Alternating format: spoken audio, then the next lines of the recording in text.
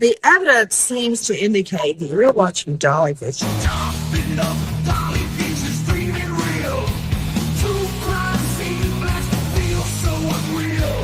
YouTube madness like share, subscribe. Cats on fire, burning the world's fire. Where's the baby? Missing shadows crawl. People whisper footsteps down the hall. Fingerprints of the dead, cold as stone.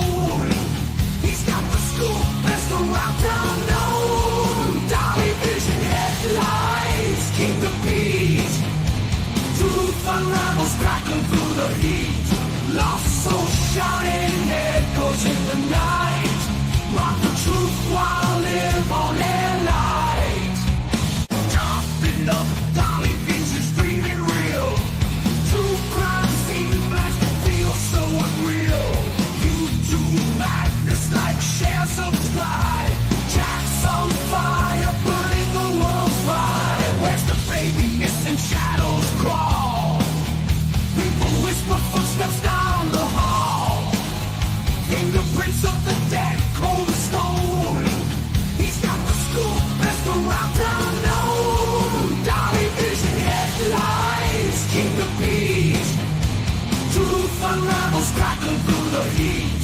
Lost soul shining, echoes in the night. Rock the truth while live on air light.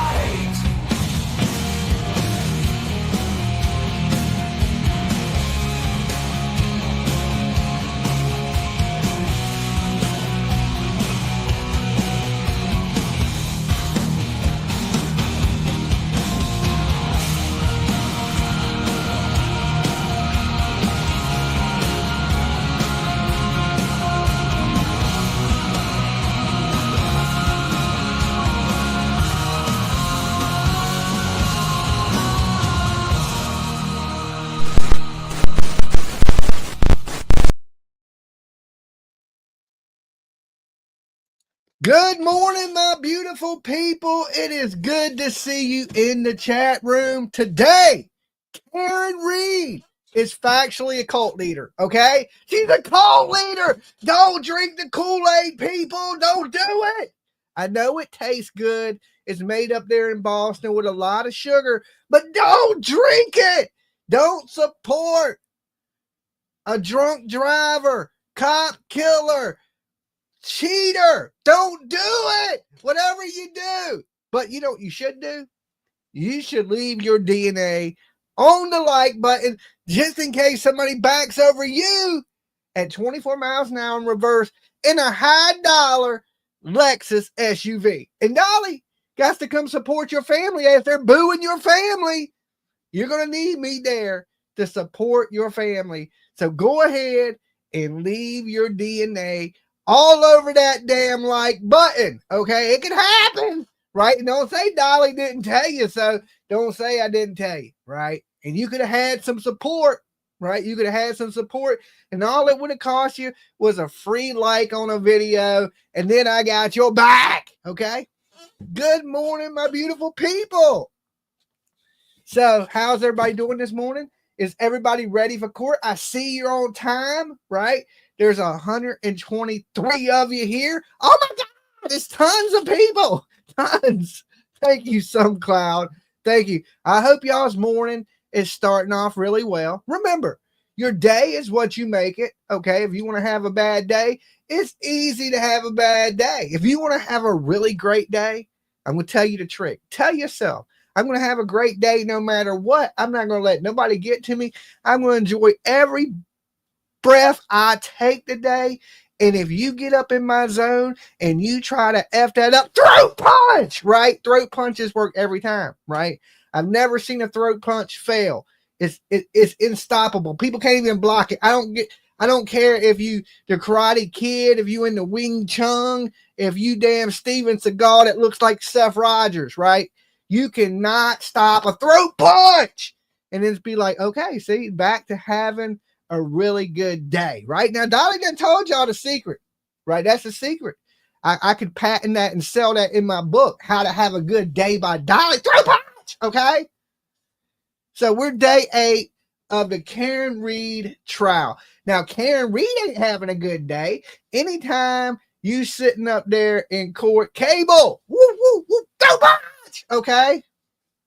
That's the new when you donate today. It's a throw punch to the haters, okay? People hate when Dolly get a couple bucks in his pocket. They want Dolly broke around these YouTube streets. Throw punch, okay? They're not messing up my day. Lord, you're coming in hot. Some cloud just got a double throat punch, right? With a chop to the neck. With a chop to the neck. So anyway, the fan is in full effect today, okay? Our favorite Dusty the Fan. I'm working hard this morning for my breakfast. Throat punch to the DoorDash driver, right? He looks like a keeper elf. Okay? Hit him with the 5-finger death punch. So, day 8, Jen McCabe, cross-examined. We got little angry Alan Jackson. Can you tell by the picture up here? That's my version of a little angry Alan Jackson. He's up there all mad. Karen Reed is factually innocent. Okay? We're going to see. We're going to see, right? That's what we're here for. Tiff, thank you, Tiff. We love you too. Bob, throw punch with Tiff. Okay, there's going to be a lot of people walking around today with no Adam's apples. You can do it. You can do it. So let me share the screen so we can watch this fan spin in circles. Ain't that like a good fan spinning me right round, baby? Okay. And let's throw that up there. Let's go here. Let's make sure the volume's all the way up for you beautiful people, so y'all can hear what's going on. So listen, I think a lot of people in this case have made up their mind already. To be dead honest, like even if it ended today, I think people that believe Karen Reed is innocent are going to continue to believe she is innocent no matter what. Let's just say the most damaging evidence came out about Karen Reed. Nobody would believe it, right? Not her supporters wouldn't, because that means they were wrong the whole time. And nobody wants to be wrong, right? So they don't want to hear it. And the people that think she's guilty, like me, you're going to think she's guilty no matter what. We done kind of made up our minds in this case from the last case. I was like, she's guilty. So going into this one, I'm already like, she's guilty. It's just the fact, will she be found guilty or not? Now, listen, if you're a Karen Reed supporter and you're in here, don't be mean to Karen Reed supporters. All right. I think they're good people, just like us. They just believe she's innocent, and it's just a matter of opinion, and everybody has one. So treat everybody here respectfully. That's what they should have been telling their people. Here's the biggest thing of why I hate Karen Reed. And I don't hate anybody, but I say hate, but I really just dislike. And it was because of her followers. Booing the O'Keefe family. That was bad. I couldn't take it. All right. Here we go, Rosemary. Thank you so much. For the record, before the court is Conwell versus Karen Reed, 22 CR 117. The parties are present. The jury is not present. The matter is on for trial. So I was told that you wanted to see me, Miss Giannetti. He did. Okay, come on up to side. He got a crying bitch every day. He got a moan. Karen's gonna go up there with him like she's an attorney.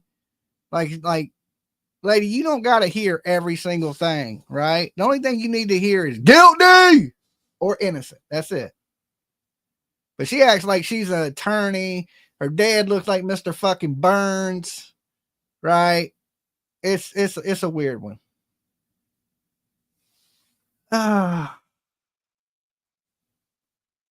You got damn Turtle Boy thinking he's actual news. Call him Turtle Betty, okay? He's worse than Bullhorn Betty with his media pass. He did that shit in crayons. But like I said, either way, we're going to find out. Look at my messages, LOL. Okay, give me 1 second. If you watch this and don't tip, you're the problem. There you go. I don't know about all that. I love you if you got money or if you don't.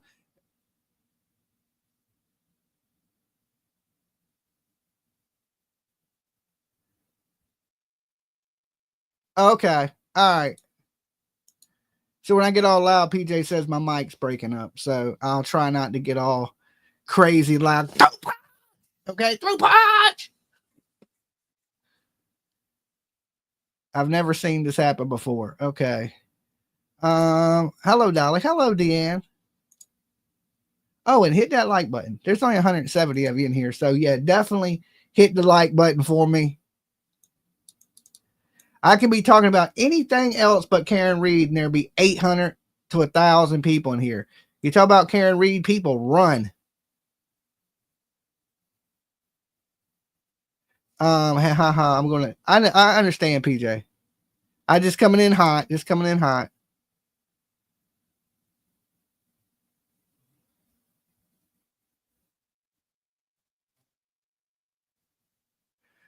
Tiff says she's coached. Or she's had time to calm down, Tiff. You know, I said something about this yesterday about how Jen McCabe was acting. You know, this one, they may have, I don't think coach, but they may have told her, hey, bring it down a notch. Calm down. You look like a mad, crazy woman when you're getting all mad at Karen Reed in the court. Stay calm, stay cool, stay collective. And you see this trial, she's a great witness, Tiff. I mean, a great witness. She don't come off as a crazy woman. She don't come off as a killer.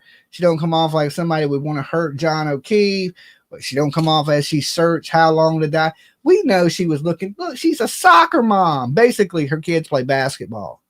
Right? You ever seen a soccer mom out there murdering somebody? Come on now. Ladies, I know when you drive in your minivans, you wish you could kill a few people, but you ain't killing nobody. If you come into here. $2. Oh, whoa, some cloud.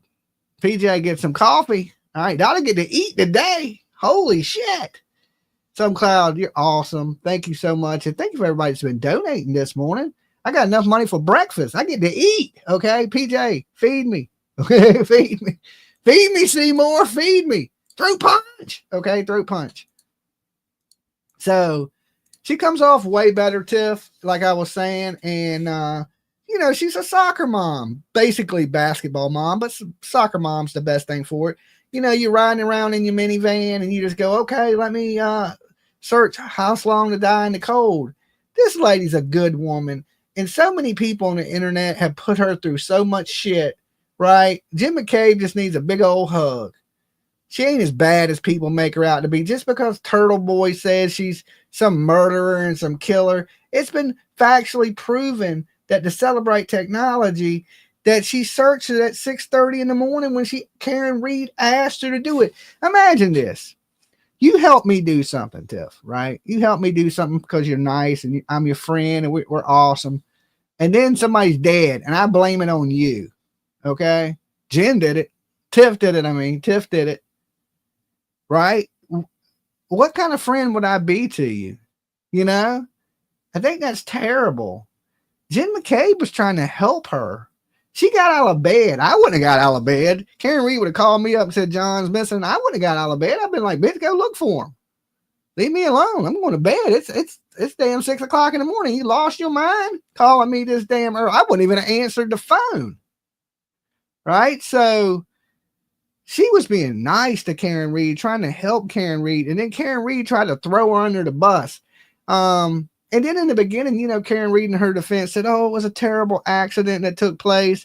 And then after they hired Turtle Boy, gave him a Lexus. Then it was, oh, there's a conspiracy. He was murdered inside the house by a bunch of police that didn't have no motive to do it. And then, okay, let's just go to the dog bites. Alleged dog bites, because they're not dog bites. Dogs, wasn't even puncture wounds. They were surface wounds. And that was said by the coroner, right? That did the autopsy. Dogs puncture when they bite. They have teeth and they go in you. They make holes.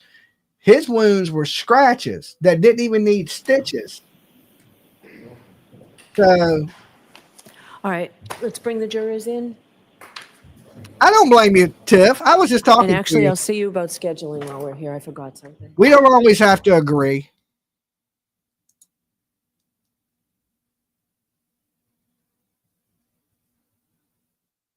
Yeah, some of them can be hard. Listen, like I said, I don't hate Karen Reed supporters. I met a lot of great people in Boston. I think a lot of them are good, really good people. But when you get bad information and you're not completely informed and somebody builds a conspiracy and you start to believe it, it happens. We've seen these conspiracies take hold of a lot of people. We've seen it, January 6th. We've seen it at the pizza shop. We've seen it a lot of times. And conspiracies, you got to watch the web you weave, right? But a lot of people support this lady when they absolutely shouldn't. But you have the right to support whoever you want, and I support your rights. Okay, we have a difference in opinion, me and a lot of these people on this case. Whenever.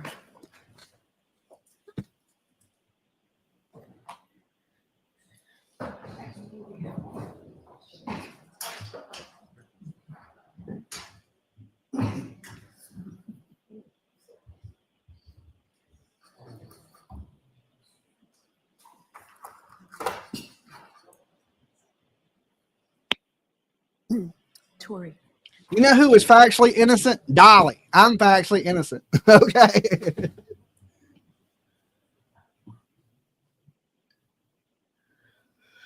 Little angry man, Alan Jackson, cheating on his wife.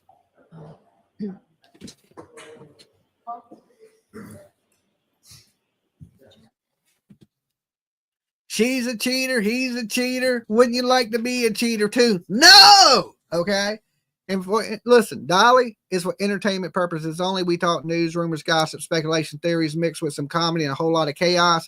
Completely satire. So don't take nothing as fact. Just my opinion, people. Okay. Don't worry. Thanks, Paul.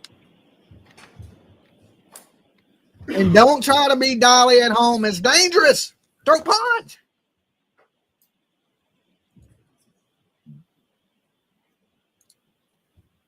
You're factually out of coffee.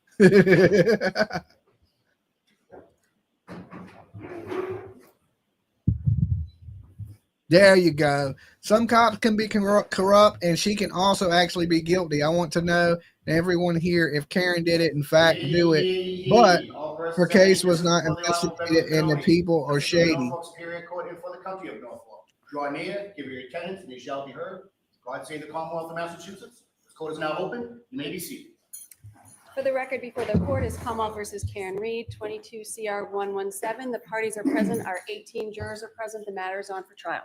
I would let Alan Jackson be my lawyer. Good morning again, counsel. Good morning. He'll lie for you. Good morning, jurors. Good morning.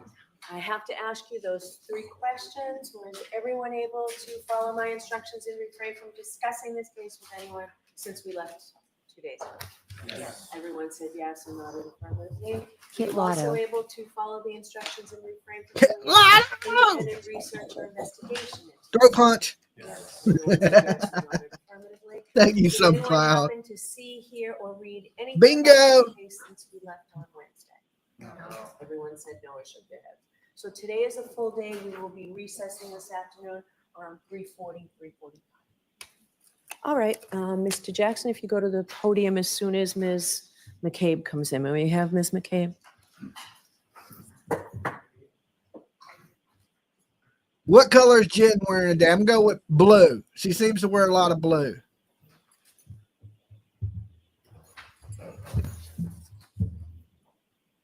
Everybody guess. What color? What color is she going to be wearing?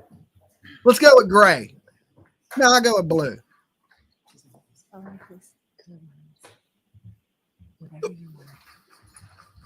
Look at the look she makes. I solemnly swear that the testimony you shall give to the court and the jury in the matter now pending shall be the truth, the whole truth, and nothing but the truth, so help you God. All right, good morning. Good morning. All right, let's see what color. I'm going with blue. All right, Mr. Jackson, whenever you're ready. Thank you, Your Honor. Good morning, Ms. McCabe. Good morning. I'd like to draw your attention back to the time that you were watching the SUV out of the front door, through the front door at 34 Fairview. You have that time in mind? Boom! Blue, I baby. never watched it, but I went and looked at it. Saw it. Sorry. Psychic. Psychic. I just want to clear up one of the time frames. What's up, that you Elevated? indicated you last saw that SUV.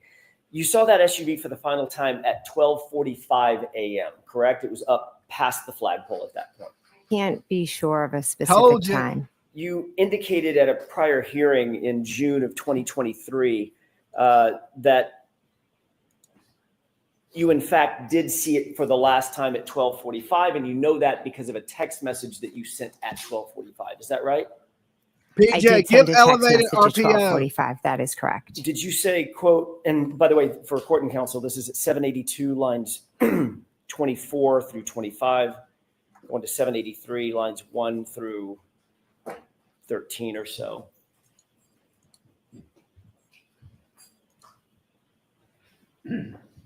Actually, 1 through 3.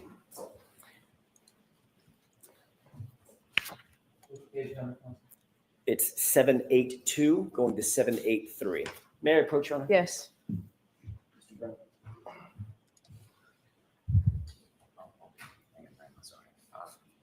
Thank you very much. No problem.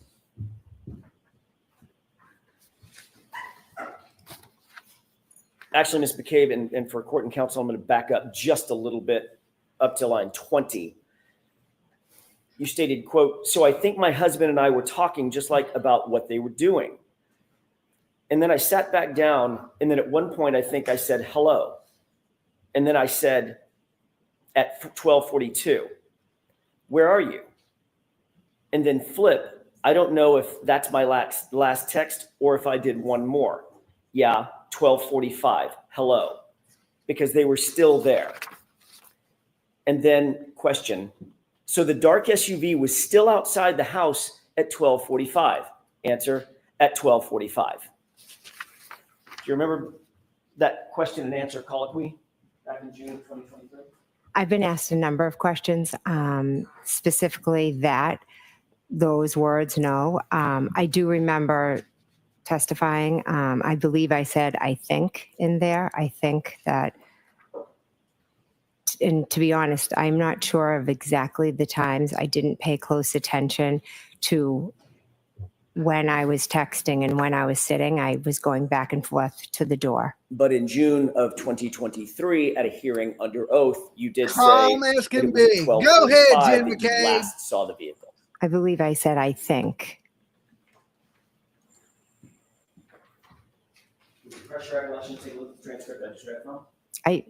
I believe the word I think is in there. You believe, but you're not sure. Okay, I'll look at it. Would it refresh your recollection? Sure. May I approach? Yes. Same page. Thank you. You're welcome.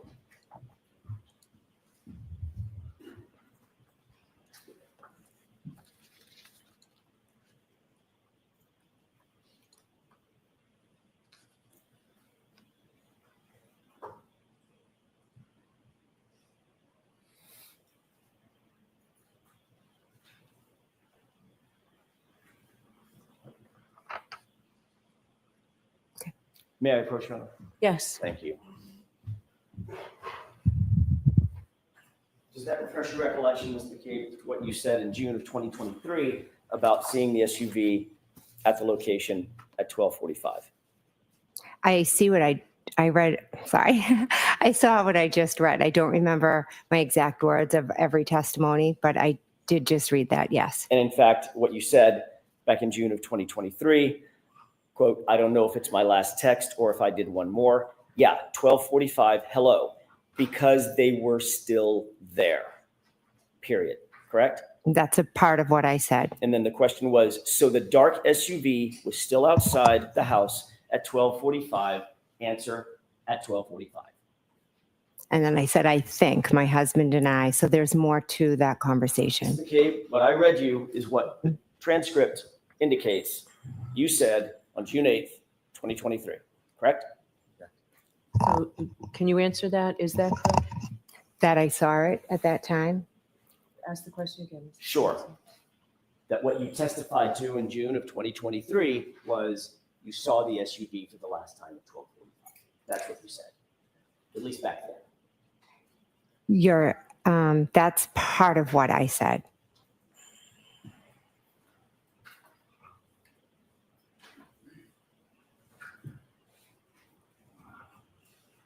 I don't know if that's my last text or if I did one more. Yeah, 12:45, hello, because they were still there. Question, so the dark SUV was still outside outside the house at 12:45, answer at 12:45. That's what you actually testified to in June 2020. That's what that says, correct. Thank you.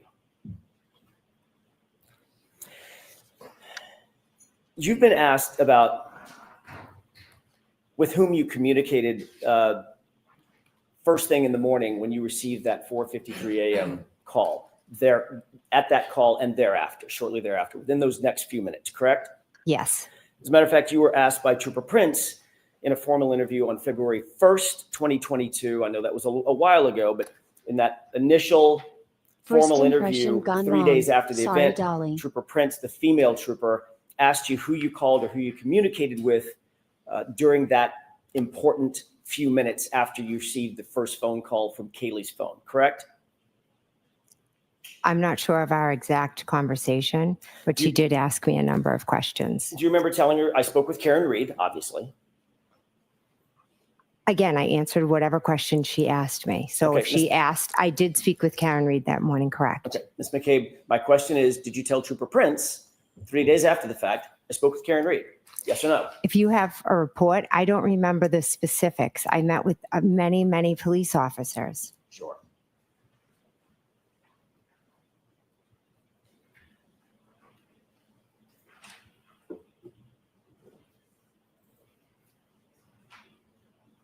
Would it refresh your recollection to take a look at her report?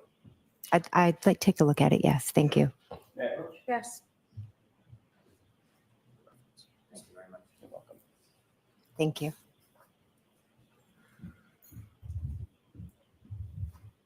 Ms. McCabe, you can familiarize yourself with that report, and there's a tab if that helps you, because Okay. it's somewhat lengthy.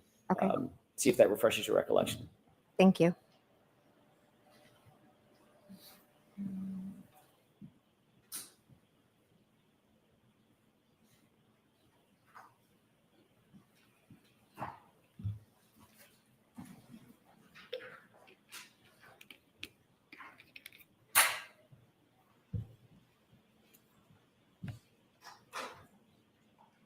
What do you think she's guilty of, CB? You think she could murder John O'Keefe? A little bitty woman could murder that big cop?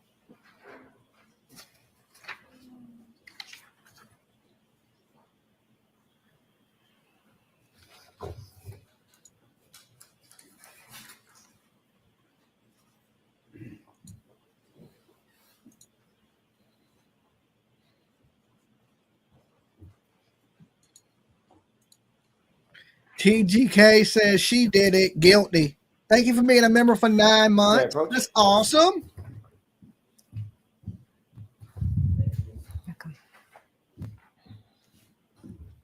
Ms. McCabe, did that refresh your recollection? Hope you of didn't what drink the told, Kool-Aid over the Trooper Prince? weekend.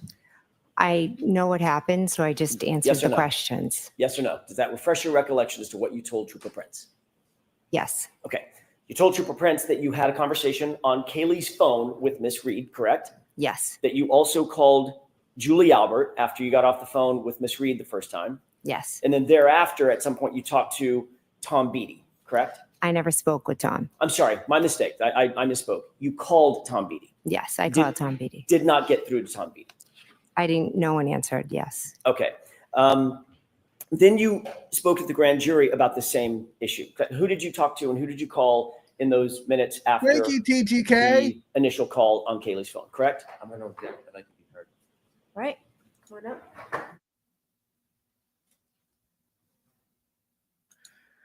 Well, I don't think people are brainwashed. If you're not given the correct information and how people spin it, people believe things. When a bunch of people say it, like, because there's a lot of people saying that, you know, Karen Reed is factually innocent when there's not factual, and they believe it. Like, and especially when some of your favorite YouTubers are saying it, and there's some really big channels out here saying she's innocent, even Vinny.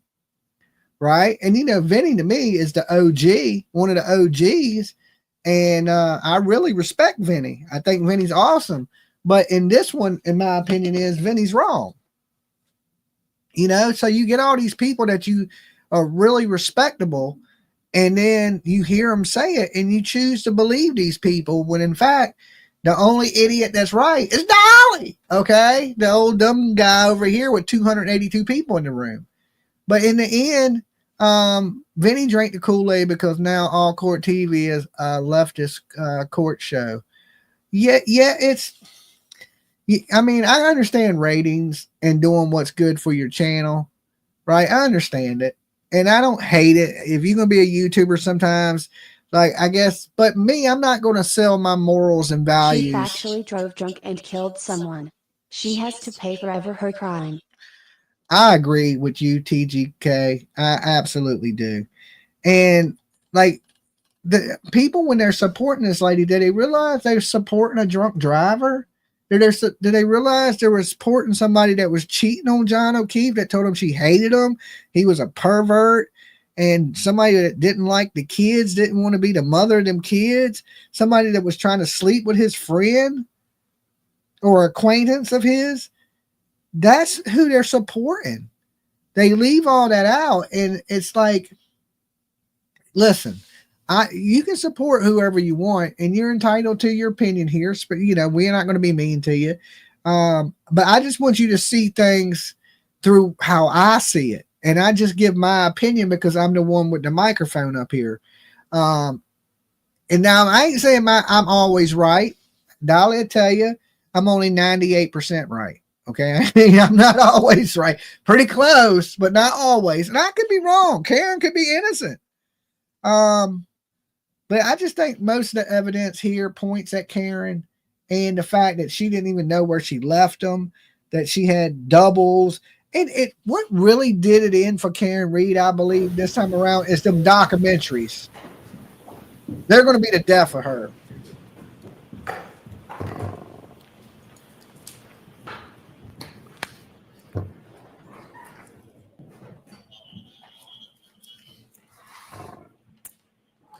May I, Your Honor? Yes. Thank you. Ms. McCabe, you were also asked the same series of questions about, or a series of questions about the same events concerning that 4:53 phone call and the calls that you made shortly thereafter, correct? Yes. And in that testimony, you also, consistent with what you said to Trooper Prince, said, I spoke with Karen Reed on Kaylee's phone. I then spoke with Julie Albert, or I called Julie Albert, and then I called Tom Beatty, correct? I object. That objection sustained.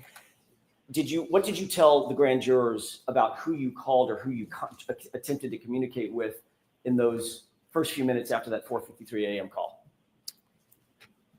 I don't know exactly what I said on that day, but I know who I spoke to. You said on that day, you spoke to Karen Reed, correct? On which day? What are we talking The day of the grand jury. Okay. That would be April 26, 2022. I don't have the paper in front of me, so I don't know my exact words. Thank you. I'm not asking you for your exact words, but did you tell them, as you sit here, do you remember telling the grand jurors under questioning by the Commonwealth that you spoke with Karen Reed? I spoke with Karen Reed that morning. Again, I've been at many grand juries and different things. So to remember specifically, I don't remember specific questions and specific answers. But yes, Karen Reed did call me that morning on Kaylee's phone. My question is, what did you say to the grand jurors? And you're saying you don't remember?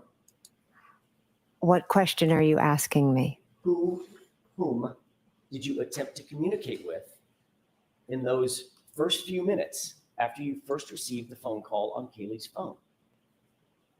If you're asking me now, I can answer you. I don't remember I this. disagree. I'm sorry, I don't remember the specifics. If you want to show me and then I can review it.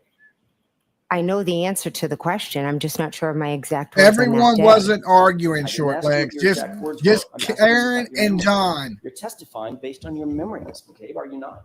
Spread love, 32 months. Thank you. Go ahead and answer that, Commissioner. Are you answering these questions based on your memory, Ms. McCabe? So I'm answering questions based on my memory of what happened on the 28th and the 29th. I've testified multiple times. I've been interviewed by multiple police officers. So to pinpoint one conversation is a bit of a challenge for me. But what I can tell you is what I remember from that day, which was, I'm sure, very similar to however I answered, because it's the same. Go ahead, Jen. Good answer. Sure. 188, 189. Thank you. I can't remember what I said 3 days ago. Most likely 3 years ago. I just have to do this for the record. Would refresh your recollection. Look at the transcript. I'll look at it, yes. She's staying calm. She's not getting angry like last time. Her eyes ain't bulging out her head. She's coming off as a credible witness.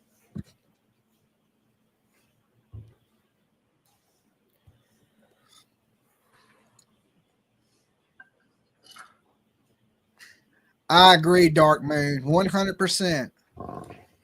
This is a good woman, a mother that is a soccer mom. Okay? This is a minivan driving, let's take the kids to practice kind of woman. Now she's stuck in court being blamed as a murderer. Okay. Imagine how they look at her at basketball classes. Thank you. Did that refresh your recollection about There you go. jurors I don't like any in of them. terms of whom you communicated with or attempted to communicate with that morning? Yes. What did you tell the She grand only jury? got 2 hours I left. told them that I And she's been communicated calm with the Miss whole Reed time. and that I called Julie Albert. And Tom Beatty. Oh, and Tom Beatty, I'm sorry. Right. So in both of those statements to Trooper Prince, when you were asked about your communications, and at the grand jury, by the way, at the grand jury, when you were asked who you communicated that morning, who you communicated with that morning, you didn't need to see a report, did you? You didn't ask to see a report like you're doing here. Well, I'm asking because you're asking specific questions about what I said on a specific day. And depending on who's asking the question, they ask questions in a different manner. So the answer is always going to be the same. If you ask me who I spoke to, I'm always going to tell you I spoke to Miss Reed and Julie. I called Julie Albert and I called Tom Beatty. The answer is always the same, but the way the question I forget asked and maybe some of the Hand over words mouth that I use emoji. may be different. And I don't Me too, remember on TJK. specific days. I've G, been questioned K. many times, but the answers are always going to be the same. The wording may be different. You done? Finished? Is that answer? Yes, I am. Okay. She needs to sue Turtle Boy. With, I'm trying to. When the Commonwealth asked questions about who you contacted that morning at the grand jury, you didn't need to have your recollection refreshed with anything. You said- I like Jen. Ain't nothing wrong with her. She's probably a good mom, good person, Correct. big heart. She got her little And that's cross exactly on what you told Trooper Jesus. Prince as well. Karen Reed, Julie Albert, Tom Beatty. Is that right? Yes, correct. But you did make another phone call that morning that you left out of both of those statements, didn't you? I'm not sure.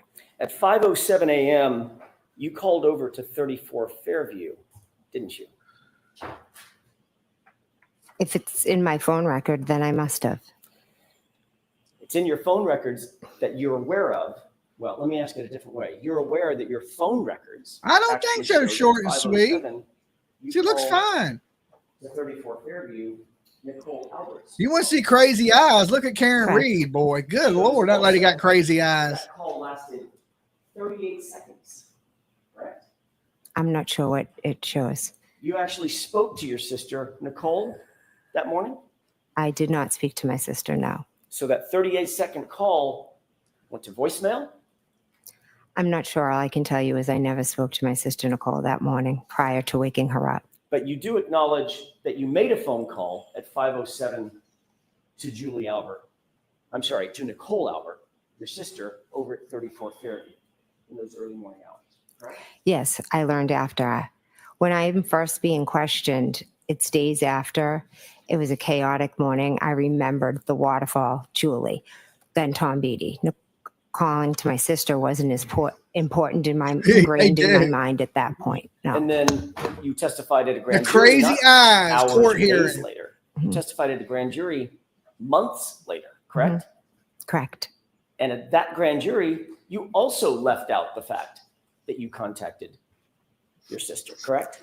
There's nothing nefarious. I remembered who I called. I didn't go back and look at phone records I didn't say it was nefarious. Why would you use the word nefarious? because there's nothing about me calling my sister that is nefarious. And I feel like you're insinuating it might be, and it's not. Did you use that word because it sounds nefarious? No, I just used the word because I think that's how you're trying to portray something that is nothing. Or did you use that word because you think that's nefarious? No. Without contacting. She's staying calm. She ain't No, breaking. not at all.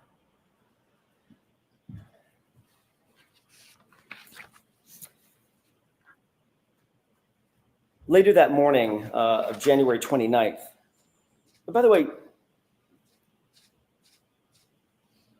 you do acknowledge that your phone records show that you called at 5:07 a.m. to your sister's cell phone, correct? I don't have them in front of me, but I Good morning. believe that is correct. Yeah. Okay.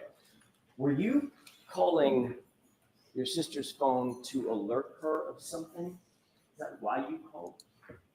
No. Later that morning on January 29th, after those initial phone calls and after the scene had been cleared, at about 11:30 in the morning, you did have a formal interview with Massachusetts State Trooper Michael Proctor, did you not? I did, yes. Day before yesterday, you testified that Karen Reed, actually I think it may have been Tuesday, you testified on direct examination that Karen Reed just showed up at your house screaming, correct? Correct. In point of fact, you told Michael Proctor in that 11:30 a.m. or thereabouts, that interview that morning, that on January 29th, when Karen was on the phone with you, you told her to come to your house. Isn't that true? No, I never told her to come to my house. She told you she wanted to go search for John, and instead of saying, I'll come meet you or I'll go wherever you want to go, you told her, no, come to my house and pick me up and we'll go together. Correct? No, that's incorrect.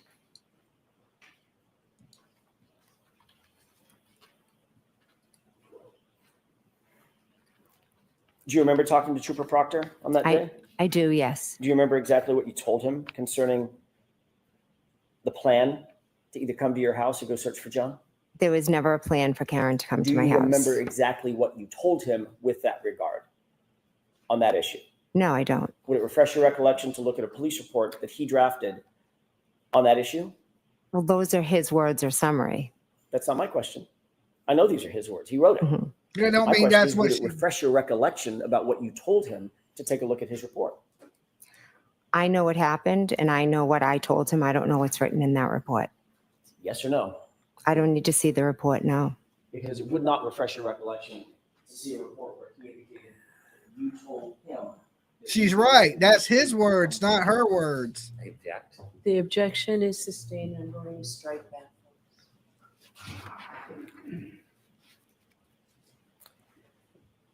Tammy, you're right. She's not cracking. She's solid. You also Way told, better than the first time. Okay, can we come to side that, please? I bet it's hard for Karen to sleep at night knowing there's only 20 days of freedom. Right? Jen is not cracking. She's holding. She's not raging. She's none of that. Like, way different than the first trial. Like, yeah, he's pushing her buttons, but she ain't flying off the handle going on tirades like she did last time. She's keeping it together. And some people say it's coach, but they probably told her, hey, look, don't get upset. You know, you come across more believable when you're calm. And don't let these people upset you. You don't have nothing to do with it. Why get mad or anything like that? Because they want to make you out to be this killer. So if you're up there all angry, you look like a killer. She seems irritated, but not like mad. Look at Karen's crazy ass face. May I? Sure. Thank you. Ms. McCabe, during that same interview, you also told Trooper Proctor that while driving back to One Meadows after you had been picked up, by Karen at your house. While driving back toward One Meadows, that's actually when Hey, Miss Brenda. Reed told you she had broken her taillight, correct? Miss Reed told me in the morning at my house. I know that's what B. you're Green, you're testifying to right. now. Mhm. What I'm asking is, what did you tell Michael Proctor on January 29th? It's freshest in your mind. That she had told me she had a cracked taillight when she called me. You didn't tell him that she indicated she noticed her taillight had been damaged on the drive back to One Meadows after she got to your house? She mentioned it then as well, but she also had told me when she was on the phone, that's why my husband yelled out that we shouldn't be driving with a cracked taillight. But in fact, you did not tell Trooper Proctor that story. What you told him was she told you on the drive back to One Meadows after having picked you up, correct? I told him she told me in the morning and on the drive back. So if he didn't write that in his report, it's obviously incorrect. Gotcha. Sustained. Of course, that drive back to One Meadows would have been 5:30-ish or so, maybe even a little later, 5:35. Approximately, yeah, I'm not sure. Well after she backed out of the driveway and struck another vehicle at One Meadows, correct? Do you know that? No, I have no idea. All right, next question. Housewives of Canton. Speaking of Trooper Proctor, when you first interviewed with him on that during that same interview on January 29th, you noticed that he was taking notes, obviously. Yes, he was. You told him about your observations of the taillight that day. Is that right? I'd have to see the report, but I believe I told him about it, yes. And that was literally the same day that you made the observations. Is that right? Yes, it was. He asked you to describe specifically what the taillight looked like. Mhm. And you did so, correct? Could I see the report? All I'm asking right now, I've got the report. Okay. If you need it, I'll give it to you. I'm asking about your memory. She said, can she Okay? see it? Did She you must tell him need it. about what the taillight looked like? If he asked me what the taillight looked like, then I would have told him what it looked like, yes. And what you told Trooper Proctor on that day is that you, quote, saw a crack in it. Is that right? I believe I said it was broken and cracked and it was missing pieces. Isn't it true that what you actually said is we got out at John's house and looked at the taillight, back right taillight, saw a crack in it, correct? I said that I saw it and it was cracked and it was missing pieces. You noted that he was taking notes, correct? Correct. Have you ever seen those notes? No. Would it refresh your recollection as to what you actually told him in terms of that description to take a look Well, at if his he's notes? taking notes, don't mean he wrote down everything. Ask it differently, that's sustained. Sure. Do you remember exactly the words you used in describing that taillight to Trooper Proctor as you sit here today? Again, the taillight was cracked and missing pieces. Okay. I know that's what you're testifying to today, Mhm. Ms. McCabe. We're all aware of that. You've said it That 4 or don't 5 mean he times. wrote that What I'm down. asking you is, what did you tell Trooper Proctor on January 29th? That's my question. Do you remember the exact words you used to him on the 29th? I believe I said it was cracked and missing pieces. Do you know that, or are you guessing? I'm not guessing. Okay. Do you remember that specifically? I remember describing it as cracked and missing pieces. Do you remember saying it had a crack, or she saw a crack in it? I do not remember saying that, no. Either way, it was broke, you dumbass attorney. Those are his notes. Ms. McCabe, we can do this all day. Would it refresh your recollection? We can't do this all day. It wouldn't. Just tell us. No, it wouldn't. He said we could do this all day. No, we can't.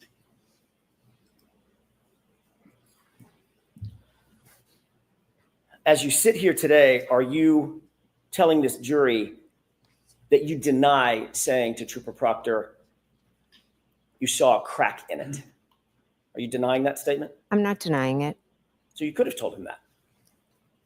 He asked me multiple times different questions. I spoke to him at my house, and then he had called me. So maybe one time I said it had a crack in it, and another time I said it was broken and missing pieces. So it's very possible that that's how you described it on the 29th, Ms. McCabe. It had a crack in it, right?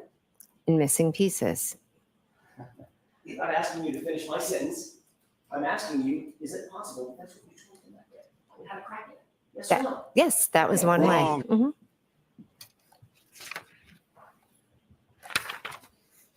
You stupid.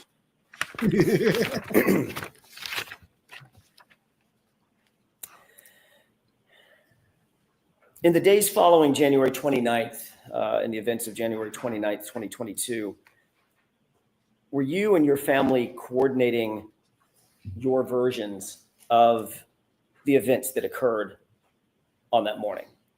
No, Were you and your family coordinating some sort of damage control in terms of the language that your family would use to the public, to the press, to law enforcement? Don't be rude.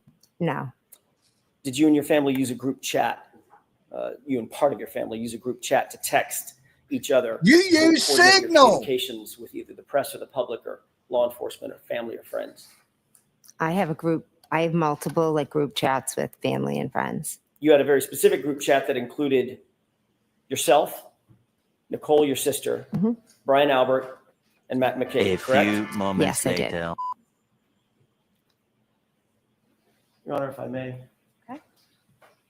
1 hour later. 1 eternity later. Hey, green eyed. Did her family? She should have said, "No, I don't have a signal. I don't have the Signal app." Asked to approach. PJ, I'll give it to you, lady, for justice. Thank you. Did you show Mr. Brennan what it was? Mr. Brennan, I failed to show you. It's okay. Thank you. It's the one from the 29th. Thank you. You're welcome. Thank you. There it is. Thank you, Sage. Can you tell me if you recognize what's depicted or what's contained on that 2-page document? Yes. Don't read it at this point. Just tell me, what is that? What are we looking at? This is a, looks like a group chat with me and my sister, Nicole. Oh, no, just actually conversations with just myself and my sister, Nicole. Can I approach? Yes. Yes. It's mine. Oh, sure. Indicate by identification.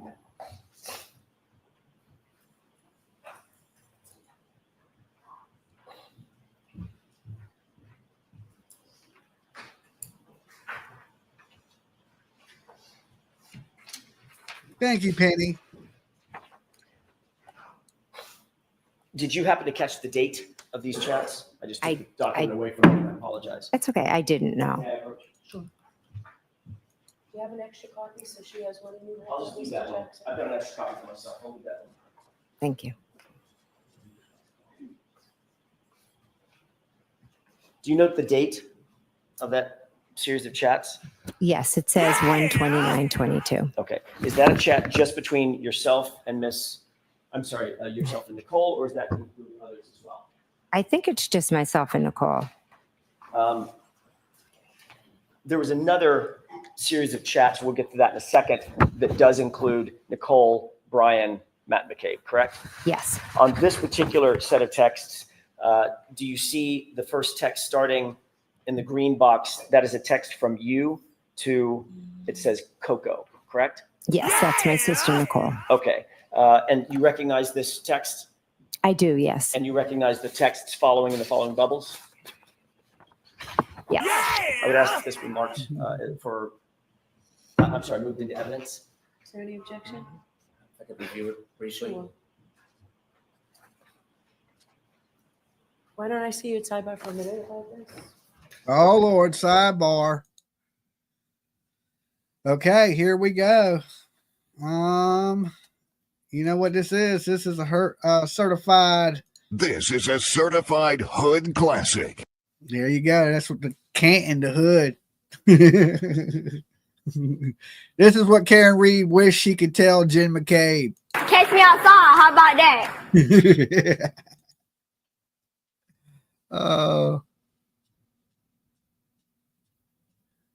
That's what she wished she could say to her. You know what I'm saying? Catch me outside. How about that? How about that? Here we go. He's going to ask the same question 1,000,000 times. He should ask her if she likes turtles. I like turtles. That's what I would ask her. You know, do you like turtles? At this point, you know what she would say? She would say, hell no, she don't like turtles, right? Hell no. She hates turtles. Anything to do with turtles, she probably hates at this point. She's been harassed by that turtle boy. Listen, you don't never send a boy to do a king's job, okay? Don't mix up turtle boy with the turtle gang, all right? They're turtle riders. They ride the turtle sack. We are the turtle gang. Totally different.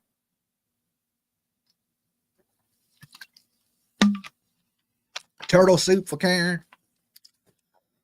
So, I wonder what this fan is thinking, right? It's probably like, come on, man. That's what the fan's thinking. Come on, this shit's taking forever. My gears are winding down. Okay, my gears are winding down. This is probably what the fan's thinking. Oh yeah? Well, screw you guys. I'm going home.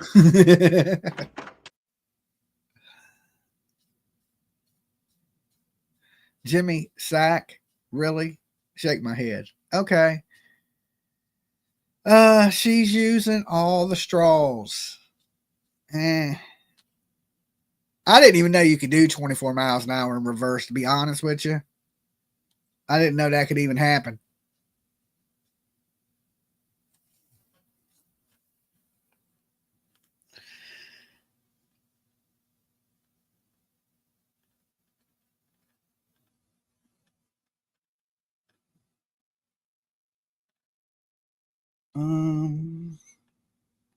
All right. PJ sent me a video of myself. It must be breaking up when I get loud. So I'll try to stay calm like Jen McCabe. All right, I got to make a phone call though. Let's see.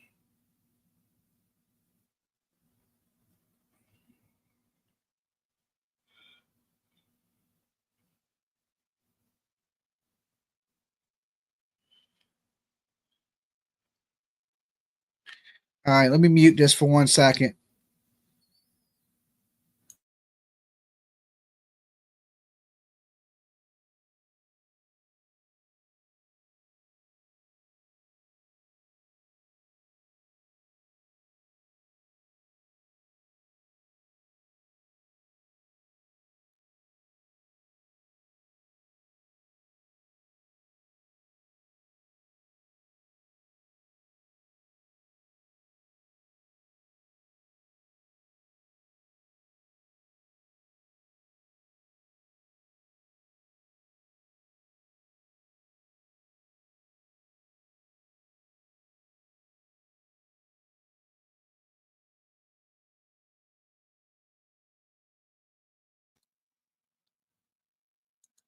I wonder what's so important at sidebar. Proctor is not credible, so why are we discussing this? Oh my God. It don't matter if that don't mean everybody else ain't. Right? I would say the same thing about Karen. You know, she's lied plenty of times. I never said anything about hitting John O'Keefe, and then she's like, I hit him. I could have hit him. Did I hit him? So what, is she credible? Right? I would say it don't, listen, 85% of retrials end in a conviction. 85%. She has a 15% chance or less of getting away with this. Karen Reed is about 20 days from possibly going to prison for the next 40 years. It don't matter how much Kool-Aid, how much you believe she's innocent, it don't change the fact. If that jury walks back in there and says guilty, she's going to prison for 40 years. This is a different trial. And you can see that by the way Jen McCabe's acting. They know that what was going to happen. The prosecutors looked at it. They said, okay, this is what we could have done better. And now that's what they're doing. So most of the jury last time thought she was guilty. Now it's just to convince the rest of the people with a better. And look, Hank the Tank is way better than what was the last dude, Lally? He was horrible. Hank the Tank is mowing people down. Okay, I mean mowing people down, and it's a different trial. This ain't the same. It ain't the same people. It ain't the same jury, and it's going to end totally different.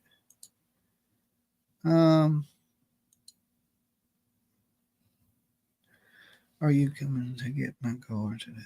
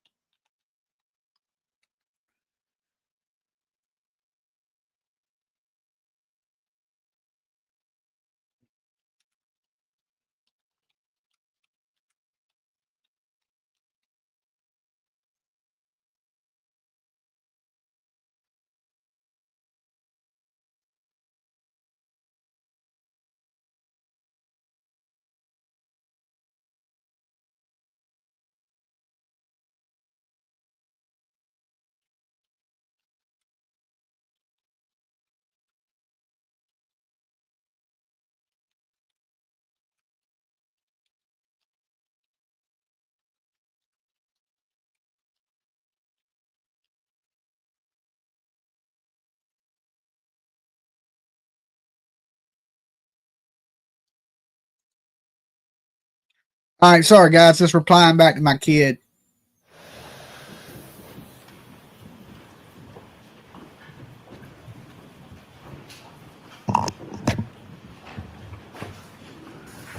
All right, so the objection is noted and overruled. So, Mr. Jackson, you can put that K for identification is now an exhibit. May I approach? Yes.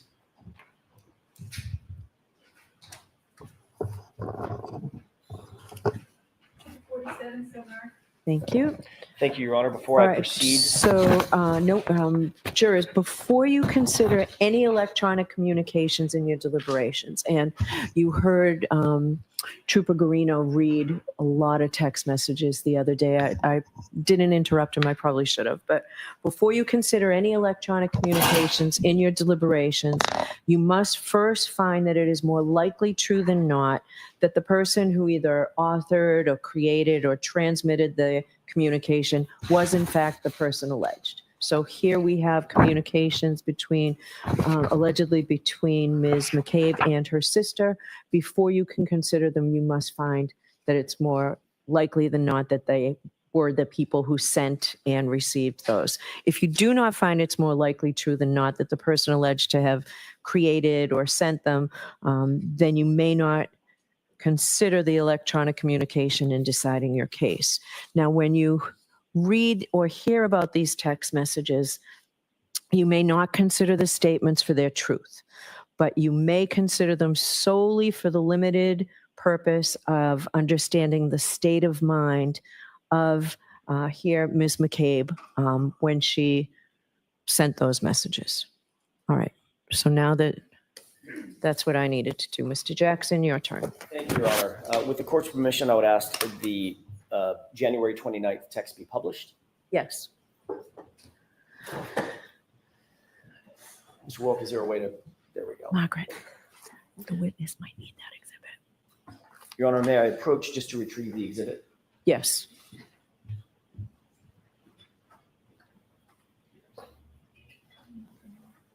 Oh, thank you. You're welcome. Yeah, I was just going to say, could you please enlarge that? Any way to make that bigger? We'll take one bubble at a time. Ms. Thank McCabe, do you need lights on or are you okay? Oh, I'm okay. All right. Thank you. Ms. McCabe, does this appear to be a representative copy of what you're looking at? It's just been marked for evidence? Yes, it does. Starting at that top text, which is the green bubble here, can you see at the very top where it says from, there's a redaction? Yes. The last 4 digits of that phone number, do you recognize that?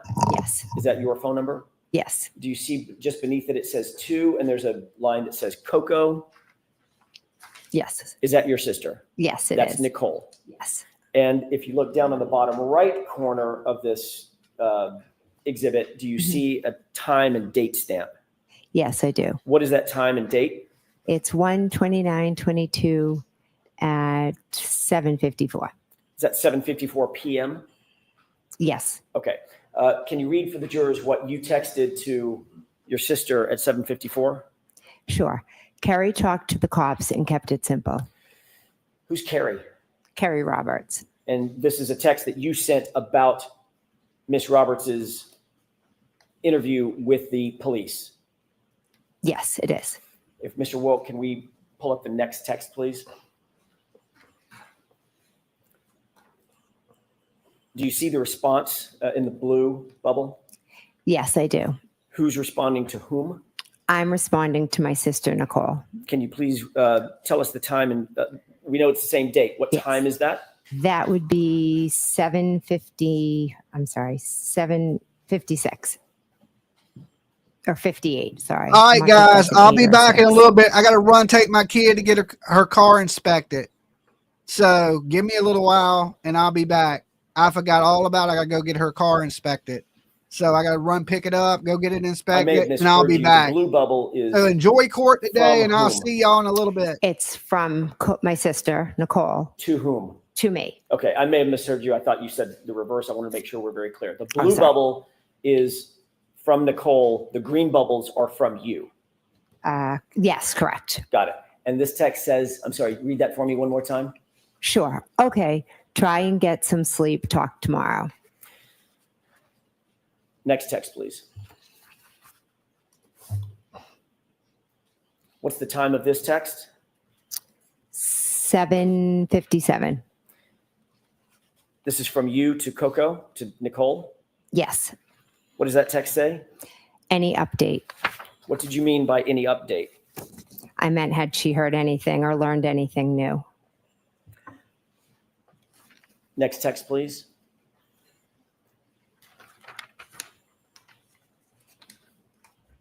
Do you see a response from your sister to you?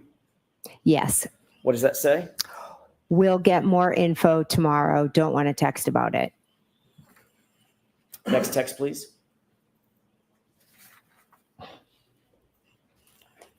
Is this a text from you to your sister, Nicole? Yes, it is. What does that say? Right. Next text, please.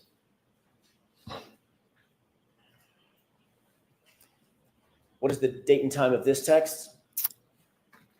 It is 1:29 and 2022 at 8:01 p.m. And this is in response to the text that you just read from you to your sister. And this Yeah. is now a text from your sister back to you, correct? Correct. What does this text say? Okay, text me in AM or if you hear anything later. Thank you. We can bring the lights up for just a moment.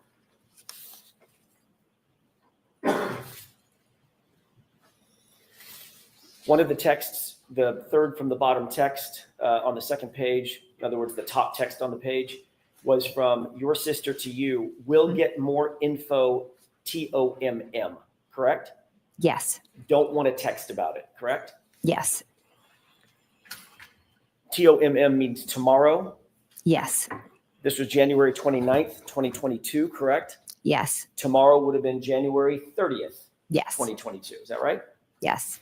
Your Honor, I'm holding another document. This is a multi-page document.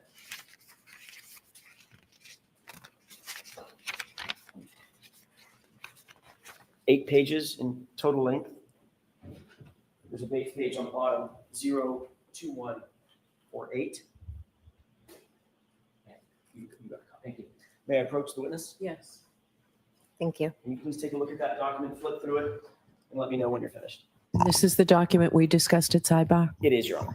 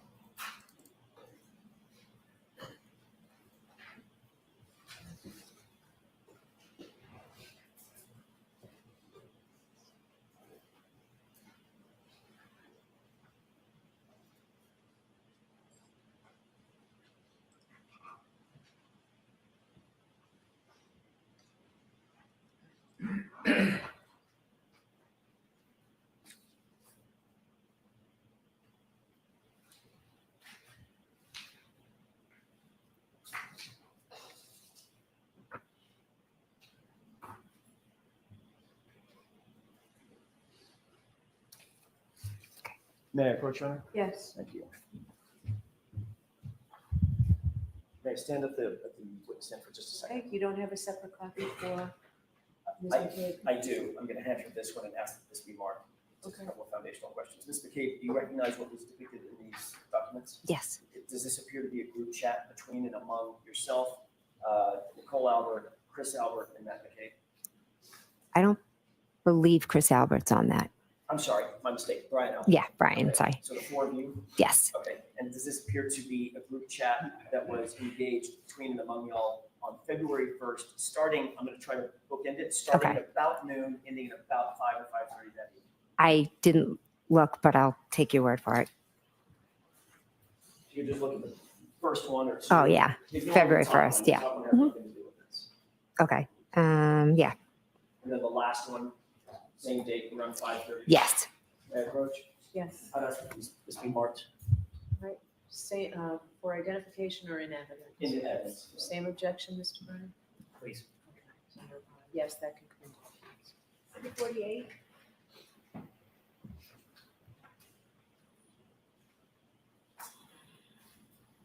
Oh, can I? And jurors, the same instruction regarding the electronic communications and the same instruction regarding this is not to be used for the truth of what's in there, but simply as opposed to Ms. McCabe's statement.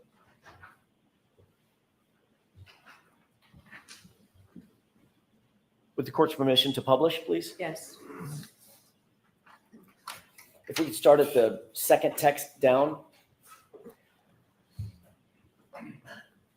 Ms. Wool, can you make that a little bigger? I apologize. Thank you. Do you recognize what's depicted both on the screen and in your hand? Yes. Does it appear to be the same thing? Yes. Okay. Taking a look at that first text, Mhm. who is that from and who is it to? Okay. All right. It's from Brian Albert, and it's to myself, my sister Nicole, and Matt McCabe, my And- husband. If you can orient us, please, and I won't do this with every single text, but orient us for the first text. What date and time is this text? This is February 1st at 12:50. So this is about 3 days after the event in question. Yes. 12:50 noon, Noon. Yes. just before 1 p.m. Yes. What does that text say? Julie said Channel 4 is in D&E. And that's from whom? Brian. So Brian Albert explain what that text means. So Brian Albert is telling us that Julie told him Channel 4 is in D&E. Who's Julie? I'm sorry, Julie Albert. Thank you. Let's go to the next text.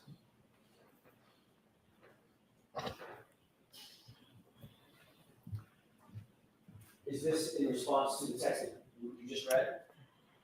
Yes. The prior text mentioned Channel 4 and D&E. What is Mhm. D&E?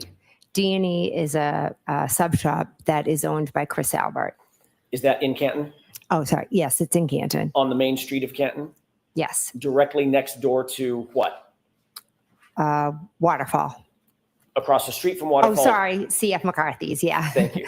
Across the street from Waterfall, directly adjoining, they have an adjoining wall to CF McCarthy's, correct? Yes. And D, is it D and E or D in E? D and E. D and E. Okay, Yeah. that's just the name of the pizza sub shop. Yeah. Thank you for that context. Ms. McCabe, can you read what this text says, who it's from and who it's to? This is from Matt McCabe to myself, my sister Nicole, and Brian. Can you read it for us, please? Sure.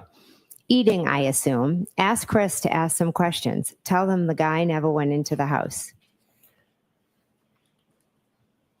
What does tell them the guy never went into the house mean to you? How did you take that?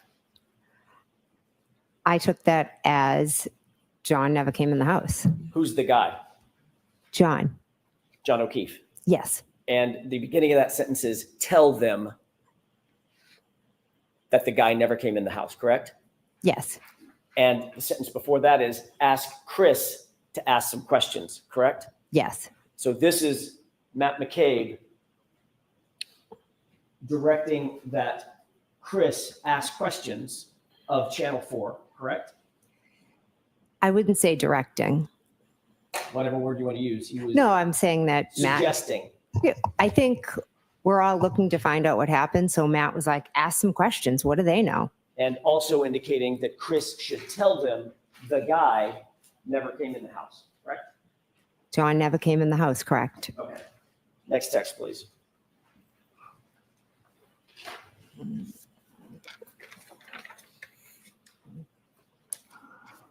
Can you orient us? Who is this text from and who is it to?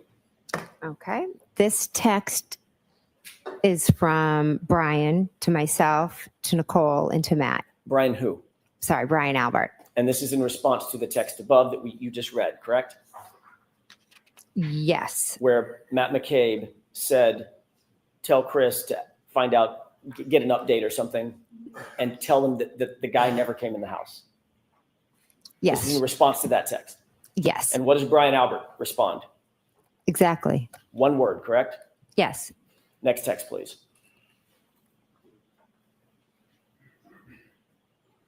This is a green box, so I presume this is you. Yes, it is. And this is to whom? To Nicole, to Brian, to Matt. And what does your text read? It means, oh my God. It's O-N-G, but it Yeah. meant to be O-M-G, correct? Yes. Yeah. I do a lot of errors. Which stands for, oh my God. Yes. Next text, please.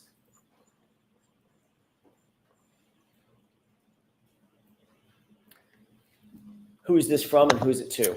So this is from my sister Nicole to myself, to Brian, and to Matt.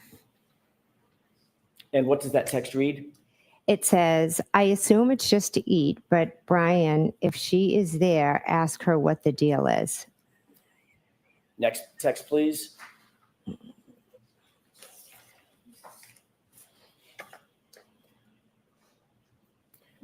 Before I ask you about this text, the last text, that was from whom one more time?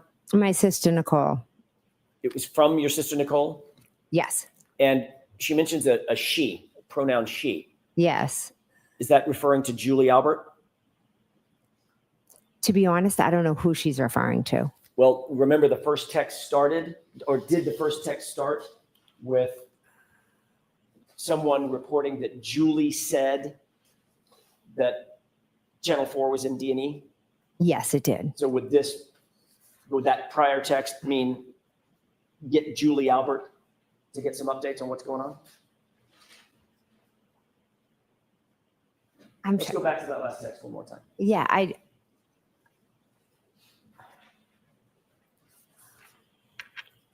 See where it reads, if she's there? Does that mean if Julie is at D&E, hence she just reported that Channel 4 is there?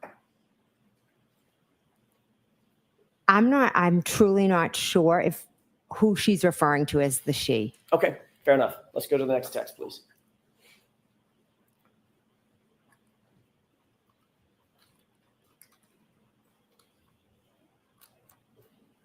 Mr. Wilk, I think you missed one. The one above it.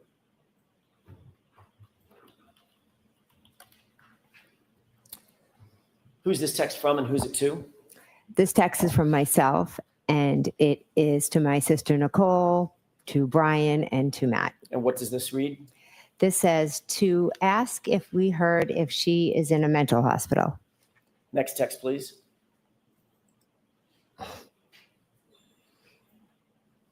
Who is this from and who is it to? This is from me to my sister Nicole, to Brian, and to Matt. What's the time on this text? 2:55. And what does it read? Carrie is here going over timeline. Who's the Carrie referring to? Carrie Roberts. What is here? I would assume here would mean my house. Next text, please.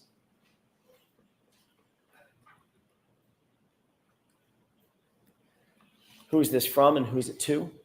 This is from Brian to me, to Nicole, to Matt. And what does this text read? I did hear that. Next text, please.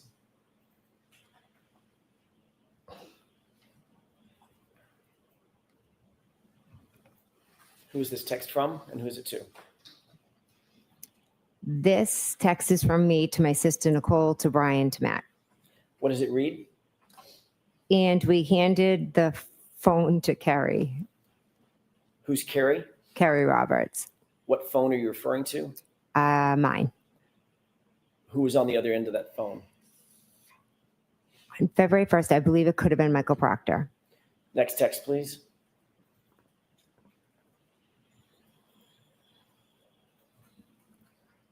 Who is this from and who's it to? This is from me to Nicole, to Brian, to Matt.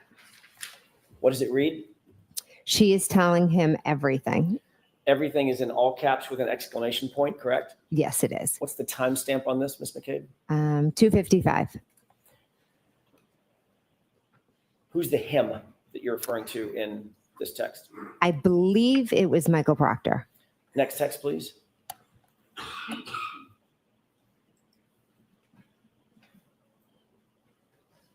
Who is this from and who is it to? This is from me to Nicole, to Brian, to Matt. What's the timestamp on this text? 2:55. Same minute that you sent the last text? Yes. She's telling him everything? Yes. And then you follow up with what? All the stuff. Next text, please.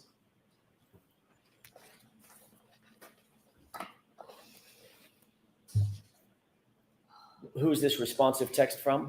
This is from Matt to myself, Nicole, and Brian.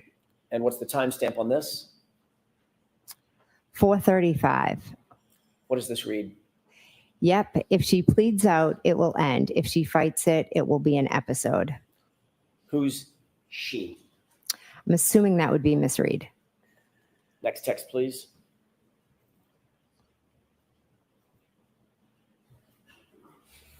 Who's this from and who's it to? This is from Nicole to me, to Matt, and to Brian. And what does this read? She liked the text above. The previous text? Yes. Meaning like a thumbs up or a like? Yeah, it just says liked. So The one that reads, yeah, if she pleads, it will end. Mhm. If she fights, it will be an episode. Yes. Next text, please.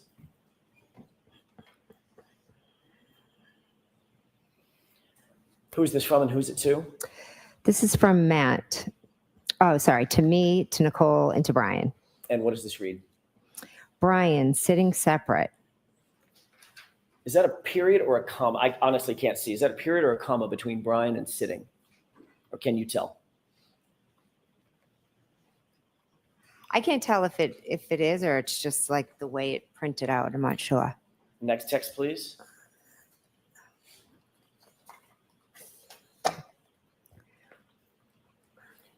Who's this from and who's it to? Brian, to me, Nicole, and Matt. What's the timestamp on this? That is 4:55. And what does that text read? Okay. And the next text. This is another green bubble. Who's this from and who's it to? This is me, Matt, me, Nicole, Matt, and Brian. And what did you say? What did you write in this text? I wrote you listening. And what's the timestamp on this? That is 5:15. I'm sorry, it would be what time? Oh, I'm sorry, 5:15. And in fact, at 5:15, Ms. Roberts was in your house being personally interviewed by Massachusetts State Police, correct? They were there. I'm not sure if this is the exact time, but yes, they did come over. Just to be clear and to orient us, there was a phone conversation that you were privy to between Carrie Roberts and Michael Proctor telephonically, correct? She was Earlier in the day. yeah, earlier in the day he had called me and then Carrie had asked to speak with him. And that's the handed with the phone. Yes. And later, a couple of hours later, 5-ish or so, she was still at your house. Michael Proctor came over and interviewed her at your home. No, I'm sorry, not Michael, sorry. Massachusetts State Police. Came over and spoke to myself, her, and Matt. And you wrote you listening to the group, correct? Yes. Who was that specifically directed to? I honestly don't know. Was there anybody else in the house during her interview other than you and the troopers? My husband, Matt, my daughter, her friend, my other daughter. So of the people on this text chain, the only person that would have been in the house that could have conceivably, quote unquote, listened would be Matt. Okay. Yes. Okay. Next text, please.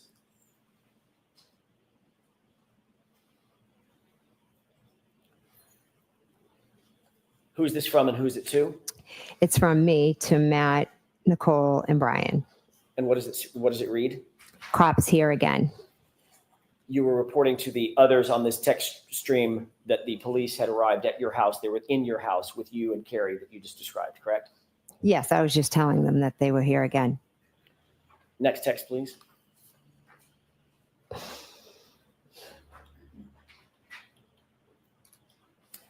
Who is this from and who's it to?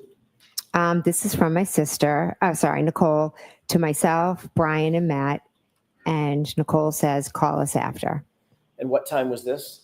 This was 5:23. Did you take this to mean that she wanted you to call the group after Carrie Roberts' interview and update them about that interview?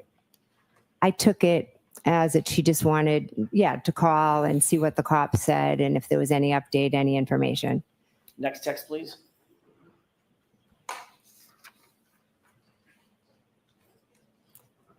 Who is this from and who's it to? This is from Matt, and it's to myself, Nicole, and Brian. What time is this? This is at 5:31. And at 5:31, what does Mr. McCabe write to the group? This girl could write a book nonstop. Was that in reference to Carrie Roberts having her interview with the Massachusetts State Police? Yes, it was. And this girl is Carrie, correct? Yes. Next text, please.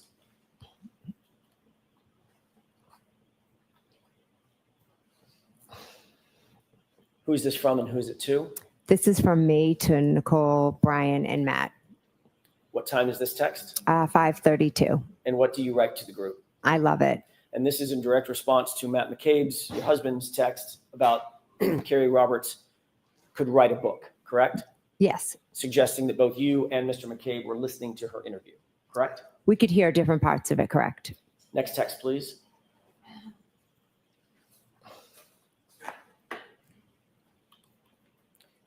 And who is this from and who is it to?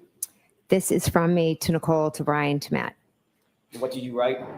I wrote, she is telling them everything. Similar to the text that we earlier saw that was in all caps when you indicated she's telling them everything, correct? Yes. On the phone. That was in reference to what she was saying on the phone. Yes. This is in reference to the live interview, correct? Yes. Also indicating that you were listening to and were privy to the content of her conversation with the police. I could hear bits and pieces of it, yes. Enough to say that she's telling them everything.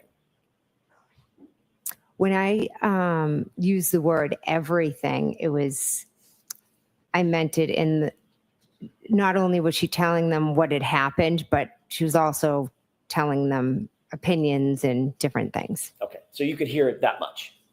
I could hear her saying some opinions. Okay. Next text, please.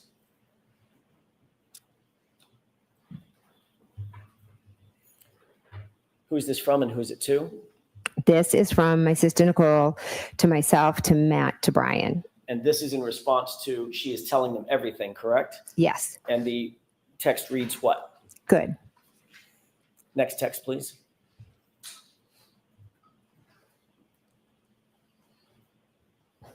Who's this from and who's it to? This is from Matt to myself, to Nicole, and to Brian. And what does it read? He says, going to miss the basketball game at this rate. You mean Matt says? Oh, sorry. Matt says, going to miss the basketball game at this rate.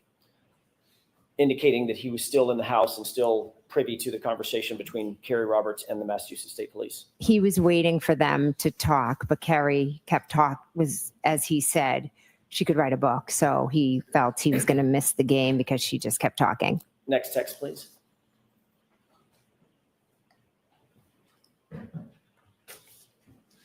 That may be the end of it. Yeah, it is. Is that the last text on the page? Yes, it is. Mayor Pro Tem. Yes. Do you want both of them? Okay. There you go.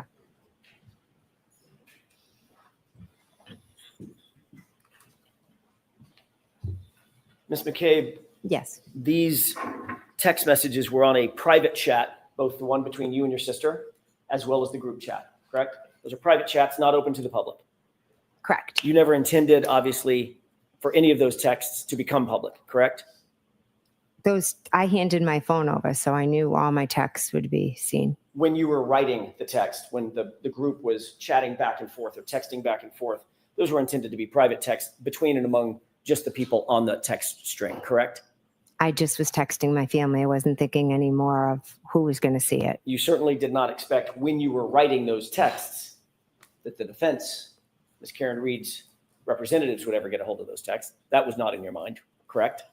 Would never have been in my mind, no. That is a textbook example, what we've just seen, of witnesses colluding with one another about a subject matter that's under investigation, correct? And move for instruction. All right, jurors, disregard that comment completely. Disregard that question. Your Honor, may we approach? Yes.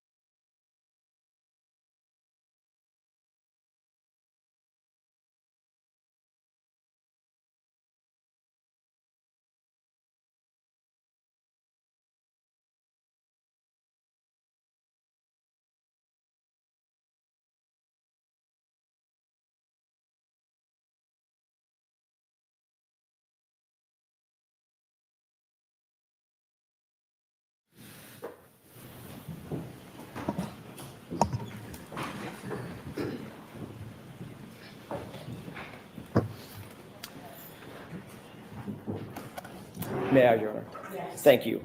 In the text that we just saw, you were colluding with other witnesses, percipient witnesses in this case through those text messages, were you not? I was not. You were organizing your statements to the police based on what you overheard, what you heard during Carrie Roberts' interview with the Massachusetts State Police, weren't you? No, I was not. You were reporting back to other percipient witnesses what you heard and saw during other witnesses' statements to the police, to wit, Carrie Roberts, correct? I was telling them Carrie was speaking with the police. And you told them she's telling them, quote, everything, correct? Yes, I told them some of the opinions that she stated. And when Mr. McCabe said she could write a book, she's going on, in other words, she's going on and on, your statement was, I love it, correct? Yes. And you reported that back to other witnesses who were not privy to Ms. Roberts's statements to the police, correct? To my sister and to my brother-in-law, yes. And then your sister asked for updates when Carrie Roberts was done, correct? I don't know if it was in regard to updates when she was done or updates like, did they tell us anything? Is there anything new? We were still all trying to figure out what had happened. The four of you were discussing the facts surrounding this case, not only with each other, but discussing interviews, formal police interviews that you heard or overheard with another witness, weren't you? I told them some of the things that Carrie Roberts said, yes. And you were happy about what she said after you had created this timeline with her, correct? The timeline had nothing to do with it. But it was certainly chronologically. Her interview with the police was after this timeline had already been created between you and Carrie Roberts. Yes, we both put down what had happened so we would remember. And then once she was interviewed, you were responding to the rest of the group. She's telling them everything, meaning everything we just crafted in this timeline. No, I meant she was telling them everything. She was telling her personal opinions about Miss Reed.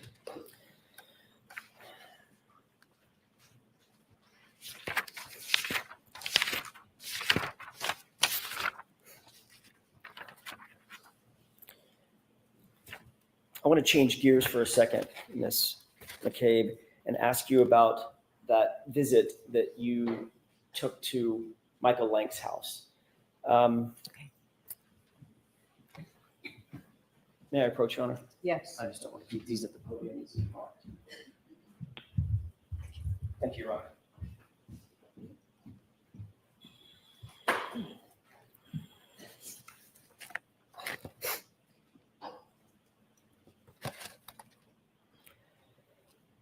Have you and Ms. Roberts discussed that visit to Michael Lank's house before your testimony, before you testified to it for the first time in May of 2024, about a year ago? Did y'all discuss that at all? I don't recall. You testified under oath in that proceeding that you went, and I want to be very clear about this, that you went from One Meadows, the O'Keefe residence, John O'Keefe's residence, directly to Michael Lank's residence, which is in another neighborhood in the same town, correct? Yes, we went. Correct. And you indicated that you were there to drop off one of Carrie's daughters. Is that right? Yes. That's how you testified in May of 2024, about a year ago. Yes. Just a moment, Your Honor. Yes.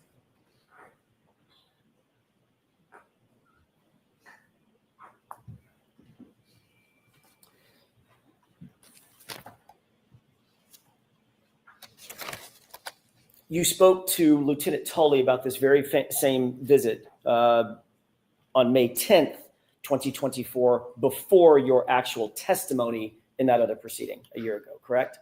Yes. All right. And what y'all talked about was your visit and your travels over to Sergeant Lank's, by the way, Sergeant Michael Lank of Canton PD, correct? Yes. The same Michael Lank that we've talked about. Yes. You talked to Lieutenant Tully about that trip over to Michael Lank's house, correct? Yes. You indicated that in that interview with Lieutenant Tully that you went over to the Lank residence with Carrie Roberts to pick up her daughter at the residence, correct? Not to drop her off, but to pick her up. She was with us at Meadows, so we dropped her off.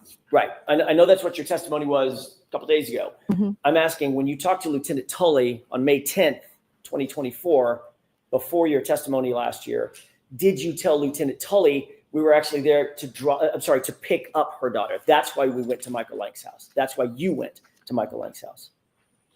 I went to Michael Lank's to drop her daughter off. What did you tell Lieutenant Tully? That I went to drop her off. So you didn't say pick her up to him? I don't believe so, no. So if he said that, that would be another example of an incorrect report?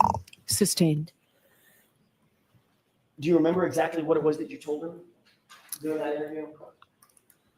I know that Lexi was with us at Meadows Ave and we dropped her off at Mike Lank. So if he mixed up pick up and drop off, that could have happened, but we had Lexi with us and we dropped her off there. Okay, so you believe that may have been his mix-up, not yours? Sustained. Is that, I'm sorry.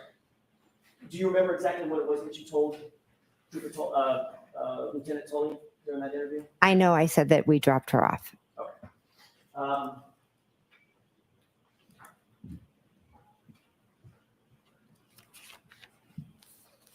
It was 11 days later that you actually testified, correct?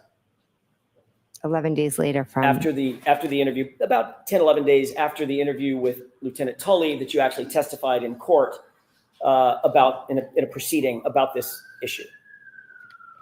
Ben, I don't know the exact dates of when I testified. If you testified, say, May 21st versus May 10th, it's about 11 days. Yeah.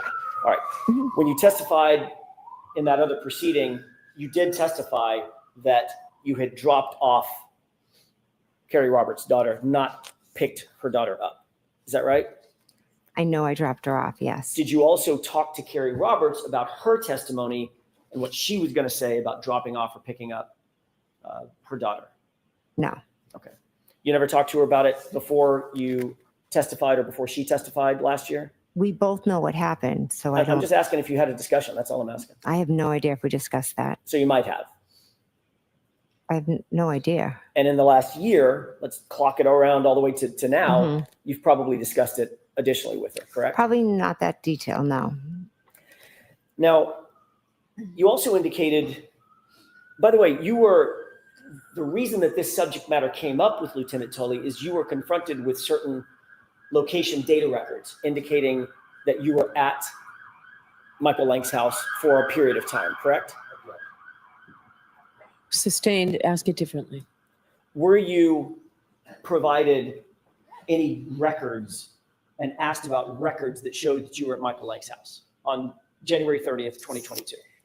I was asked if I had gone to Michael Lank's house, and I had, to be honest, I had completely forgotten because those days were just a complete blur. But then I remembered that after we left Meadows Ave, we did drop her daughter off at Michael Lank's. All right.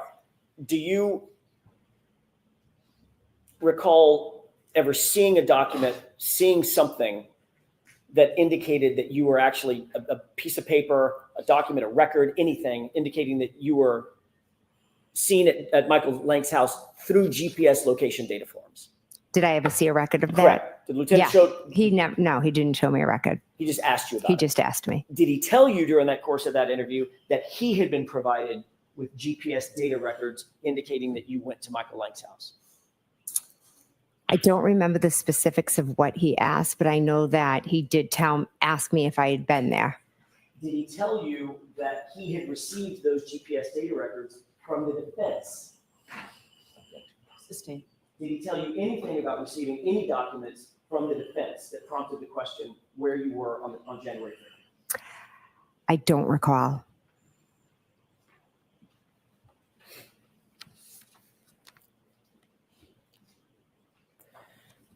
Before that interview on May 10th with Lieutenant Tully, this is preceding your testimony last year. Okay. Had you ever reported that you went to Michael Lank's house, Sergeant Lank's house, on January 30th to anybody? No, to be honest, I completely forgot about it.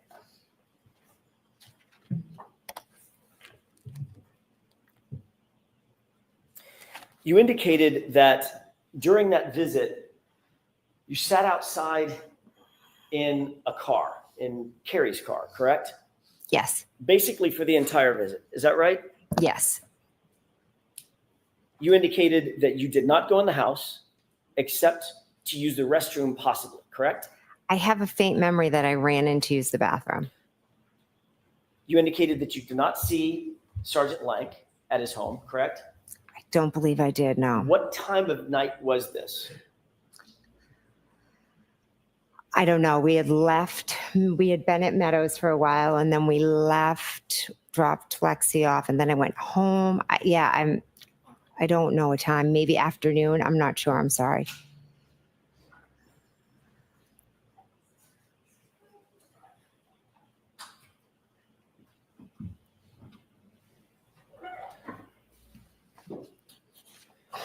Your Honor, I have a 10-page document that I'd like to have marked as identification with the court's permission. Sure, show Mr. Brennan on your way up.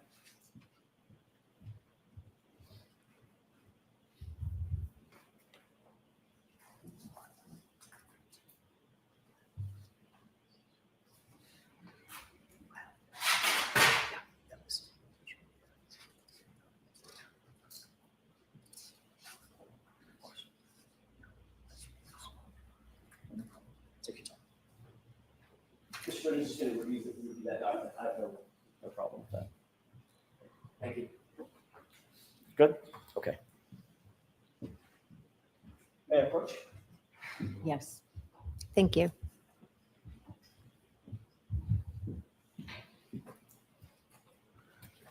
Do you recognize the document there? So has it been marked yet? I'm sorry, I asked that it be marked for identification at this point, just only for identification. Sorry. So Madam Court Reporter will mark it and give it back. Okay. Thank you. For identification. Thank you. Go ahead, Mr. Jackson. Thank you, Your Honor. Once you get the document back, I'll ask you a couple of quick questions about it. Okay.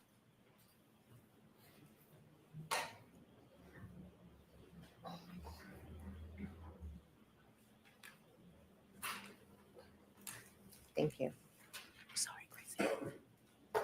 You have the document in front of you? Yes. Let's take a look at the first page of that document just to orient yourself. Do you see that that appears to be a map, generally? All right. So I'm just going to ask you to take a look at the document and don't describe it. Sure. Take a look at the first page and tell me if you recognize anything on that page. I do, yes. What do you recognize generally about that document? I'll see counsel at sidebar. May I have that, please, Ms. McCabe? Sure.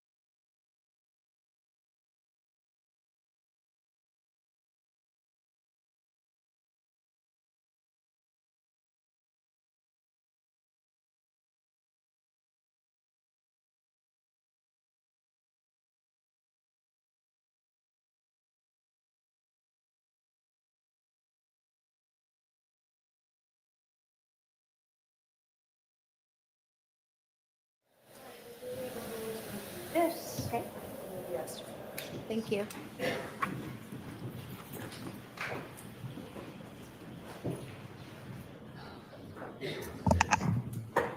May I continue, Your Honor? Yes. Thank you. Taking a look at that first page, do you recognize a location that's pinpointed on that page? I do. Okay, without telling me the address, what do you recognize that as being? My house. Okay, and do you see in the call-out box in the middle of the page, Yes. do you see a date and time? Yes. What is the date and time? It is January 30th at 12:13.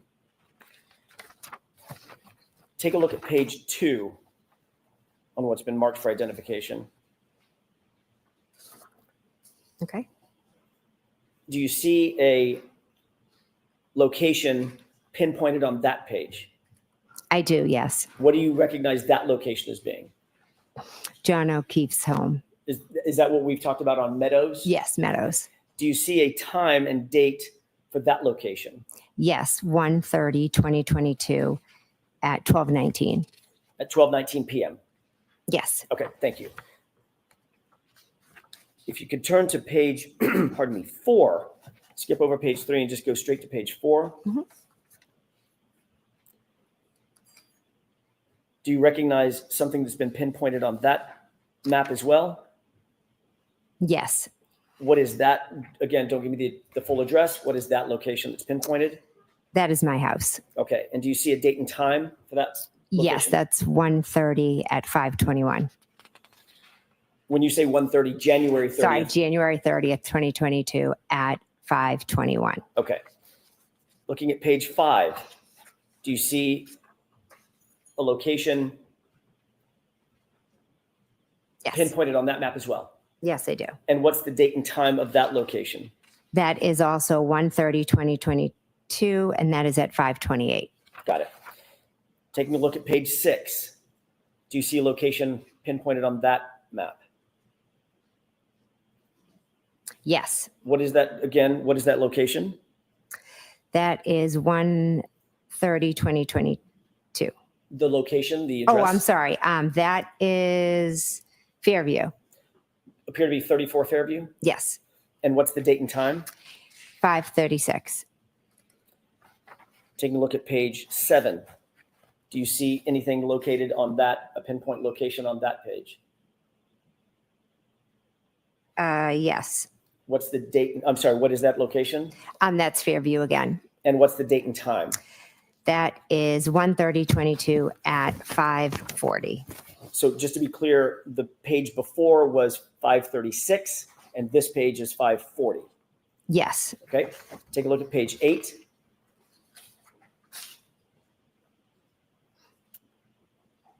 Do you see what's pinpointed on that page?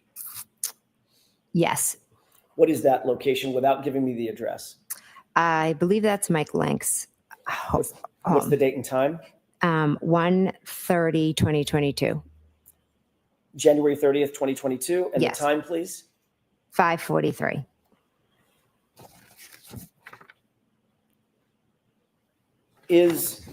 You're familiar with Canton, obviously?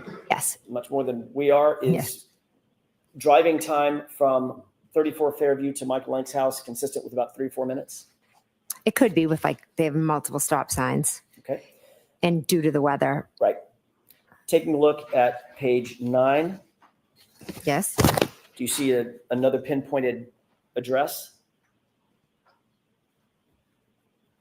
Yes. I believe it's the same one Okay, the same address on, as Oakdale? Mike Lank. okay. And what's the time, what's the date of that? 1/30/2022, and that is 6:28. And 6:28 is about 45 minutes after 5:43, give or take, correct? Yeah. Finally, the last page, page 10, do you see yet another pinpointed address? I do. Yes. Is that your address? Yes, it is. Okay. And what's the date and time of that pinpoint? That is 1/30/22 as well, and that is at 6:34. And would it be safe to say that your address from Mike Lank's address, maybe 6 or 7 minute drive? Yeah, depending. Mhm.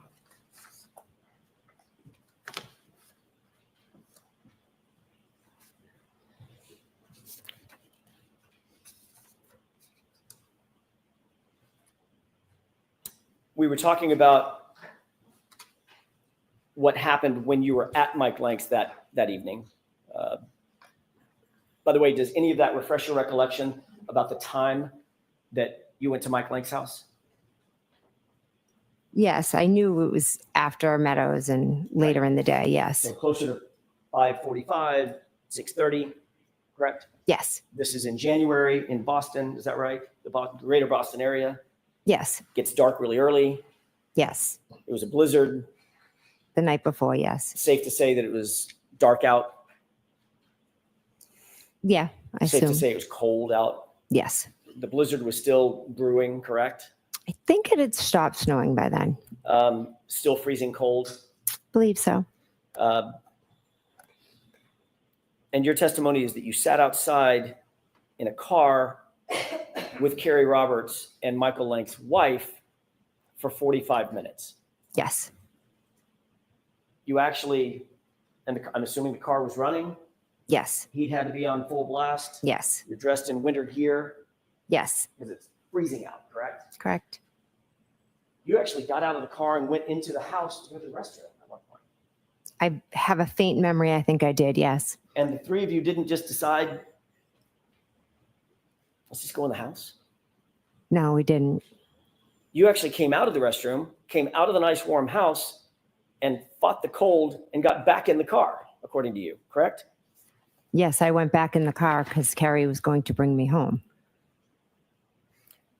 You stated on direct examination that, and you stated again today, that you stopped by Michael Lank's house, Sergeant Lank's house, directly from the O'Keefe residence as sort of a, my word, not yours, sort of a pit stop to drop off Carrie Roberts' daughter, correct? Correct.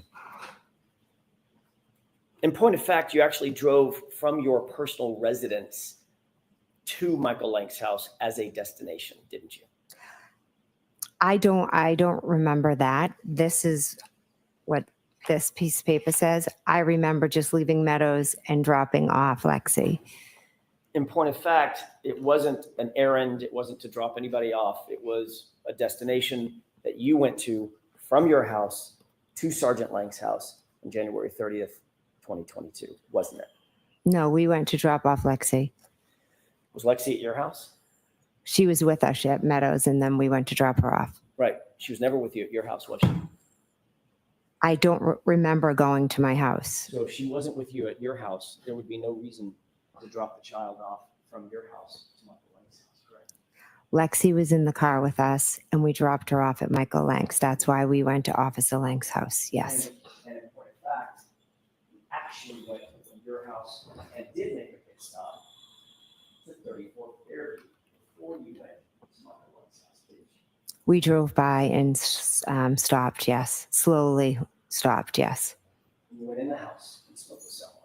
No, I never went in the house. Why did you go by and just stop? I think Carrie and I just went by to like take a look at it. We were still trying to figure everything out. Stayed there for 4 to 6 minutes. I have to look at the report, but yeah, we were sitting in the car, kind of just like, oh my God, looking.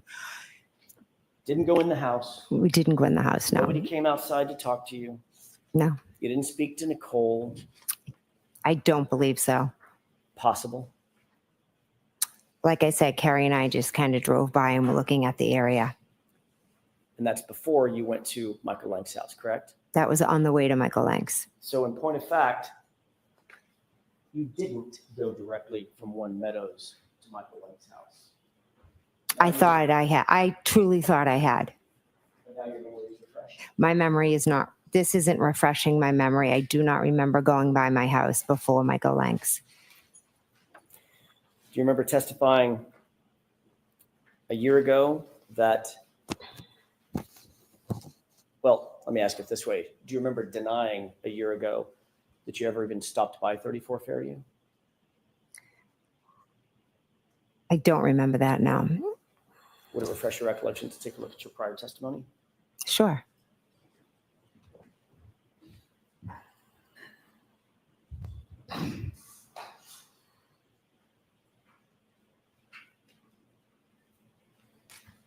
take a look at that page, the top highlighted. Mhm.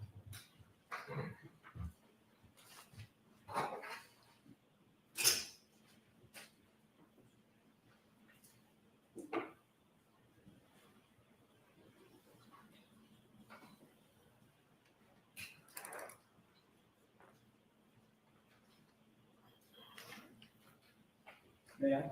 Yes. Thank you. Thank you. On May 21st of last year, you were asked about this very thing in a prior proceeding, correct? Correct. At that time, you denied altogether ever going by 34 Fairview, correct? No, I believe the paper says I never stopped by, but we drove by. And now you're saying that you did stop. Stopping by and driving by meant something different to me. Stopping by, I look at as like, then you pop in the house. Driving by is you just drive by. So we just drove by slowly and kind of looked at the scene. And Ms. McCabe, I think you just said that you may have even spoken with Nicole. I didn't speak with Nicole, no. We were in the car, Carrie and I and Lexi.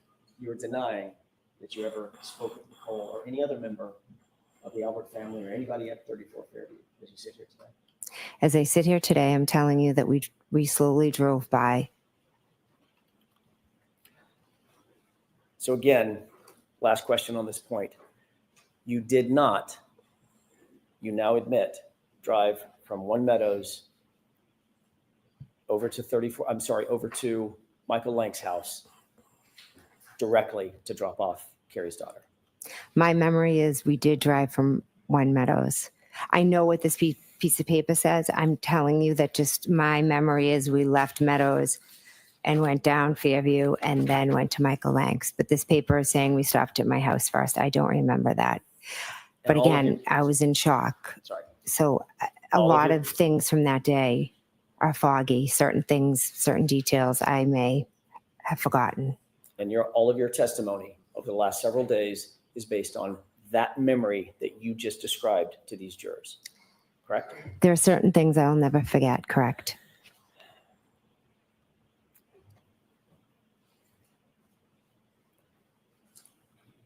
I'm going to ask you a couple of questions. You may, depending upon your answer, depending upon what you just answered, you may or may not remember. But let's see. Okay. Isn't it true that at 12:13 p.m. you left 12 Country Lane on January 30th, 2022? Yes, according to this, yes. Isn't it true that at 12:19 you arrived at One Meadows, the O'Keefe residence? According to this, yes. Are you asking her regarding? I'm asking her memory, not according to the document. Oh, my Your memory. Your I don't memory. remember exact times. Thank you. Isn't it true, Ms. McCabe, that at 5:12 p.m. you left One Meadows, which is the O'Keefe residence, 5:12 in the evening? That I don't remember the times that I left. Isn't it true that at 5:21 you arrived back at your address on Country Lane? I do not remember that. Isn't it true that at 5:28, 7 minutes later, you actually left your address on Country Lane? Again, I don't remember going by my house. Isn't it true that at 5:36 you arrived at 34 Fairview and stayed for at least 4 minutes? I know we drove by. Isn't it true that at 5:40, or just thereafter, you left 34 Fairview? I know we left and went to Mike Lank's. And isn't it true at 5:43 you arrived on that Oakdale Road address at Sergeant Lank's house? Not sure of the exact time, but yes, we did go to Sergeant Lank's house. And isn't it true that at 6:28, almost 45 minutes later, actually a little better than 45 minutes later, you left that address at Michael Lank's house and drove back to your house directly? After leaving Mike Lank's, I went home, correct? And you arrived at your house at 6:34, correct? According to the paper. What about according to your memory? I don't remember exact times. Mr. Jackson, is this a good place to take a break? It is. Do I'm you about have a to shift while gears. more? Okay. Yes. All right, jurors, we will take our morning recess. 15, 20 minutes for feedback. And this will be again if we just go forward. Right this way, Juris.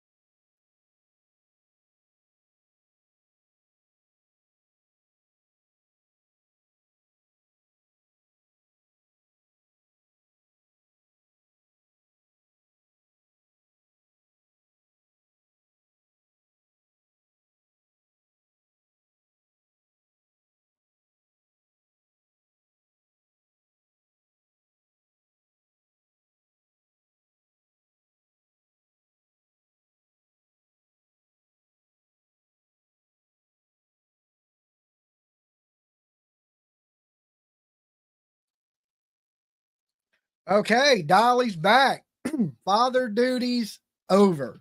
All right, car inspected. So I had to go to Tiff's work, pick up her car, take it, get it inspected, bring it back, and then come home.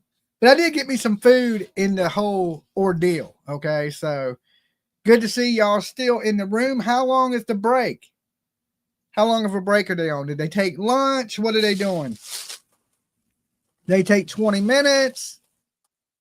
Did I miss anything good?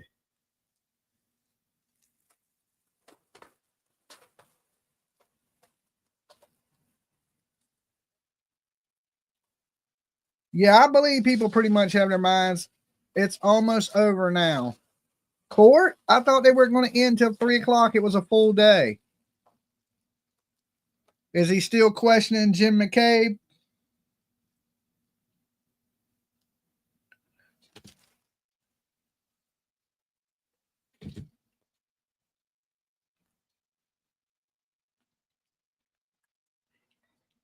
It should be back in a minute.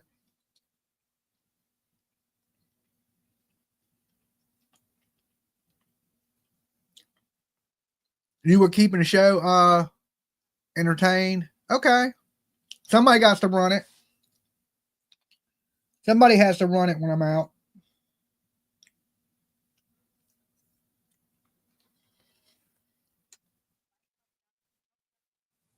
Buck Cherry says it's a Jen McCabe trial. That's what it seems like, don't it?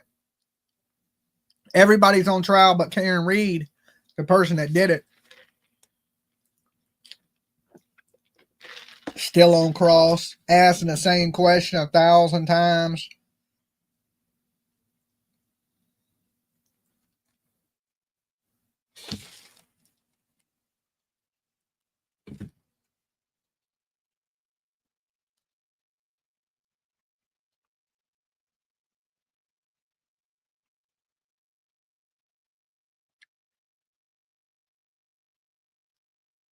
Karen Reed is not hot. I don't think Karen Reed's hot. Not my type. You know what I'm saying? I'd rather hang out with Jen McCabe than Karen Reed. I don't think, some people think she's pretty. I don't find her very attractive at all.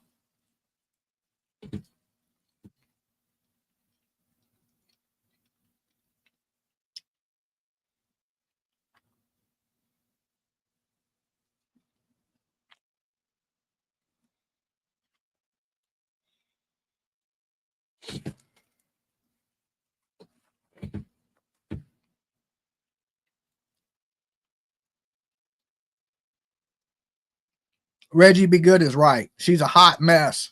I agree with that.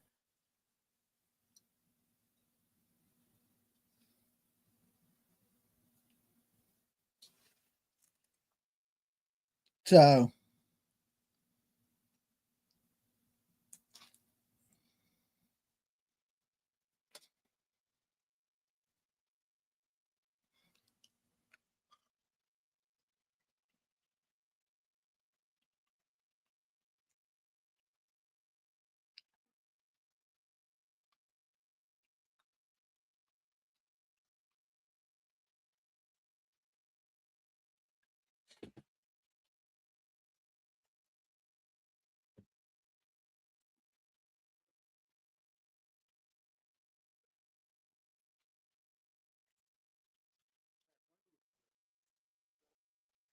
pretty until she opens her mouth. It's her personality and how she carries herself that I don't like.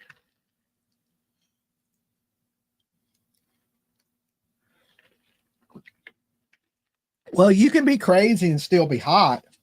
Ugly. I wouldn't say she's like supermodel gorgeous. You know what I'm saying? I wouldn't say she's dog ugly, but beauty, a lot of beauty's on the inside. Her personality is horrible.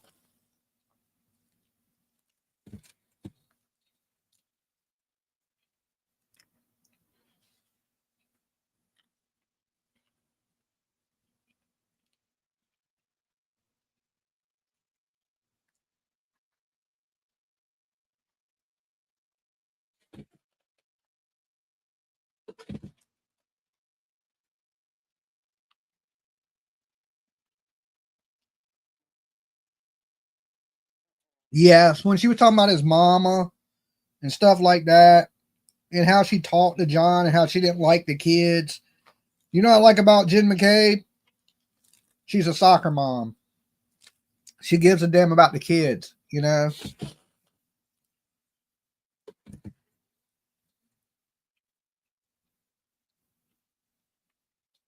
She's family oriented. And that adds to your personality, right? Especially if you're a family person.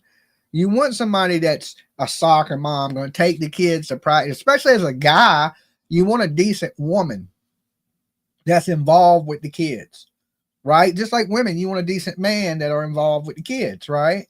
You want your significant other to take part and, pull their weight, especially when it comes to family, because people that, support family, they're getting fewer and far between, right?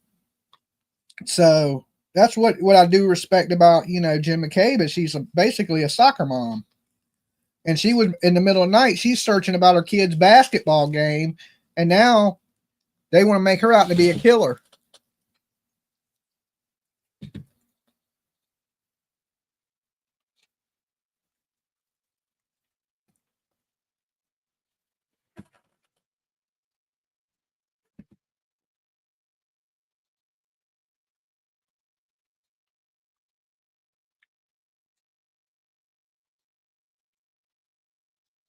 Yeah, Karen didn't like the kids. She didn't want to care for somebody else's kids. That's insane.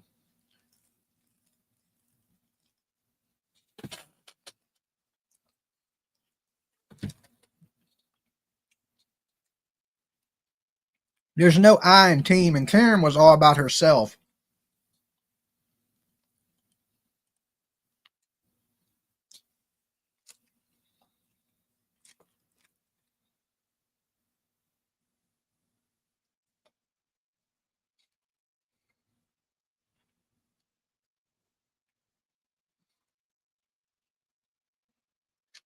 I can tell you now, I couldn't be with a woman that didn't support and like my kid, you know.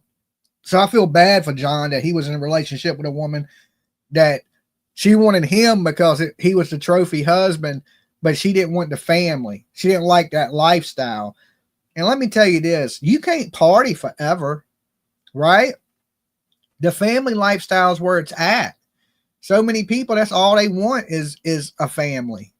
And then, that's good living. That's when you get fat.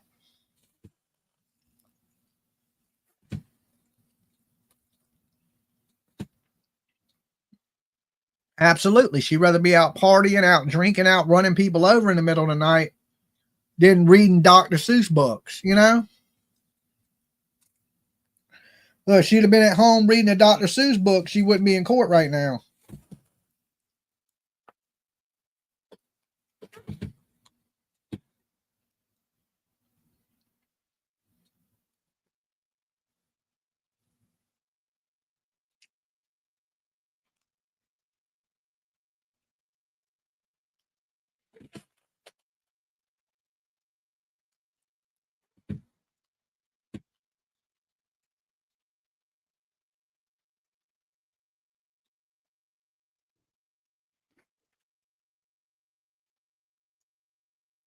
Yeah, she loves the attention. She thinks she's a rock star.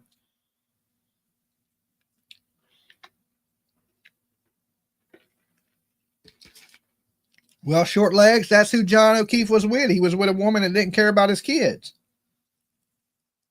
All she cared about was herself.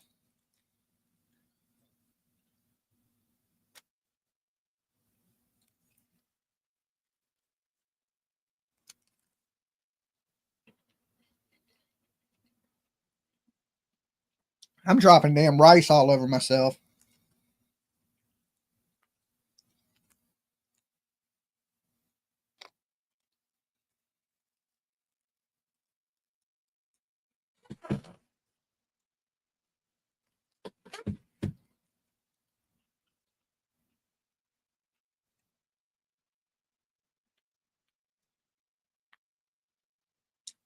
Yeah, and you got all these people. We love you, Karen. we love you. And it's just blowing her head up even bigger. Right. And it's like the most attention she's ever got in her life.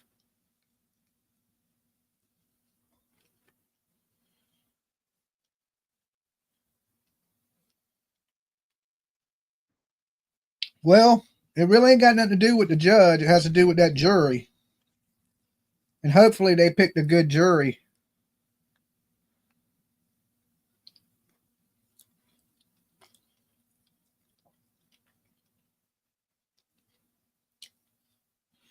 She signed poster size pics of herself. Yeah. Dolly got to eat.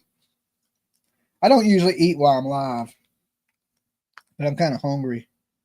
I've been running since I left. But it made Tiff happy. Her car's inspected. Because her apartment complex, if the car is not legal, they'll tow it. So she got a sticker on her car saying it needed to be inspected. So I took it and got it inspected.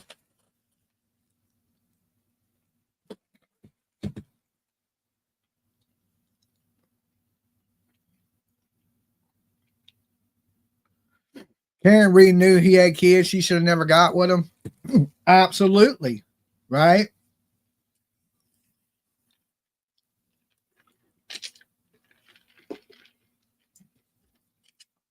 I mean, what reason do you get with somebody unless you're trying to start a family? I mean, you could get with people for sex, but then why even take it to that next level? It don't make sense to me, you know. She didn't plan on staying with John. She wanted to have John on the side and then sleep with whoever she wanted to sleep with. Basically have her cake and eat it too. And there's women that are supporting that, but if a man was doing it, would these women support it?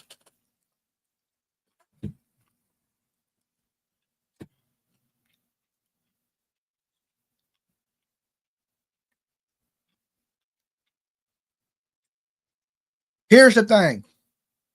All these women out here supporting Karen Reed. When your man cheats on you, I'm not going to feel sorry for you. Okay? I'm absolutely not going to feel sorry for any of these women if their man cheats on them. Because you're bringing that karma to yourself, because it's okay for Karen to do it. But if your old man was doing it, would it be okay then? Right? Would it be okay? If the roles were reversed and Karen Reed was a Boston police officer and John O'Keefe ran her over, didn't like her kids, was cheating on her, he'd be in prison with no support, right? Everybody be talking about how much of a monster he is. But since it's Karen Reed and she's a pretty rich woman, it's a different story.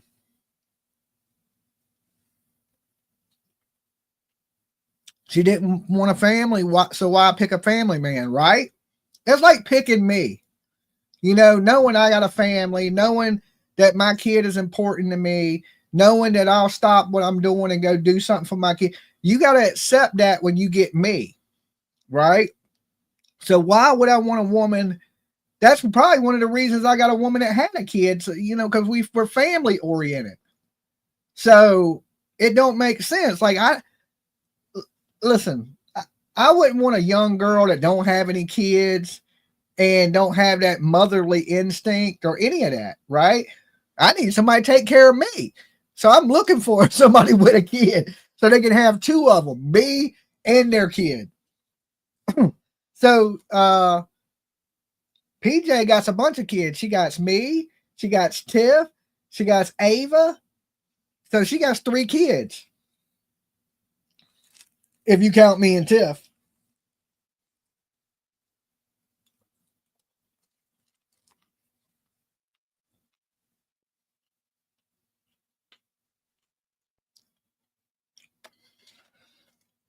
So, but she has so much support. But I guarantee if I can pull any of them women away in 10 minutes, they'd be agreeing with me. They'd be like, "You're right, Dolly. That is fucked up." The same thing they're wishing on this family, they wouldn't want to wish that on their own family.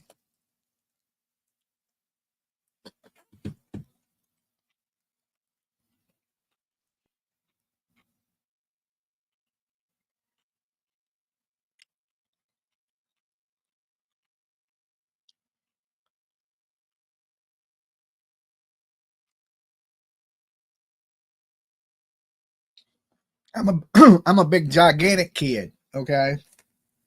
I'm more kiddish than most kids. I'm just a 50-year-old kid.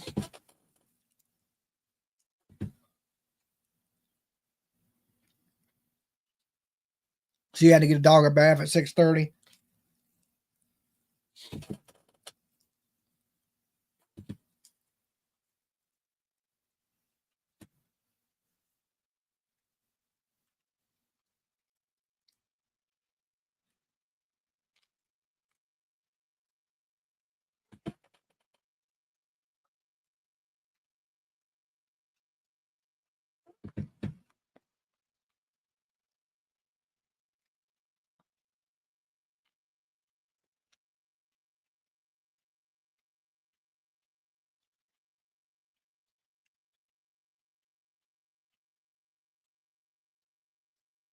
You said you're a 47-year-old kid.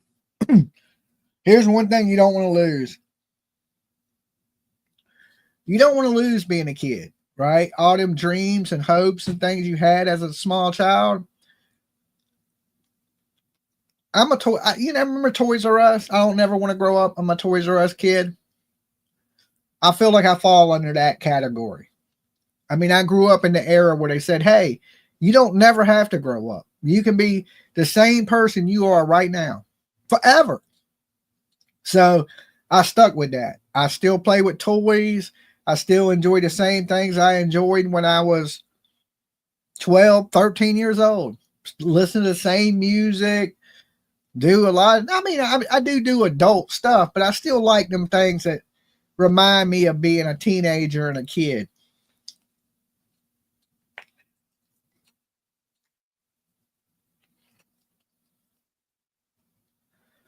And, you know, I still have that same dream I did as a kid of taking over the world.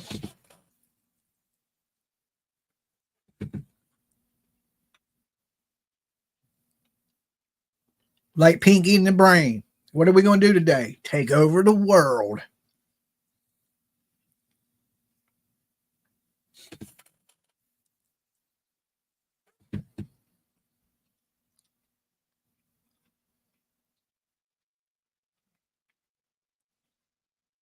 You have more toys now than you did when you were a kid. I don't know. I got a lot of toys now.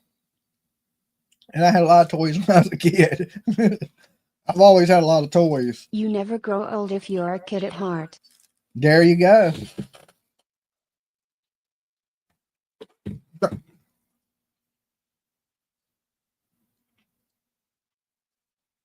Let me chew my food. I don't like to talk with my mouth open.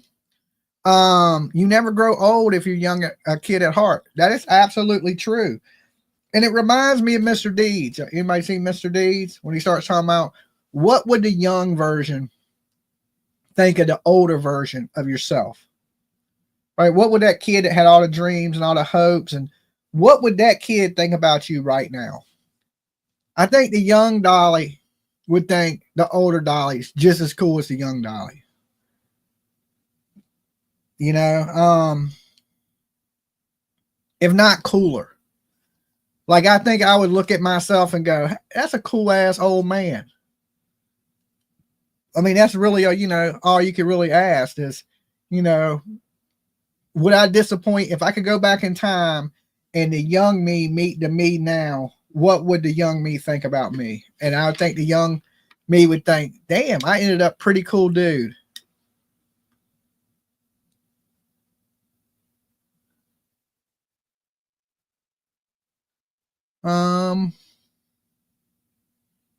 You had the hand-me-down toys. I was the baby out of the three. Okay, well, you still had toys. A broken arm never made no difference in a toy. Would you have Barbie doll missing a leg?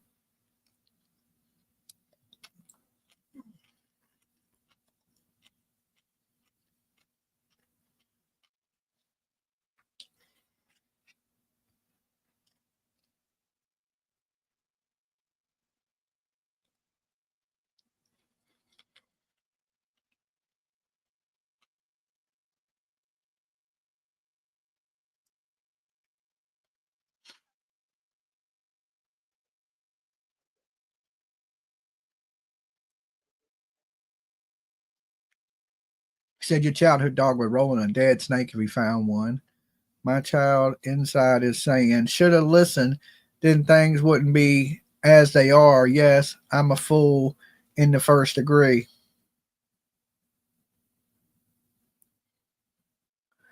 I was born in Honduras, and we made our toys from clay. Occasional, I got a toy from the U.S., but both were fun. Oh, well, cool. Well, when I was a kid, I would like take cardboard and build me like G.I. Joe bases. And then I have my little G.I. Joe men in them. They have little trap doors. You'd be surprised what a kid can do with a cardboard box, you know? As long as you can entertain your mind, as long as you're creative and you have an imagination, like SpongeBob says, that will take you a long way. This is another long break. Been 46 minutes so far, and I thought they said 20.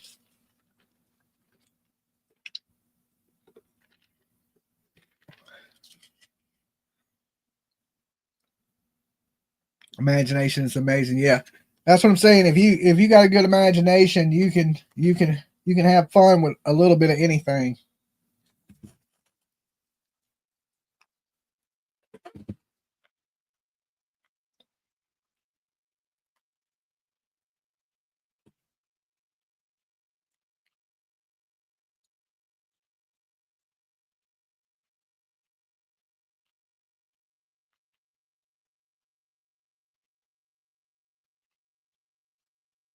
Yeah, I remember when I used to sit around and take a can, like a coffee can, and sit on a pile of rocks and just throw rocks into the coffee can all day.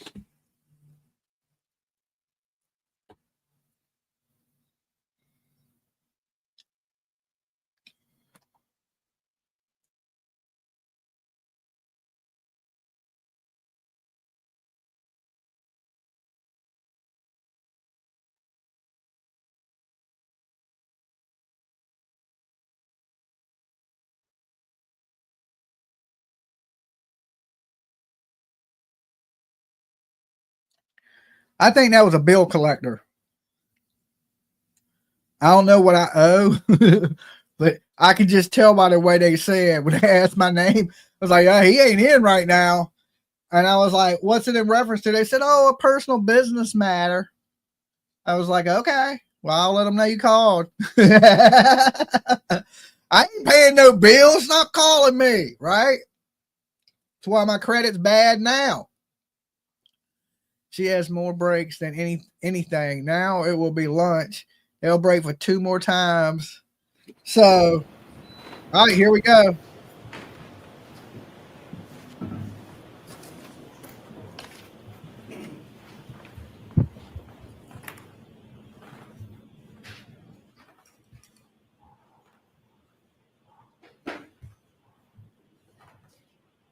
Go to the session, please be seated.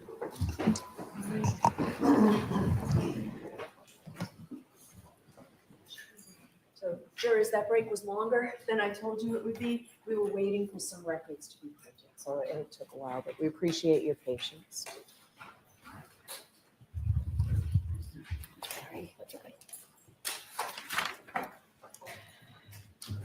All right, Mr. Jackson, go right ahead. Thank you, Your Honor. Ms. McCabe, I want to shift gears to some phone calls that you had with Trooper Michael Proctor back in January of 2022, moving forward to February and March. Your Honor, may I approach? Yes.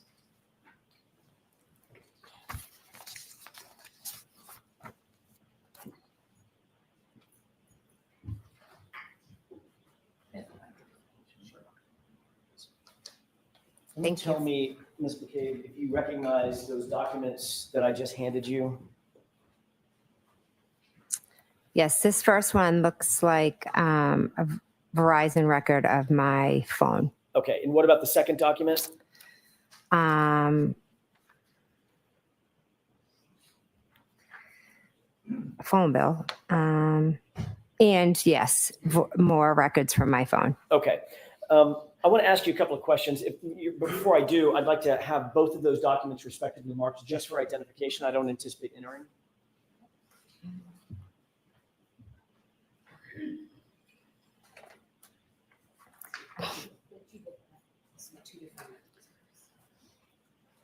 Exhibits M and N for identification.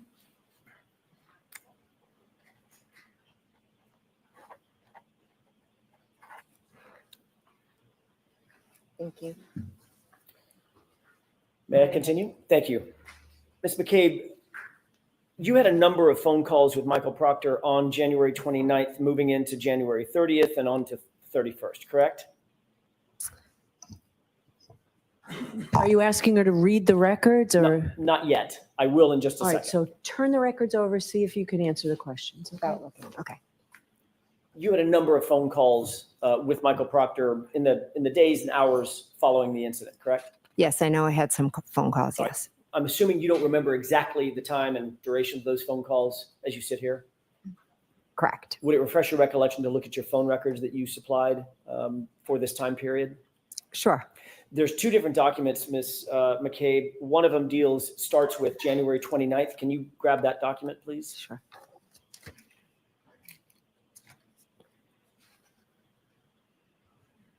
Okay. You should see some highlights on that document. I do. Did you receive a phone call from Michael Proctor at about 10:54 a.m. on January 29th, a couple of minutes in length? I object to the form. Okay. So you asked her if this would refresh her recollection. You need to ask her if this refreshes her recollection. Sure. Do you remember, as you sit here, a phone call at 10:54 a.m.? I remember getting a call. I don't remember the exact time. Would it refresh your recollection to look at the document that you're holding as to the time of that phone call, time and date? I see what the document says, but I just, in my head, if you ask me what time did he call you, I don't remember. Do you have any quarrel with the accuracy of that document? No, it looks pretty accurate. Okay. It looks right. It looks possible, yeah. All right. Did you receive, as you sit here, do you recall, does that refresh your recollection that you received a phone call from Michael Proctor about 10:54 in the morning? Does that refresh your memory now? I know I did receive a phone call from him, yes. At that time? I don't know the exact time. All right, so the answer is no. Was it mid-morning? Yes. Did you receive another phone call on the 29th around? Without looking, so this is again, you're right. being asked questions. I'm going to go through this with each one of these calls. There's not that many, but a few. Okay. Okay. On the 29th, did you receive a phone call at around 12:49? I know I received a phone call. I, again, don't remember the time. Would it refresh your recollection to look at that document, at the next line down, or the next phone call with that number? Yes, I see that there's a call on this record. Okay. Is your recollection refreshed that you did receive another phone call on the 29th from Michael Proctor? Is your recollection reflect, do you now remember independently that? I don't remember the specific times, no, but I do remember that he did call me, yes. Okay, so there's two phone Make it calls. easy. Excuse me? I only object to the form. I don't object to the record. All right.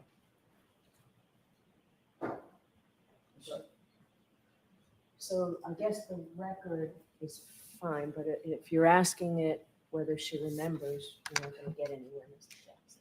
Well, then So I'll just, I'm being told that there's no objection fine. to the record, just the question where you're incorporating several things from the record. Fine, then that'll speed things along. I Is that the appreciate nature of that. the objection, Mr. Brennan? Yes, I have no objection to the data coming in. Thank you. I'm just going to speed things along, and I appreciate Mr. Brennan's assistance with that. January 29th, you see the record indicates a phone call from Michael Proctor, 10:54 a.m. Yes, You also see on that same record a phone call on January 29th coming in from Michael Proctor at 12:49 p.m., correct? yes, Moving on down to January 30th, you see a record of a call at 9:51 a.m. from you to Michael Proctor, correct? yes, January 30th, about a minute later, you see a phone call from you to Michael Proctor lasting about 22 minutes, correct? yes, January 30th at approximately 4:45 p.m., you see a call from Michael Proctor to you, call lasting about 10 minutes. correct. Going on to the next day, January 31st, you see a phone call from you to Michael Proctor at 11:51 a.m., just before noon, lasting about 4 minutes, correct? Yes. Take a look at the second document, if you will. That covers that document, or that time frame. The second document, you should see some highlights, and I'm going to ask you to start where there's a tab at February 14, 2022.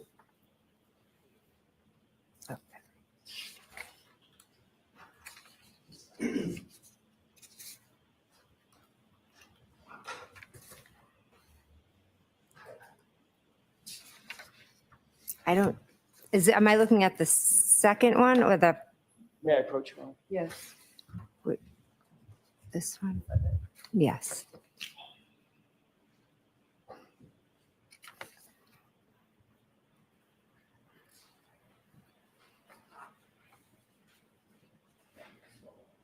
Let me see the other document. This one has the February 14th. There you go. Thank you, Ms. McCabe. Taking a look at that document, and by the way, for the record, which one is that, M or N? This is M.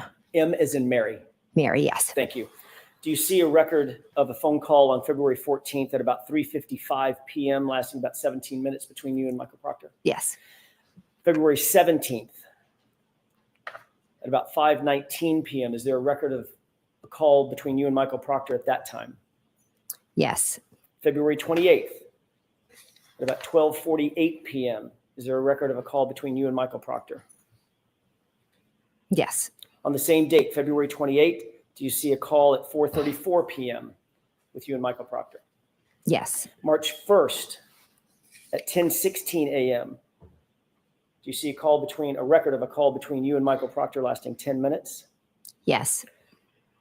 March 1st, you should see two calls, one at 4:51 p.m. and one at 5:06 p.m. Do you see those two calls between you and Michael Proctor? Yes. One was 1 minute and the other was 2.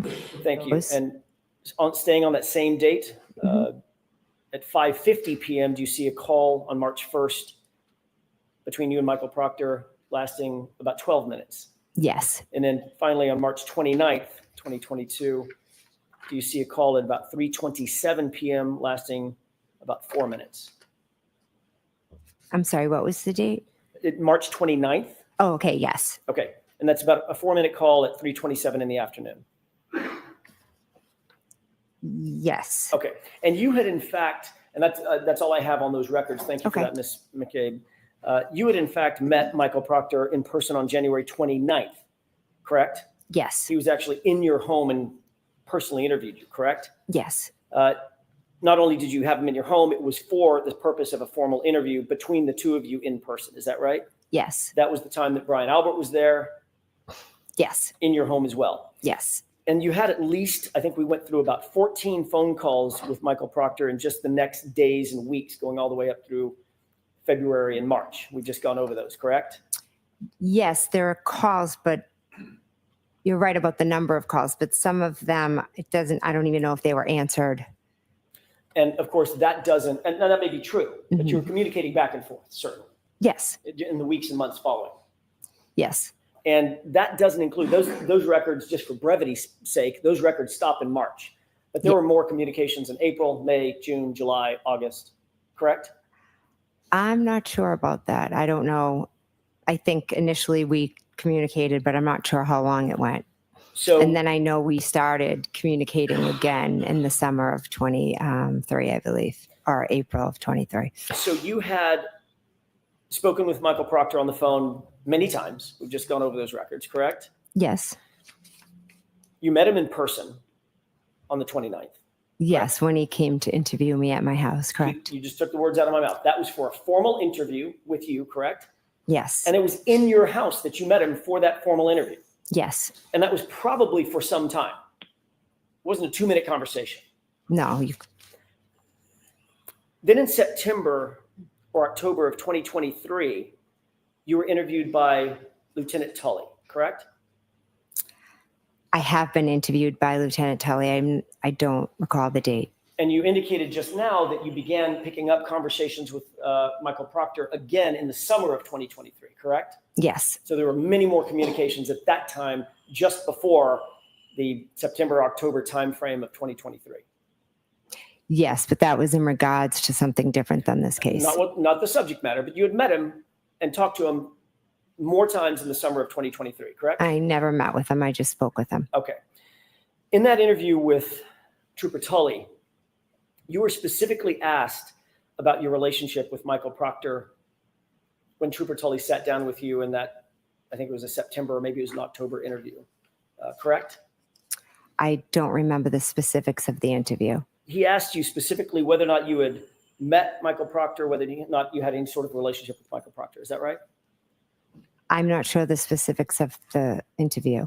Isn't it true that you told Lieutenant Tully that you had, quote, never met Trooper Proctor prior to September of 2023?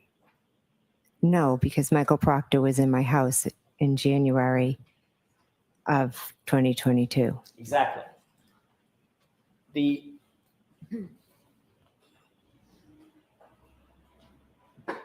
interview with Trooper Tully,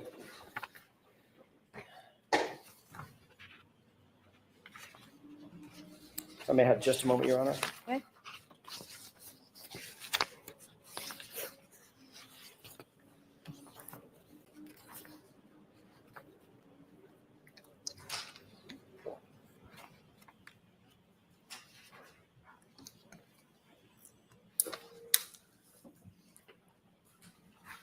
The interview with Trooper Tully in that fall of 2023, where did that take place? I don't recall. Do you recall telling Trooper Tully that you had never met Elizabeth Proctor or Michael Proctor prior to September 2023? No. Would it refresh your recollection if you saw a copy of Lieutenant Tully's report? I don't need to see the report because I know I told him that I met him on January 29th when he came to my house. So again, Trooper Tully wrote that you never met Trooper Proctor before September 2023. That would be an error by him, correct? You have to ask for an instruction. So again, that is sustained. Ladies and gentlemen, I instructed you on previous questions regarding the same type of thing, whether another witness is lying or not. Disregard the question and move on, Mr. Jackson. If you had told Trooper Proctor, Trooper Tully, Lieutenant Tully, that you had never met Trooper Proctor before September of 2023, would that have been a truthful or an untruthful statement? I object. I'd like to be seen. Okay. Come to sidebar, please.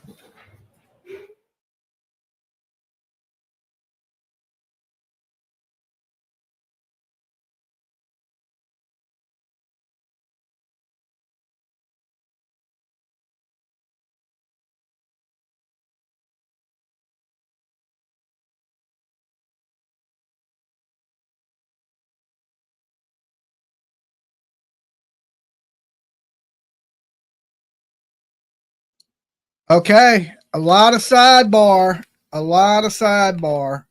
You know, this little angry man, oh my God, he gets on my nerves. Like, how many times can you ask the same question? Like, Jen McCabe is not on trial. Karen Reed is your client. So just to go over and over and over and over, trying to get people to think of her as a bad person, she destroyed you this round. Okay. First round, you won. Second round, Jen McCabe won. She kept her composure. She stayed calm. The judge seems done with the repetitive BS. Yes. Alan Jackson took an L against Jen McCabe. All right. She took an L. He took an L, and he needs to move on into the next witness. He's done. And like the judge, what does that say? I'm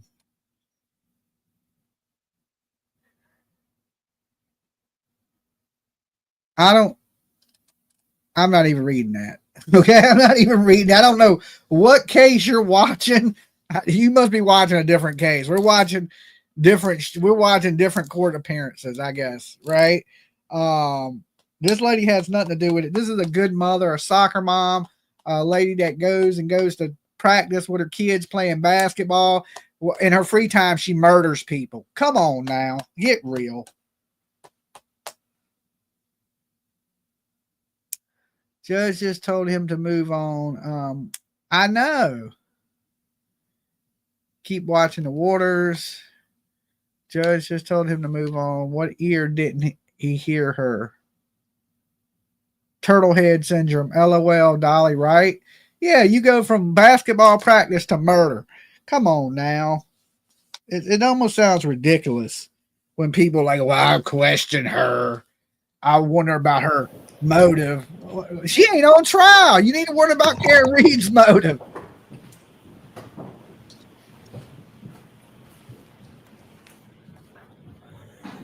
Next question. May I? Did you tell Trooper Tully, quote, you had never met Elizabeth Proctor or Michael Proctor prior to September 2023, end quote? I had never met Elizabeth That's not my Proctor question. prior. Well, there was a, Did you tell Trooper Tully, Lieutenant Tully, that quote? if I can break that quote up because it's two thick parts. No, you can't. So This has been asked and answered. Move on, Mr. Jackson. Do you deny, as you sit here, telling Lieutenant Tully that quote that I just read? Do you deny it? Sustained. Move along. The question's been answered.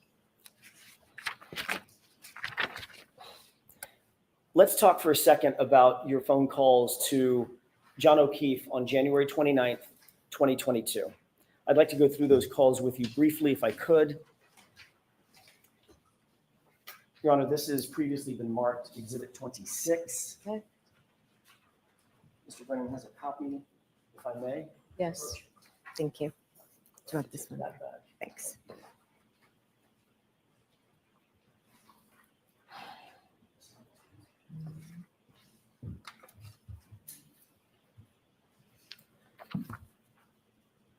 You've indicated on direct examination and earlier on cross-examination that you had multiple phone calls to Mr. O'Keefe in the early morning hours of January 29th, 2022, correct? Correct. Those phone calls ranged from about 12:14 a.m. until about 12:50 a.m., correct? There was a call at 12:14 and then at 12:18. I'm sorry, I'm bracketing it. The calls I were between, apologize. that's okay, 12:14 all the way to about 12:50, correct? Are you saying 15? 50, Oh, 50. 50. Oh, sorry. I apologize.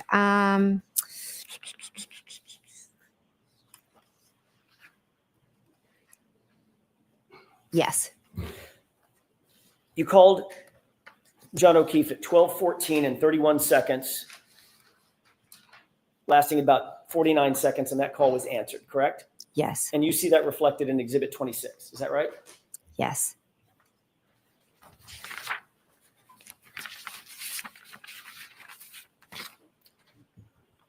Going in reverse chronological order on this exhibit, you also see a call at 12:18 and 47 seconds, wherein John O'Keefe calls your phone lasting about 36 seconds. Is that right? Yes. You know that call was answered, even though it says unknown in the document, correct? It does say unknown. Yes. That 1, 2, 3, 4, fifth column over. That's where it says unknown. Yes. But it also indicates that call lasted 36 seconds, so you know it was answered. I don't know from this record it was answered, but I know from my memory that I spoke to him a second time. Yes. You also made a call, moving up to the page before this, starting at the bottom of the page, at 12:29 and 44 seconds. There was a call from you to John O'Keefe's phone lasting 7 seconds, correct? That's what it says. And the record indicates that it was an answered phone call, correct? According to the record, it was answered, but I never spoke to him. You deny speaking to John O'Keefe at 12:29 and 44 seconds. Yes, I never spoke to him after 12:18. Okay.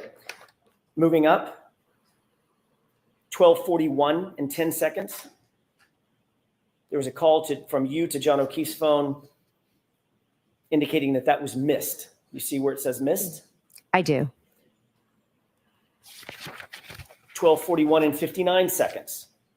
There was another call from your phone to John's phone, and that was also indicated as missed. Correct? Correct. 12:43, 19 seconds. You called John O'Keefe. That was a missed call. Correct. 12:46 and 16 seconds.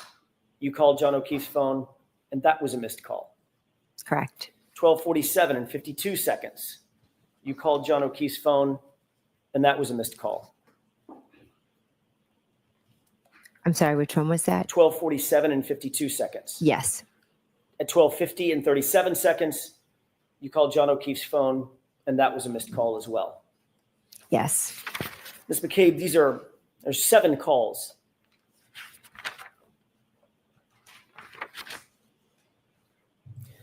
That you indicate you made to John O'Keefe's phone and that were missed. Is that right?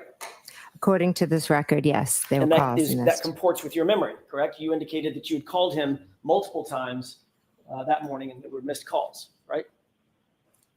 I called him, but I also think that some of the calls I might have done inadvertently. Well, we're going to get to that in a second. My question is that comports with your memory that there were several calls, according to the records, there were several calls made to John O'Keefe's phone, including 2 calls that you say you spoke to him, 12:14 and 12:18. I spoke to him at 12:14 and 12:18, yes. But you indicate every single call after that was missed, and you deny making those calls. I'm not denying it, I just don't remember. You've previously given explanation for what those calls were, these 7 calls that were missed between about 12:29 and about 12:50. That's 19 minutes. You'll agree, correct? Yes. If you divide 19 by 7, that's about every 2.5 minutes or 2.7 minutes, your phone is calling John O'Keefe's phone, correct? Correct. You previously explained what you attribute to those phone calls. Is that right? Yes. What's your explanation? I think I was going back and forth to the door. I was texting him. I think I put my phone in my pocket. I think I inadvertently maybe have called him. What did you call it at the last hearing? I believe I called it a butt dial. And it's not just one butt dial, correct? There could be multiple, yes. 7 butt dials in the course of 19 minutes, less than 20 minutes, correct? That evening, I wasn't paying attention to butt dials or calls. I was going back and forth, listening to music, being with family. So if I inadvertently called his phone, I did. Not inadvertently called him once, 7 times, correct? According to you. According to the record. And we only know about these calls because you're looking at an extraction of John O'Keefe's phone, correct? Correct, but I also turned over my phone, so you could have gotten all of that off of my phone as well. And you're well aware that an extraction was done on your phone and not one of those butt dials appears on your phone extraction, correct? Objection. Are you aware of that? I am not aware of that. Next question. Weren't you confronted with that at the last hearing a year ago? Whether or not those phone calls actually exist on your phone logs? Objection. Do you remember that? I remember you asking previously, yes. Why wasn't they up there? That's the phone company. It ain't got nothing to do with her. When you I butt down PJ yesterday. When you dial somebody by mistake, it requires several steps, doesn't it? No, I did it yesterday. I'm not sure. A lot of times I just put my phone down and the next thing I know, I think it's very common to do butt dials. So you have an iPhone, is that right? Or had an iPhone? I do, yes. And that iPhone required a biometric or a passcode to get into the open phone. Mine's not open right now, right? It's not open, correct? And it requires, your phone required some sort of biometric interaction with the phone, otherwise known as Face ID. Not when it's open, it don't. Yes, or I could have been texting, and then after I texted, the phone was open, and I could have accidentally called John. That happens to me all the time. It happened to me yesterday. Open phone app, correct? For instance, if if you're texting, you're in the text app. Is that right? Actually, I'm not. I'd have to sit and look at it Well, how often do you make phone calls, Ms. McCabe? every day. Every day. Every day? Yeah. Hundreds of times a day, right? Not hundreds. Dozens of times a day. Yeah. You have to open the phone app to make a phone call. You can't call somebody from the texting app, right? Yeah, you can. Is that right? I'm not sure. I don't know what to tell you. There's a list of apps at the bottom of the phone. Yes. Messages. Mhm. Phone, right? Hmm. You can call people from Yes, and Facebook maybe Messenger. I accidentally hit the last thing, the last call. Like since I had talked to John. Your Honor, at this point, I would ask the court to instruct the witness to answer my question. I believe she is. Go ahead and finish. Your Honor, no approach. Okay. I think she's answering this question. Yesterday, I called PJ and she's like, silly, you know, you just called me, right? I didn't know I called her because when you open your phone, you swipe up, right? You hit whatever text message you're doing and you stick your phone in your pocket. The phones work off touch. So as soon as that touches some skin on your leg or, you know, through your pocket, it may hit anybody's damn phone number and calls it. Like, I didn't know. And then when I picked it up, I just hang up my phone and it happens. And you can call people from apps. You can call from Messenger. He should know you can call from Signal. Be like, did you call from that Signal app? You know what I'm saying? That's how she should have answered the question. You can call from whatever app you're on. Usually nowadays has a way to call from it. So pocket dialing, you know, butt dial is if you keep your phone in your back pocket. I usually keep my phone in my front pocket, so it would be more of a hip dial or leg dial. I don't keep my phone in my back pocket because it has a glass screen, and if you sit down, you can break your phone. I don't know if any of you guys have broke your phone like that. Put it in your back pocket, then sit in a wooden chair and break your phone. Anybody? Press 1 in the chat if you've sat on your phone and broke it. I broke the screen on one of my iPhones the exact same way with it being in my back pocket. So I usually carry my phone in my front right pocket. Okay, it's big. See, there we go. So y'all understand that, right? That's the bad thing about putting it in your pocket. And I guarantee you, everybody in here has accidentally called somebody, maybe even multiple times, right? Not realizing your phone's in your pocket and it just keeps calling people until it shuts off and then you have to put the code back in. But usually when you make a call and you hang up a call, right? Do you wait for it, the phone to go back to the lock screen, or do you just take that phone and put it in your pocket? Me, I'm impatient. As soon as I hang up, I just stick the phone in my pocket. So it could call who the fuck knows who. Yeah, but not 17 times. It wasn't 17 times. It was 7 times. And it happens. It does happen. Ms. McCabe. I'm Yes. sorry. Jumping the gun.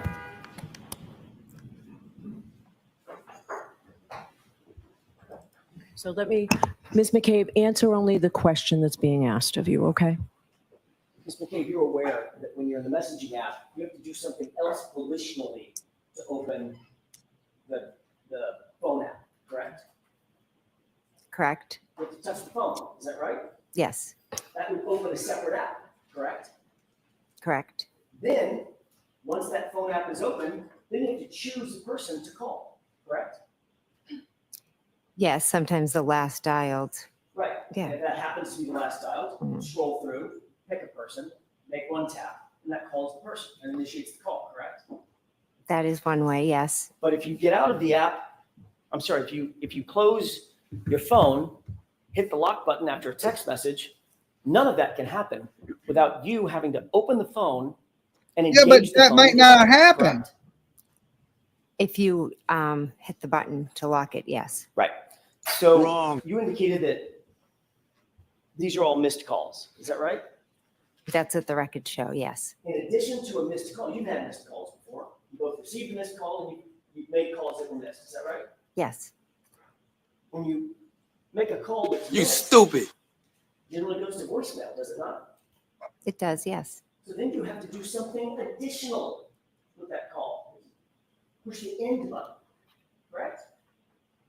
Correct. Otherwise, voicemails just go on forever. Actually, No, they 4 don't. minutes, right? They'll go on forever. I don't know how long voicemails go for. So if you had missed calls, 7 missed calls, that's at least 14 interactions, double it, because you got to make the call, then you got to end the call. 14 interactions with your phone for a single missed call. One I'm sorry, missed for call. 7 missed calls. It could be, yes. And your testimony is you don't remember making a single one of those calls to John O'Keefe between 12:29 and 12:50, correct? I do not remember making those calls, no. As you sit here, do you deny making those calls between 12:29 and 12:50 to John O'Keefe? Oh, I'm not denying that, no.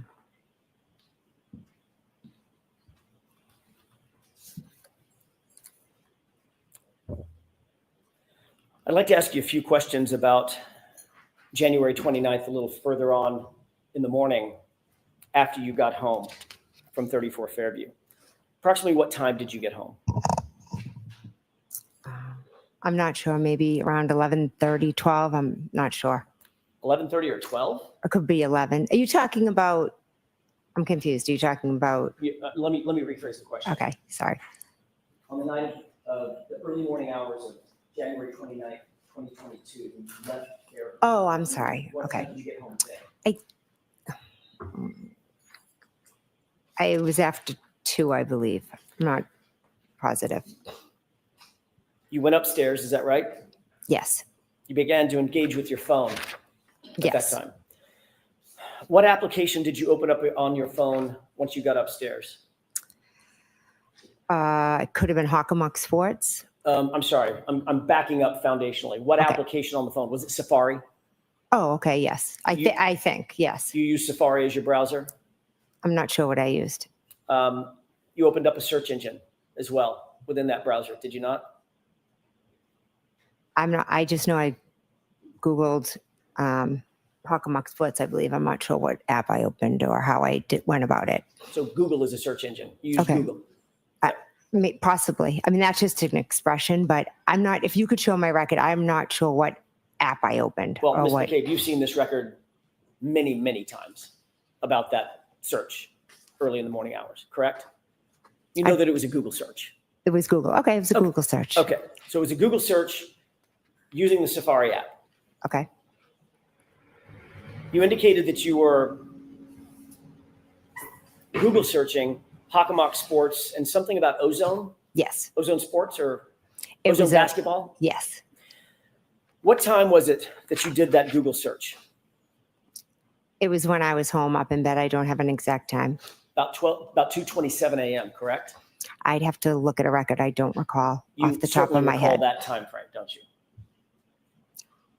I know I was home and I Googled that, but I don't remember the exact time. You do recognize 2:27 a.m. I do recognize it, but it's not from me remembering it from that night specifically. It's from me learning afterwards. And what you learned afterwards was there was a Google search at 2:27 a.m., right? I mean, that's a layup, to use a basketball term, right? There's a record, I think, of one. Right. The record is of a Google search at 2:27 a.m. on your phone. Is that right? I'm not a phone expert, so I don't know. I can't read. You're well aware. You don't have to be a phone expert to know that there was a Google search on your phone recovered at 2:27 in the morning. You know that. You've been told that. You've seen it. You've been asked about it dozens of times, haven't you? I have been asked about it dozens of times, yes. So let's set the foundation. There was a Google search on your phone at 2:27 a.m., correct? Which Google search are you referring to? It doesn't matter, Ms. McCabe. Well, I know I did Ozone and I did Hockomock Sports. And I didn't ask and you those that. were the only two things that I Googled. I didn't ask you what you Googled. I haven't gotten there yet. We're going to get there. I've asked you, was there a Google search at 2:27 a.m. on your phone. If you want to show me a report, Sure. okay. You don't remember, as you sit here, you don't remember that. I don't. You have no record, you have nothing in your mind about a Google search at 2:27 a.m. That's what you're testifying to in front of this jury right now. Are you asking me if I made a Google search at 2:27? Yes. I don't know what time I was searching for Hockomock Sports and Ozone. I have no idea what time that was. You're well aware that your records have been pulled, correct? Yes, they have. You've been confronted with those records many times, haven't you? I've been asked by you, yes. And by others, right? Yes. I mean, the police have asked you about it. You've been interviewed about it. I've been asked by you. And Mr. Lally,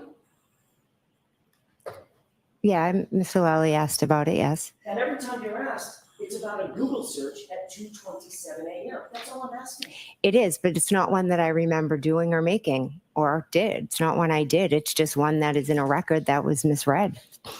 Are you denying that you made a Google search at 2:27 a.m.? If you could show me this Google search, I'd appreciate it. I have a moment, Your Honor. Yes.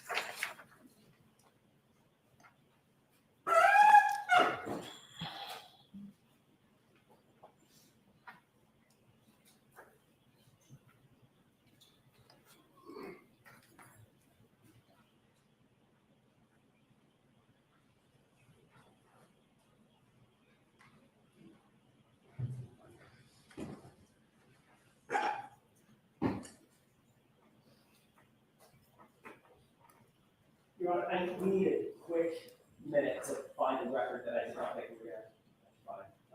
Can we take a brief recess, about 5 minutes? I'll see counsel at sidebar. Well, if Ms. Little wants to keep looking, we'll come to sidebar.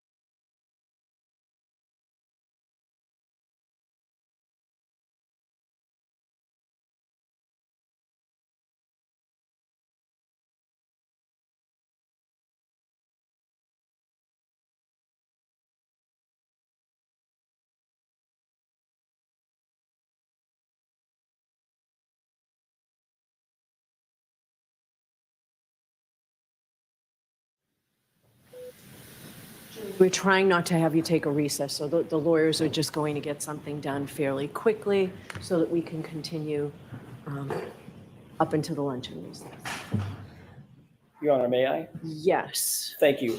Ms. McCabe, I don't have a paper copy, but I'm going to ask you to take a look at something that we display on the screen and ask you a couple of questions about that. Can you zoom in?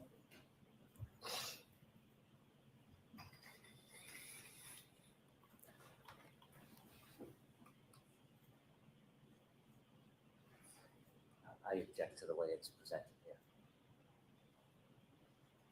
Okay, take it down. That's not how it appears. You need to get rid of a column. Right? That's exactly how it appears, Your Honor. That's the I'll see record. counsel at sidebar.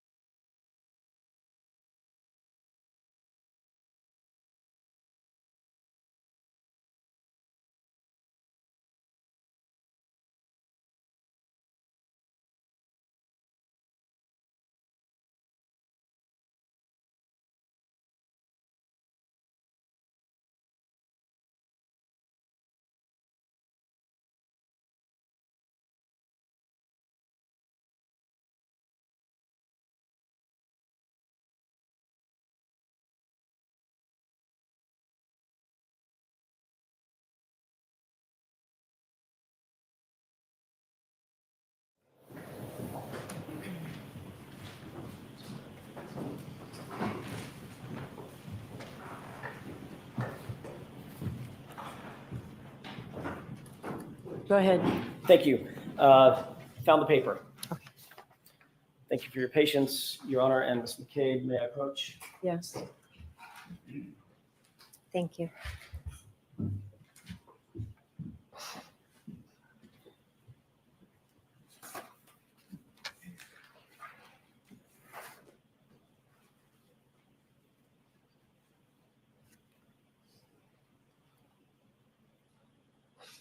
May I approach? Yes.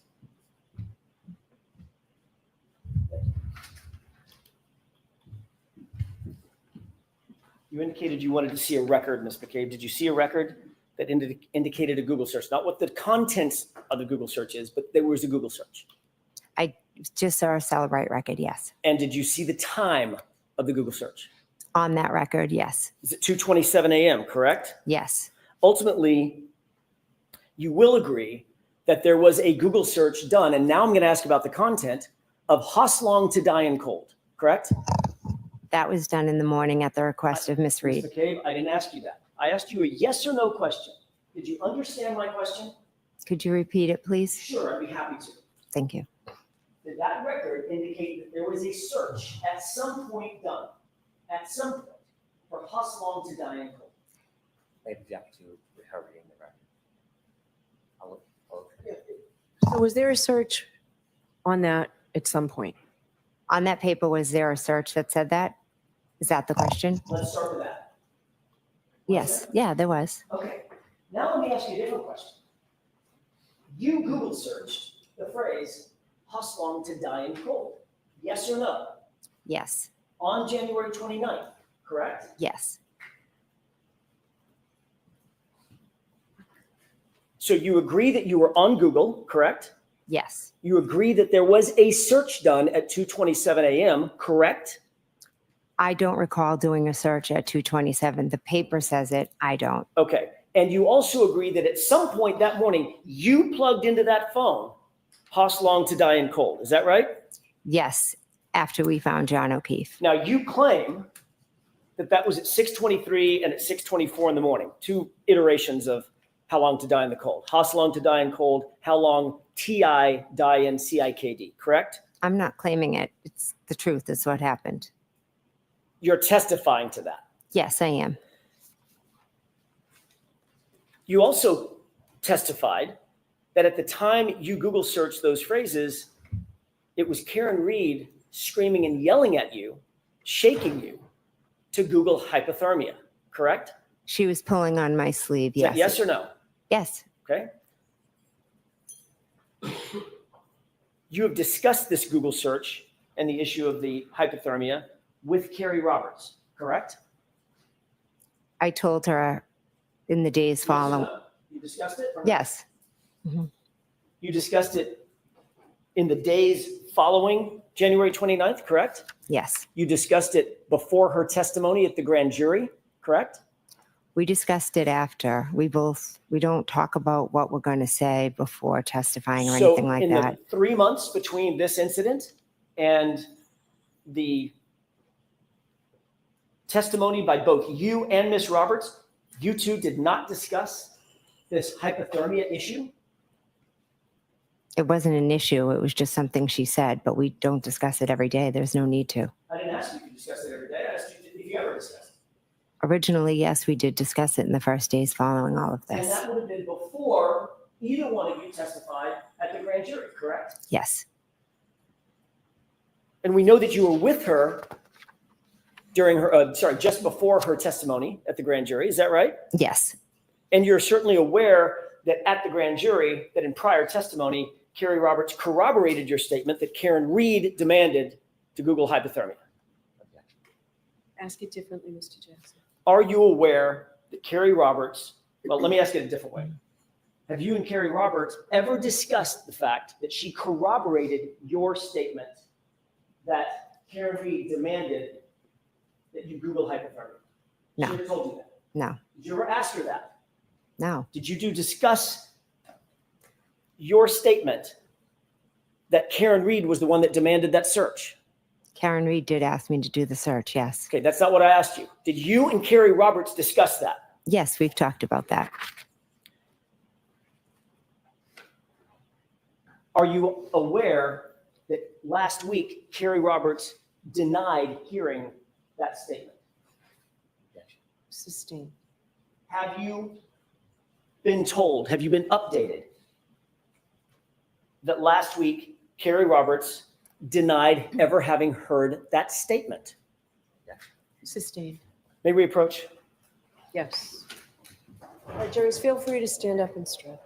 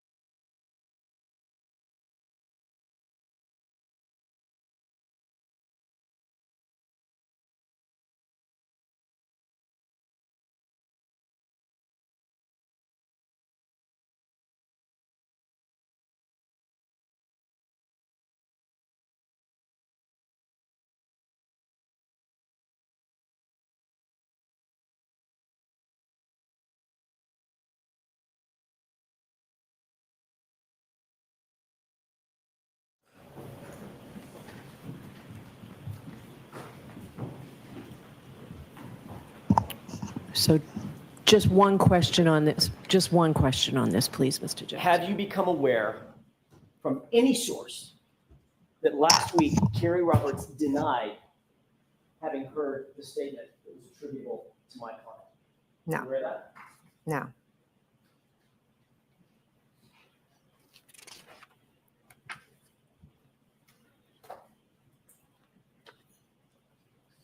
You've reviewed the video from the dash cam out at the scene, correct? I've seen it, yes. You're aware that there is no video showing my client demanding a Google search anywhere in this case, correct? I'm not sure what what cameras were where. You're aware that there's no audio of my client demanding a Google search, correct? Correct.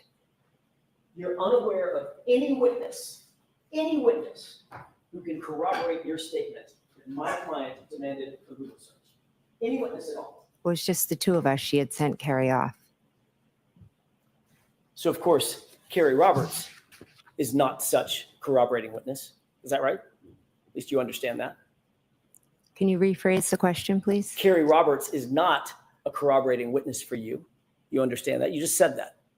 Yes, Carrie, I don't believe heard it. She So was it's- sent off. So it's your word and your word only, Ms. McCabe, that my client demanded a Google search. Is that right? Yes. Yes. Ms. McCabe, you were with Carrie Roberts just before her grand jury testimony. Is that right? Yes. You had been with her to create a timeline of a version of events that occurred, correct? I wouldn't say a version of events. We each put down what we remembered. She saw what you put down. You saw what she put down.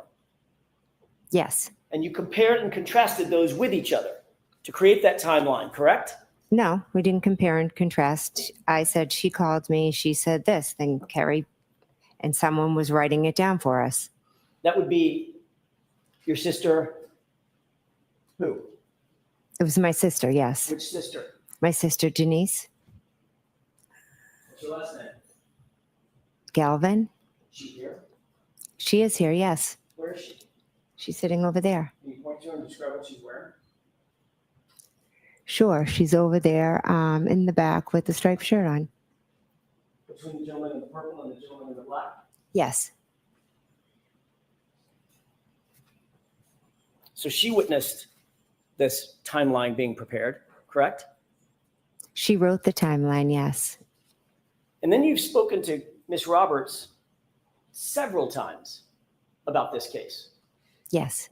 and about your perceptions of this case, correct? We talk about what happened and the aftermath of this case. We don't talk about the specific details as much as we talk about the aftermath of everything. Ms. McCabe, the fact is you instructed Carrie Roberts to say that she heard that Google hypothermia statement from my client before she testified at the grand jury, didn't you? No, absolutely not. I never instructed her to do anything. You wanted some witness to back up your story about this Google search, correct? No, absolutely not. I Ms. don't need. McCabe, It was said. Karen said it. It's that simple. so you're the only person saying that, though. Yes, and I stand by that 110%. And the reason that you wanted another witness to back up that statement is because you knew that that Google search for Hosselong to die in cold points a very uncomfortable finger right toward you, correct? I never did that search at 227. I never needed to instruct somebody. No, I'm sorry. There's that apology again. Has someone told you that you need to apologize when you say, when there's an uncomfortable question that you don't want to answer? No. Have you discussed this with anybody? No, and that's not an uncomfortable question. I'm fine to answer it. How many times did you say, I apologize yesterday in cross-examination? I didn't count. Probably more than 15, right? I have no idea. I'm just trying to answer the questions and be truthful as I can. And you're aware that the Celebrite extraction that was done on your phone determined that of the three searches, 2:27 a.m., 6:23 a.m., 6:24 a.m., only one of them was recorded as deleted, correct? Objection. Sustained.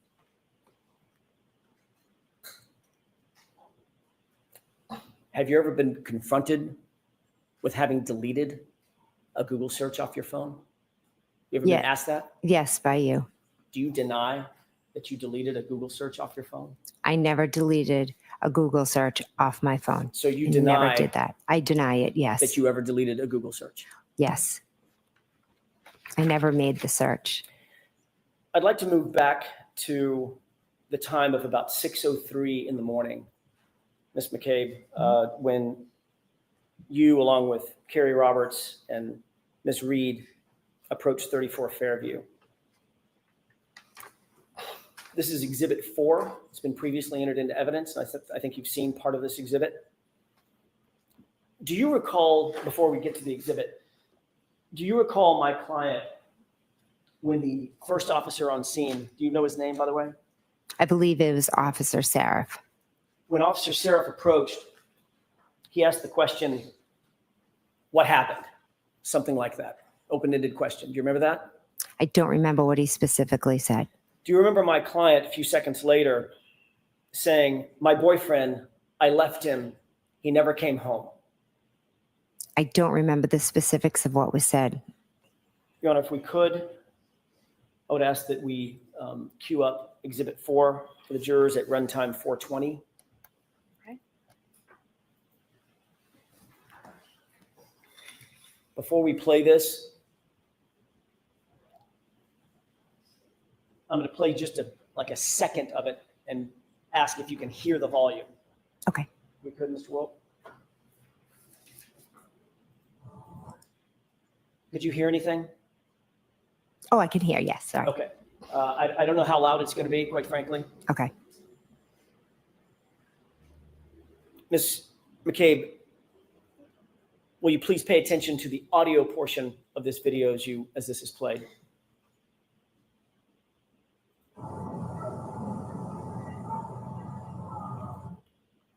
Could you hear that? I heard something. Could you hear my client? Did it sound like Miss Reed? It sounded like a female. Did it sound like Miss Reed, female? I'm not sure. Could I listen to it again? With the court permission, one more time. One more time.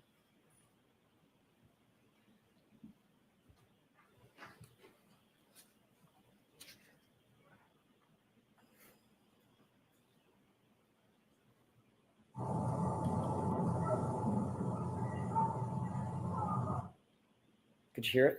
I could hear it, yes. What did she say? I have no idea. Did she say, my boyfriend, I left him and he never came home? I could not make that out.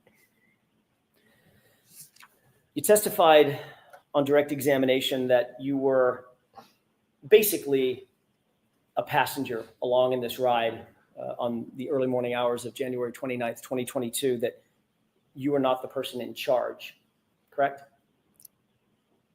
I was in the passenger seat and Miss Roberts was driving. It's a bad question on my part. Let me see if I can reframe that.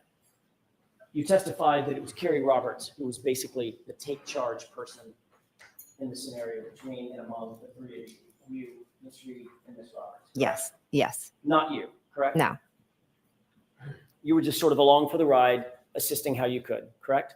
I was trying to help Miss Reed and find John O'Keefe. If we could play a clip starting at, and I'm going to ask you, Miss McCabe, to take a look at several clips. The first one starting at 6:21 runtime to 7:41. It's just over a minute. With the court's permission? Yes.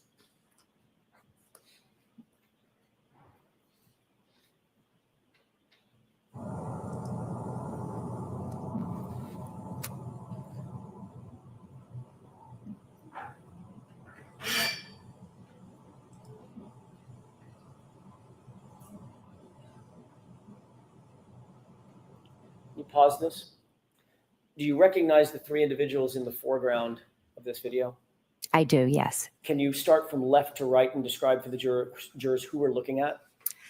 I believe that's me in the black coat. To the right of me is Miss Roberts, and on the other side of the car is Miss Reed. Miss Roberts has, just to distinguish, Miss Roberts seemed to have fur on her hood where you did not. Yes. If you could go ahead and play that, please.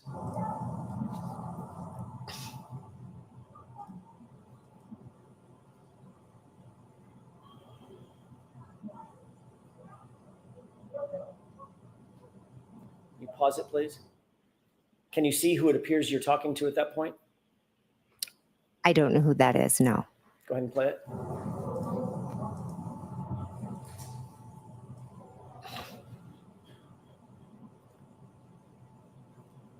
Pause it. Does it appear that you're engaged in conversation with that person while Miss Roberts is attending to something in the truck and Miss Reed is running back and forth?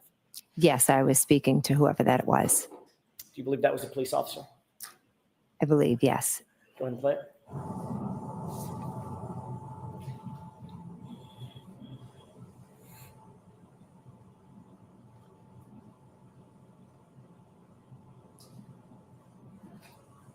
Mr. Wolk, if you'll stop it at 7:41, please.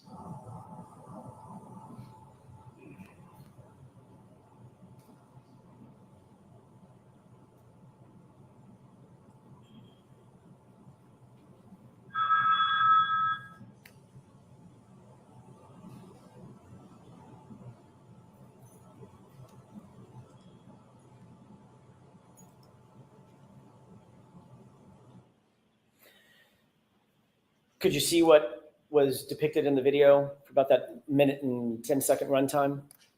Yes. Did it appear that you were engaged in conversation with that other person? Yes. When that other person walked away, could you see his jacket? I couldn't make it out, no. Did it appear to be he was a police officer? I'm going to assume it was a police officer, yes. Okay. In that video, who looks most like she is taking charge, you or Carrie Roberts? Objection. Sustained. Does it appear in that video that you're the one controlling the narrative, at least with law enforcement at that point? Objection. Sustained. Does it appear in that video that you're the one engaging in conversation with law enforcement while Carrie Roberts and Ms. Reed are otherwise occupied. I am speaking with law enforcement, yes. Can we move to runtime 8:56?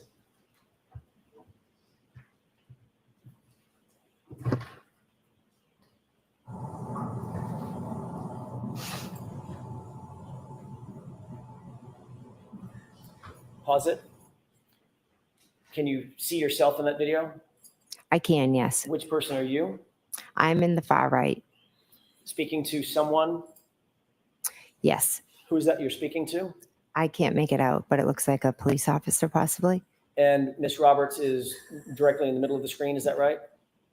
I thought that was Miss Reed, but I could be wrong. Let's go ahead and play it. And at 9:26, you'll stop, please.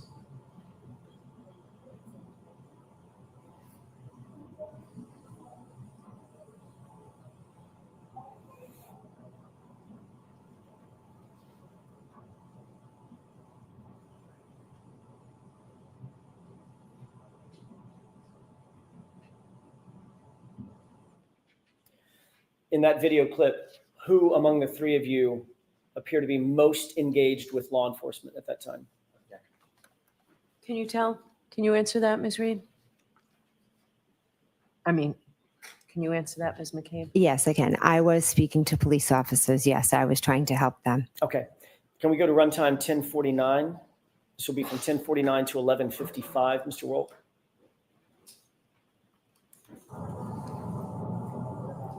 You pause it. Who is it that's just gesticulating in the video? That is me. Can we go ahead and play it?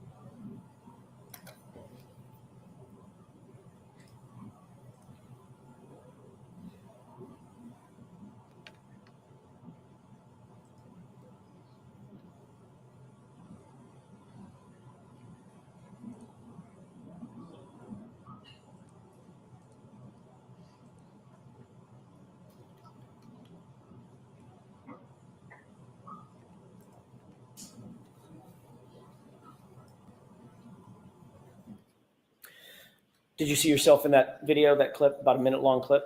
Yes, I did. Who among the three of you appeared to be most engaged with law enforcement in that clip?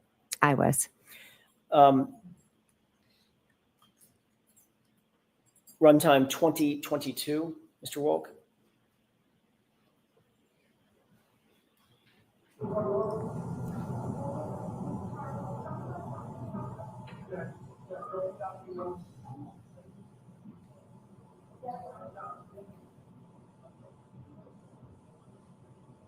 Stop it. Do you see yourself in that video? I do, yes. You've just walked in from frame right? Yes. From frame right going left? Yes, behind Miss Roberts. Okay, Yes. and that's you right in the middle of the screen? Yes, it is. And Miss Roberts had already run through, went to her SUV, correct? Yes. Okay, go ahead and play. This is about a 2-minute clip for the court's edification. All right. And this is the last of them.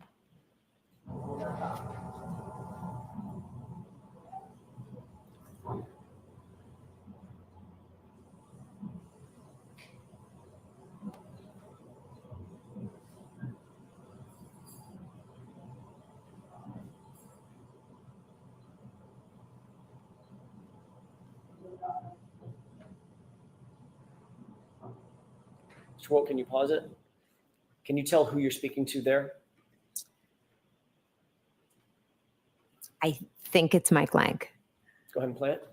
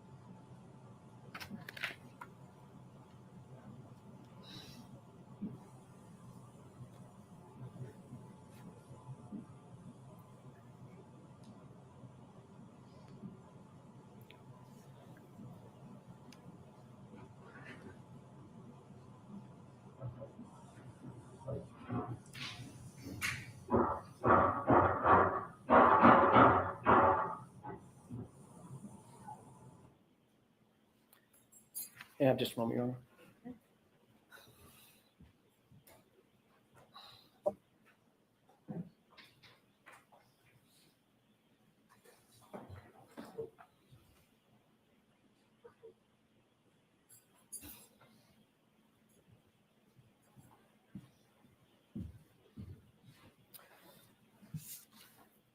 Ms. McCabe, who was most engaged in that clip with law enforcement? Between and was. among you and Carrie Roberts and Ms. Reed. I was. You noticed when Mr. O'Keefe was placed on the gurney in a prior clip and moved past you, correct? Yes, Did you notice what your reaction was when that gurney passed you? I didn't know. Did you see that you turned your back completely to Mr. O'Keefe as he passed by? If that happened, it wasn't on purpose. Ms. McCabe, when you got to the scene, we can take that down. When you got to the scene at 6:03 in the morning, you immediately recognized, did you not, that this was an emergency situation? High intensity emergency situation, correct? I knew it was an emergency situation. Yes. As a matter of fact, a man's life was in grave danger. You knew that. Yes, I did. And this is someone that was a friend of yours, correct? Yes, he was a dear friend. Not just a friend, but a police officer who was laying, as far as you knew, dying in the snow. Is that right? Yes. You knew that you needed to get immediate medical attention, emergency medical attention to him as quickly as you possibly could. Is that right? Yes. You knew that minutes counted, right? Yes. You knew that seconds counted, correct? Correct. This man was grasping, as far as you knew, grasping and clinging to life at that moment. Is that right? Yes. That's why you called 911, to get emergency personnel who are trained in CPR and life-saving measures to the scene, to the gentleman, to Mr. O'Keefe, as quickly as you possibly could, correct? Yes. You called 911 at about 6:03 and 35 seconds. Is that right? I don't expect you to know down to the second, but it was about a couple of minutes after 6. Right after, yeah, we found him. Yes. And you're aware from the dash cam that Officer Seraph got there about 6:10, almost on the nose, right? I didn't pay attention to the time. You'll agree with me that there was about 6.5 minutes or so between the time you called 911 and the time Officer Seraph got there. Is that right? If that's what the dash cam says, yes. On that 911 call, you referred to John O'Keefe as a man passed out in the snow. Yes. You didn't say, "This is my friend." I needed to get, like you said, emergency there. So Did I you wasn't say, going to "This is give my a friend"? I wasn't going to give a description and say my friend is in the snow. I was going to give them the information that I thought was the most important at the time. Did And you say his name? I just said a man because that was the most important identifying. You didn't say John. Eventually in the 911, I do say his name. You didn't initially say O'Keefe, correct? No, none of that matters. It was a man in the snow and I you wanted didn't say, help there. And you didn't say he's a Boston police officer or an off-duty police officer. Again, a man needed help. Yes or no? Did you No, say that? I didn't. Do you think that might, yes or no? Do you think that might have sped things up if they knew, if the 911 operator knew that this was a fallen officer, a fellow officer? I think 911 comes to everyone equally. I don't think they would have. Do you think that might have been something important to relay to the 911 officials? I don't know. You even asked by the 911 operator, does anybody know CPR? And your answer was no, correct? I'd have to listen to it to remember my exact answers. But it was basically in the negative. No, we're not professionals. We're just out here doing the best we can, correct? I wouldn't say that, no. You didn't believe Karen Reed knew CPR? I didn't know. I don't think I answered that question. I don't think it was asked. You didn't know if Carrie Roberts knew CPR, correct? I didn't know if they knew CPR, correct? And none of you were paramedics? No. None of you were first responders? No. None of you were trained in emergency life-saving techniques in any way, correct? Correct. I have a question, Ms. McCabe. Mm-hmm. On all of Fairview, the entire road between Chapman and Cedar Crest, can you think of any person on that road who might have had life-saving techniques trained into them? First responder, someone who knew how to deal with someone in distress, someone with high skill level training. Do you think of anyone on Fairview who had that kind of training? Can I now or did I then? Which are you asking? Did you then? No, then my focus was on John O'Keefe. Okay, let me narrow the focus. How about on the property? How about at 34 Fairview? Could you think of anyone that was a first responder who would have life-saving training, life-saving technique training under his belt? Yes, my brother-in-law, Brian Albert. And you didn't go in the house, did you? No, I did not. When you arrived at the scene, you didn't go in? Not until much later, correct? Our focus was John. You knew that Brian Albert was inside the house. You'd just been with him hours earlier, correct? Yes. You knew that his window was 30 feet away. You're staring at it. You could look at it if you wanted to, correct? It's off to an angle. And you didn't go in the house then either. I did not know. You knew that John O'Keefe was clinging to life during those precious minutes and seconds. Is that right? I did, yes. And you also knew that Brian Albert, your brother-in-law, was a first responder trained to deal with people in that kind of distress, correct? In that moment, my only thoughts were John and everything we could do for John. And you knew that there were warm blankets inside the house. Is that right? I did, yes. There were warm blankets in the house. And you still never went in, did you? No, I went and attended to John because once I finished calling 911, I went over to John and Kerry Roberts asked me to take over compressions. So I felt like that was more important and 911 was on the way. I never thought about going in the house. I just thought, how can I help John? You never thought about going in the house, but you did pull out your cell phone and make 2 phone calls, didn't you? After I called 911, I tried calling my sister, yes. While John was out in the cold, clinging to life, you weren't doing chest compressions at 6:07 and 6:08, were you? I was walking over when I was calling. You were calling your sister on the phone, weren't you? I was calling them to see if they would come out, but I was going right over to work on him. And you could have walked 25 feet to the front door, walked in the house, and screamed for Brian Albert to come out and help you in those precious seconds and minutes, couldn't you? That would have taken me away from helping John, getting Kerry blankets, giving him compressions. And making those 2 very important phone calls at 6:07 and 6:08 that you say were not answered. Correct? They were not important phone calls. I tried to call my sister, and then I focused on John. They were not important phone calls, but they were important enough for you to make while John is clinging to life right there in front of you, right? As I was walking over, I called to see if she would answer. And she didn't answer. Let's talk about that. She didn't answer according to you. So if we're going to talk about it, we're beyond the luncheon break. Your Honor, I have 2 more questions, Okay. and I'll wrap it. Okay. Let's talk about that real quick. Sure. She didn't answer the phone, did she? No, she didn't. So you have a situation where a man is laying dead or dying in the front yard of your sister's house. You see nothing in terms of life inside the house. Lights aren't coming on. They're not getting up. They're certainly not coming outside, right? They were sound asleep.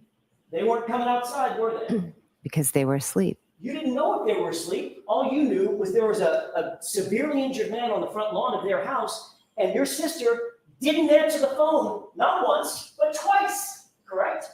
Correct. She didn't answer the phone. Did you think your sister might have been in peril? Did you think to go inside the house and check that they're okay? I had no reason to think that they weren't okay. You had no reason to believe they weren't okay. A man was dead or dying on their lawn, and your sister's not answering the phone. And nobody is coming out to the chaos of Karen Reed screaming on the front lawn. You didn't think there was some reason to believe they could have been in peril? I didn't, because your client was screaming she hit him. She had a cracked taillight. She was crying she hit him. I didn't, but my focus... Can I finish, please? You had solved the crime right then and there. You solved the whole case. No, I didn't. I knew John never came in the house, so I had no concern for anyone's safety inside the house. The reason you didn't go inside the house is because you knew better. You knew better. You knew she wasn't in peril. You knew that Brian Albert wasn't in peril. You weren't worried at all about them, were you? I was not worried at all because something happened on the front lawn that had nothing to do with anything inside that house. You weren't worried about them at all because you knew what really happened, didn't you? At that moment, I didn't know that he was hit by a vehicle and there was taillight found next to him. All right, jurors, lunch and break. Let's take 40, 45. Then you can follow out behind. Jurors, please follow me. Yeah, understand this. And how long?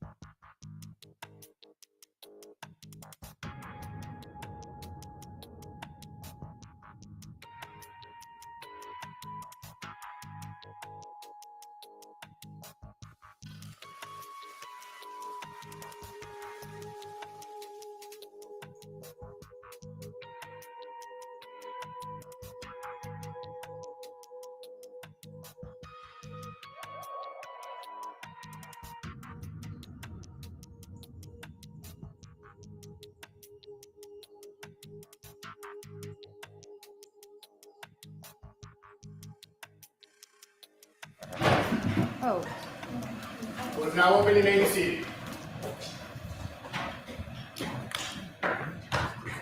All right, so council's 10 minutes late. As I was walking out here, was told that the Commonwealth needs to see me. You want to, Oh, hold on, Ms. Reed's not here.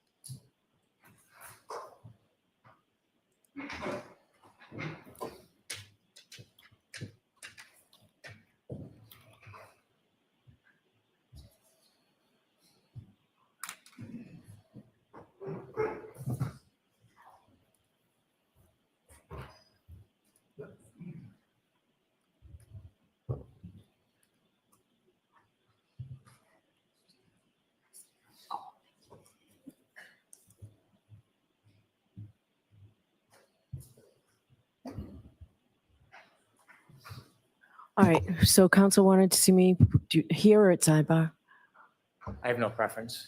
All right, if it's something to be done in open court, go right ahead. So we had mentioned earlier at the end of Ms. McCabe's testimony, I have clips that I would like to play. There is a dispute regarding 2 of them. And I've given previous notice to the defense. They've would like different content in than I would. And I would hope to have a court's ruling before I played them. All right, so I received an envelope, court copy, clip 17 was the only one I was given that was in, That's a new one. The other In one was dispute. previously turned over to the court. okay? The ones we have a dispute on are clip 13 and clip 15. Okay. So I viewed the other clips. There's an objection to 13 and 15? There's an objection to them? All right. Let's play them. They're quick, right? Yes, they are. Play them very quickly. Just to clarify, it's not that we object to playing them, it's that they're incomplete. So should we finish your answer? So we're just asking them to be extended so we should actually complete. So we produced alternative clips. So there's 2 for each, 13 and clip 15. All right, so the Commonwealth gets to play what they want, and then you can play yours at some point too. Well, I haven't seen- Then if we don't have time, I can wait to have a hearing on this. I don't think the defense can play in self-serving statements because they think it's Okay, document I conflict. haven't seen it. All right. I saw clip 17. I have no problem with clip 17 coming in.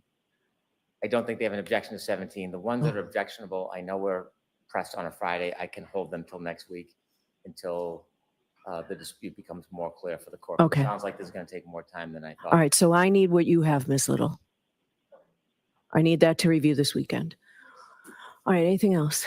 The second issue is I should approach the side. Okay.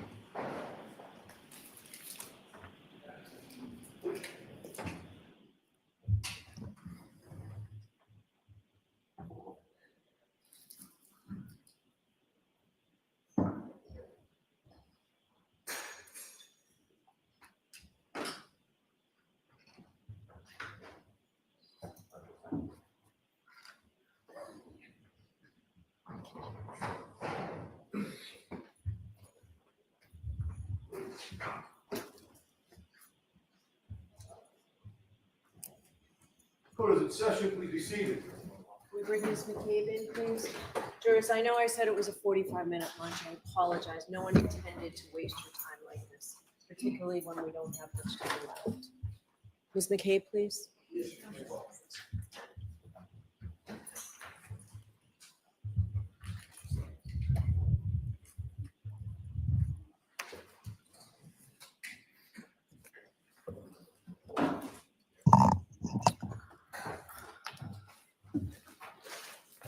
All right, whenever you're ready, Mr. Brennan.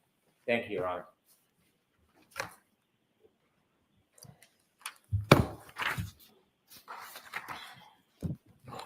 Good afternoon, Mrs. McCabe. Good afternoon.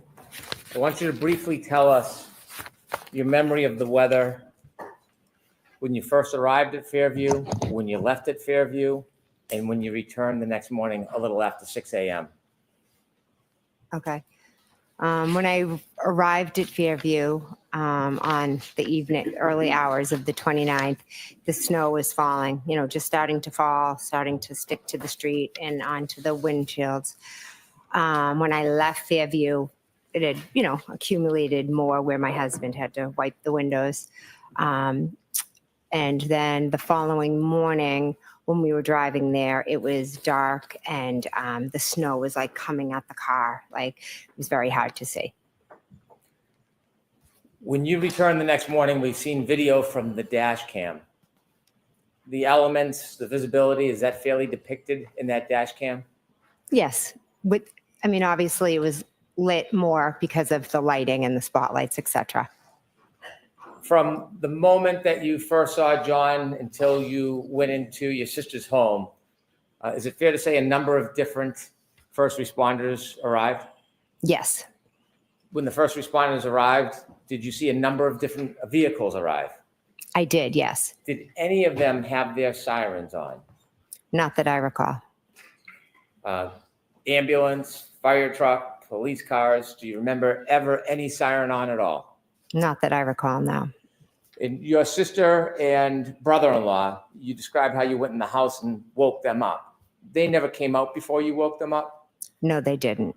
There was a house right next to where you found John before 34. Do you know what address that is?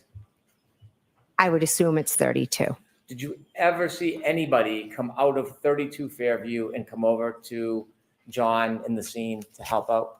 No. Across the street, there's a house that's in between 32 and 34 if you cross the street? Yes. Did you ever see anybody come out of that house and offer assistance to help? No. There's a house right across the street from 34 Fairview, isn't there? Yes. And did anybody ever come out of that house and come over to assist? No. When you were trying to help John that moment, have you ever been trained in emergency aid? Probably 25, 30 years ago. Your state of mind. Best describe how you were feeling at that moment as far as your focus and what was going through your mind. I was shocked, confused, nervous, scared, anxious. My friend was lying there on the ground. I had no idea what happened. All I wanted to do was to get help for John, and as fast as I could. You saw on the dash cam, you spoke to a number of different people in law enforcement. Yes. In fact, during that day, a number of different people from law enforcement, did they call you? Objection. I'll allow that. Move along to Mr. Brennan. Did a number of people call you from law enforcement that day? On the day of the 29th, Yes. Michael Proctor called me. Okay. Did you speak to law enforcement after that day? Yes. Were you asked to engage in interviews? Yes. Were you asked to testify in front of grand juries? Yes. Were you asked to come to court and testify? Yes. Did you ever once refuse to speak to the police? No.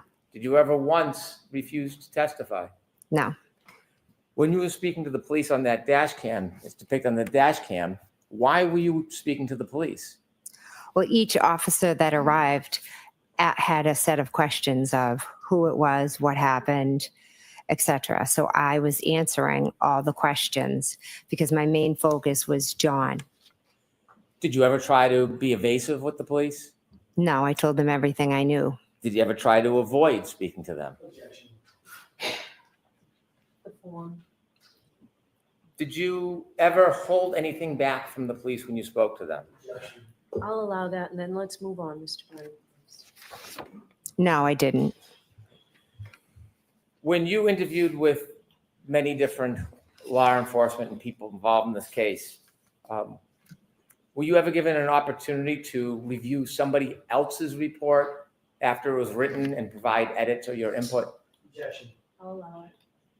No. When you testified, are you testifying from what somebody wrote? They interpreted what you said months or years ago, or are you testifying from your own memory? I'll allow it. I'm testifying from my own memory. You called 911? Yes, And that morning when you called 911, well, let me ask you, do you wear an Apple Watch? I do have one, yes. When you were speaking to 911 that morning and during that event, how did you feel? Extremely nervous, anxious, scared, uncertain, Do you think panicked. Do you think your heartbeat was up? Yes, At 2:27, the night before or around that time when you were looking up Hockomock before you went to bed, were you of the same state of mind of fear and panic, or were you in a very different state of mind? Strike the fear and panic part. You can answer that, though. Were you with the same mind or different? different. What was your state of mind at that time? I was relaxed, just playing on my phone, looking up things before I went to bed. Do you think your heartbeat was as elevated that evening as it was the next morning? Sustained. When you made a search for how long to die in the cold or how long to die in cold, is that something that you thought of for yourself? I'll allow it. No, Why did you do it? Miss Reed asked me to Google it. And when was that? That was in the morning after we found him. And had you ever attempted either of those searches before Miss Reed asked you to do that? No, I didn't.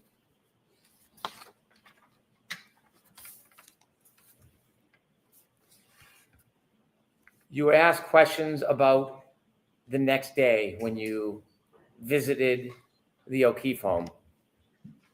And you read some records. Do you remember those questions? Yes, Do you remember going to the O'Keefe home? I do, yes. You went with who?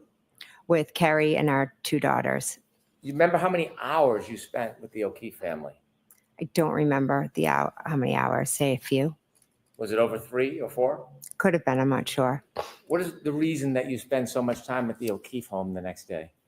We went over to offer support, love, comfort, to be with them. You weren't avoiding them, were you? No. Sustained. After you left the O'Keefe home and reading the records, I don't know if this is your memory, it was suggested it was 5:12. Do you remember going to Fairview? I remember driving by Fairview on the way to Mike Lank's. When you went to Fairview, you asked questions about when you stopped by, whether that meant you went in or were outside. Do you remember whether you went in or were outside? We never went in. Have you seen your phone records that there are no calls to your sister when you went by Fairview at that time? I'll allow it. I haven't, no. And when you went by, you were asked about that. In fact, you had been asked about that before, hadn't you? Whether Yeah. you stopped by? Yes, And Attorney Jackson showed you part of that statement. yes, Did you, when you were saying that's part of the statement, did you read the whole statement to yourself? I did. And to put that in completeness, had you, under oath, talked about the fact that you went by that day? I'm confused by your question. Okay, may I approach? Yes.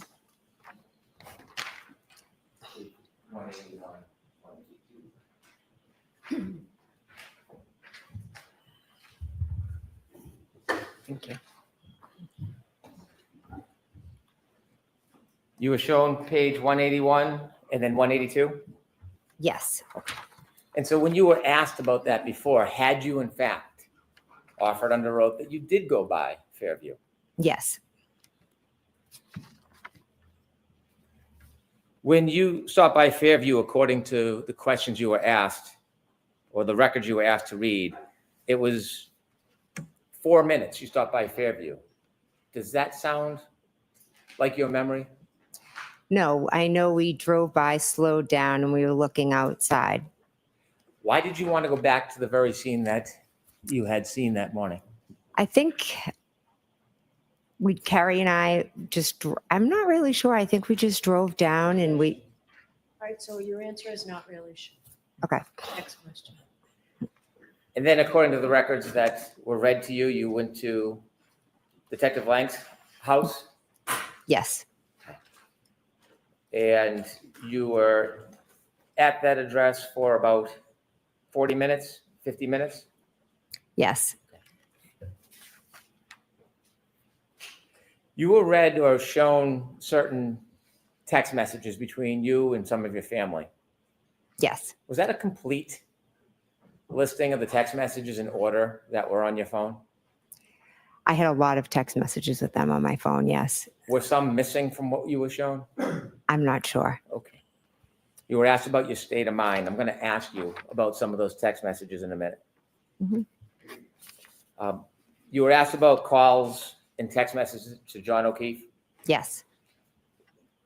Have you ever inadvertently called anybody before on your iPhone? I'll allow it. Yes, many times. And you were asked whether or not you remembered or knew that those calls were made to Mr. O'Keefe? Yes. Did you purposely make those calls? No, I do not believe so. If you inadvertently called on purpose, it wouldn't be inadvertent, would it? True. Did John ever answer any of your calls after that 1218 call? No, he didn't. And when you were reaching out to him, did you reach out to him the next morning after you heard from the defendant? I did. Yes. What? Next question, Mr. Bourne. Why were you reaching out to him? Because I was trying to get in touch with him because Miss Reed said he didn't come home.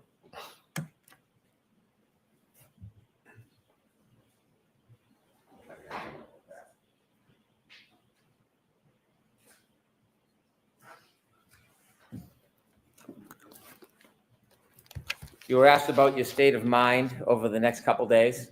Yes. And I'd like to ask you about some of the text messages reflecting your full state of mind over the next couple days. All right, this has to be really brief.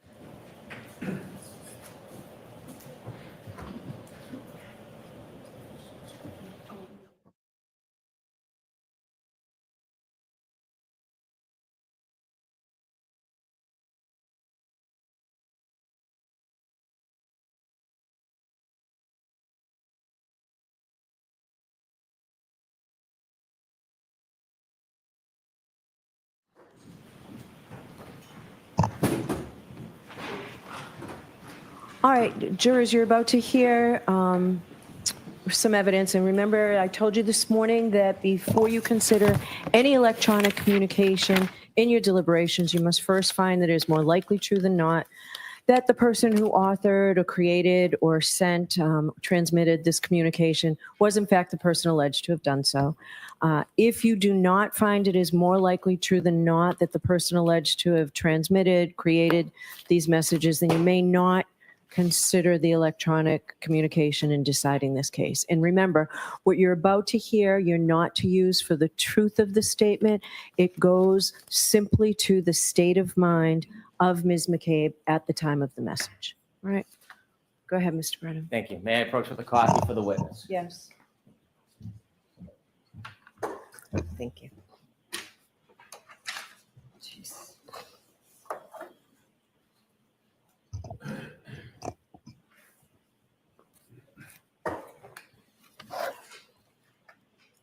When law enforcement asks for your phone, was there any requirement you give that to them? Objection. Sustained. Did you voluntarily consent to give your entire phone to law enforcement? Objection. I'll allow that. Yes, I did. I handed you a document that reflects your text messages from that morning and the next day. You were asked about some of them on the screen. Do you remember that? Yes. Okay. And you were asked how that affected your state of mind and the decisions that you were making, correct? Yes. I want to read along, and I'll indicate if you look at the number on the left, and then I'll read it, and you can let me know if I read it accurately. Okay.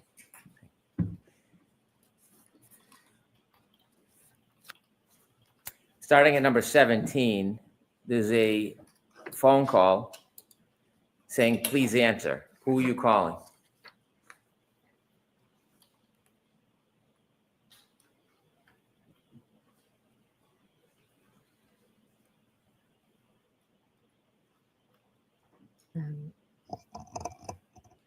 I'm sorry, where does it May I say? approach? Yes.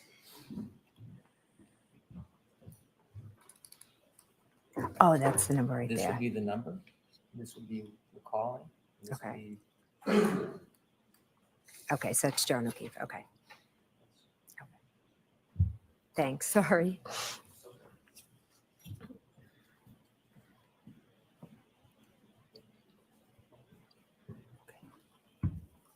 Number 17, phone call, please answer. Who are you calling? John O'Keefe. Do you know at that point where he is? No. 459-49, number 18. Karen is worried. We need to find you. John O'Keefe. 504-40, number 19. Please answer so I know you're okay. Who are you calling? John O'Keefe.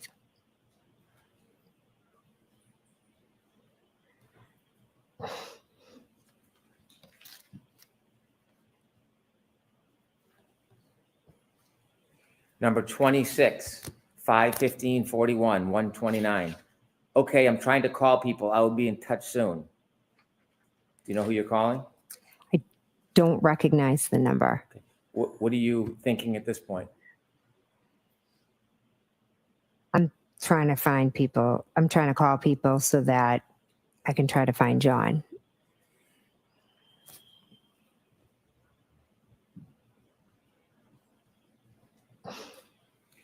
Number 31, 522-57, 129. Okay, I tried to Beatty. Okay, I just talked to her.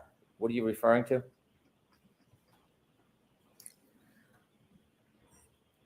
I don't know whose number this is. Okay. Um, At this point in the morning, you're making these phone calls. Do you know where John is? no, I have no idea where he is.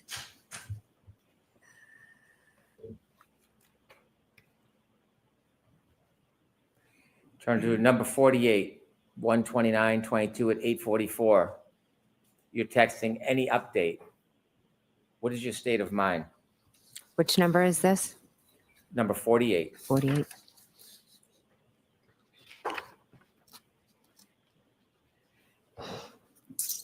I believe That may be to Kerry Roberts, and I'm trying to get an update from the hospital. You were asked about your relationship with Kerry Roberts. At that time, before that night, how many times had you met her? Once. And you said in the moment, did that relationship change? Yes, instantly. Was it for collusion? No. Let me ask you, number 160, this is 129 at 2 in that afternoon. Do you have 160? Sorry. It's okay.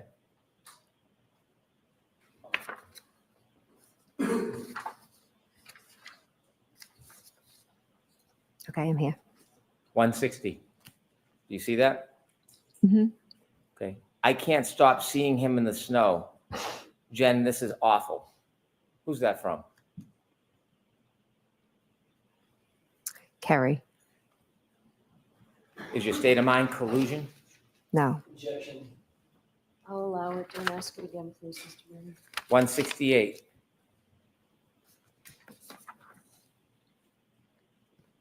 $129.22 at 2:04:32. You're calling Miss Roberts. Every time I close my eyes, it's all I see. I feel like I'm going to vomit. I just can't even.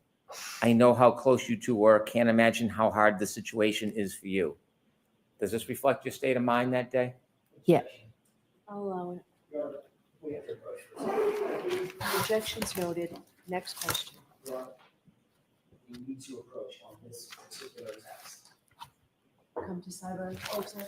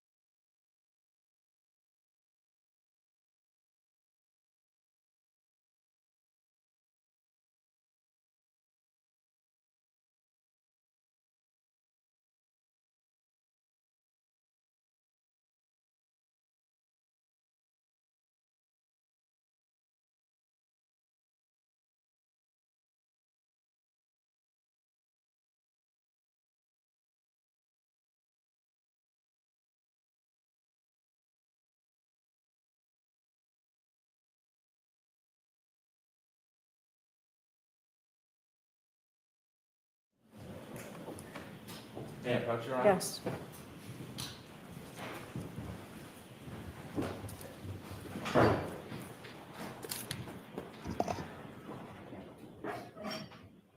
This number's, I won't read it, but this number on top, whose number is that? That is mine. And the bottom number is who it's going to? Yes. So this text message, is this what you wrote Yes, it is. to Kerry? Yes, it is. Okay.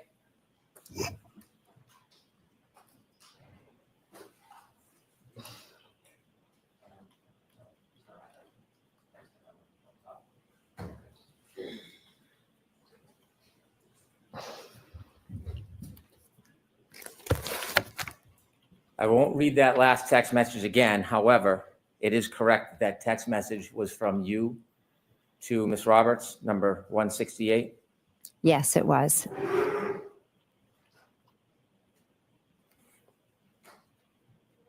And the response in this text message, number 169, from Ms. Roberts to you, you were also, this is awful, Jen, I'm in shock. Yes. Number 170.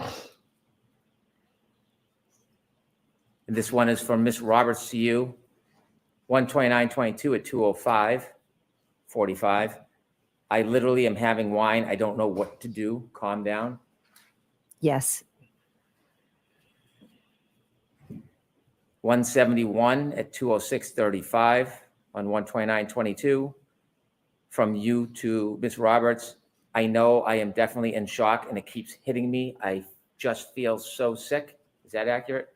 Yes. I'm going to read one more. 172. And this is from Ms. Roberts to you at 2:13:41 on 129.22. I don't know what to even do. I'm so sorry for both of us. Is that accurate? Yes. Number 175. Again, to Ms. Roberts, 2/14/15, 1/29/22. Do you text, I talked to Peggy, I am devastated for them? Yes. And did you follow up seconds later at 2/14/56 on 1/29/22? I am so sick to my stomach. Yes.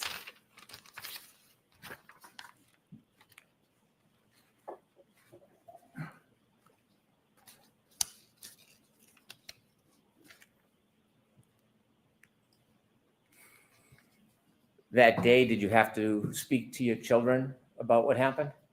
I did. Yes. Was that part of your state of mind that day? Yes. I'll allow that. Number 208 or 207. You receive a text from this number. I don't want to say it out loud, but if you could read it, 207, do you know who that's from? I don't. Okay, we'll move to the next one then. 208, 1/29/22, 3/42/06.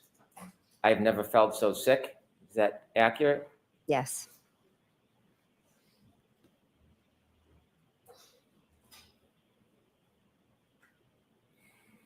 Number 210, 4/33/40, 1/29/22. You text messaging somebody? Yes. Do you know who that is? I don't, just off of the number. Okay. And this text message, is this from you to somebody? Yes. My mind is racing. I have that awful feeling in my gut, like I am about. I'll allow it. Sent by this witness, allegedly. My mind is racing. I have that awful feeling in my gut, like I am about to puke. Besides seeing the awful image, trying to wrap my head around what happened to him. Is that accurate? Yes.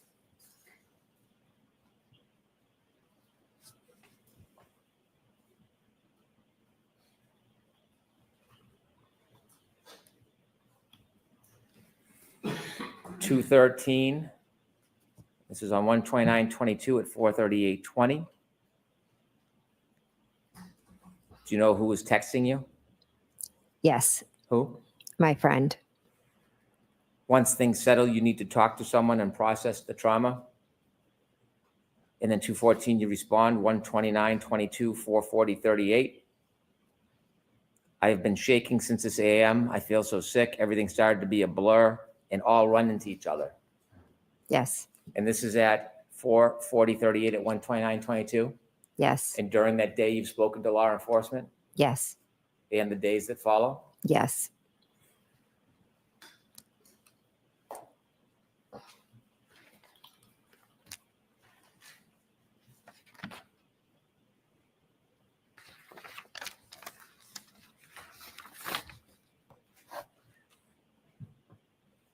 I'm going to move to 1/29/22, 752.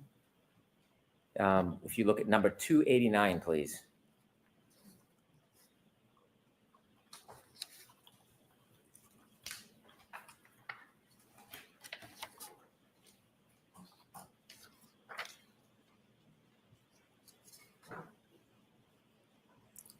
Okay. At 289, is this a text from your sister, Nicole? Yes. Any update? Is that accurate? Yes. Okay. And you were shown this text at 292, Yes. and you texted your sister, Kerry talked to cops, kept it simple. Yes. What did you mean by that? I mean, the cops had gone to her house, but she had had a long day and been drinking some wine. So she said she just made it quick. And you were sharing that with your sister? Yes. And was your sister part of many of these texts as part of your support group? Yes. Did anybody tell you that you shouldn't rely on your family and have a conversation about what you went through? Objection. I'll allow that. No, no one did.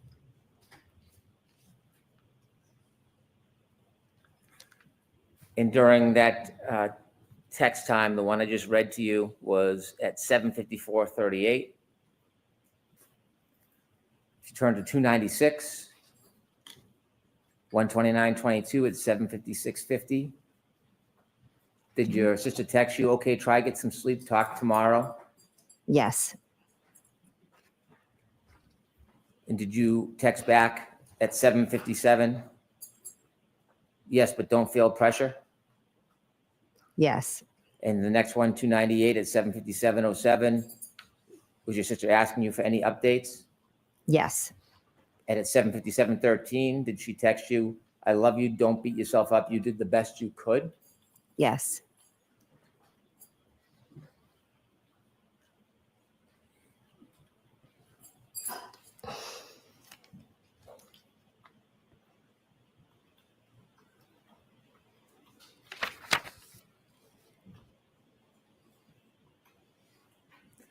And just a few minutes later, one at number 308, please, 129:22 at 8:01 p.m. Mhm. Did your sister again write to you, okay, text me in the AM if you hear anything later? Yes. And you continued texting with her? Yes.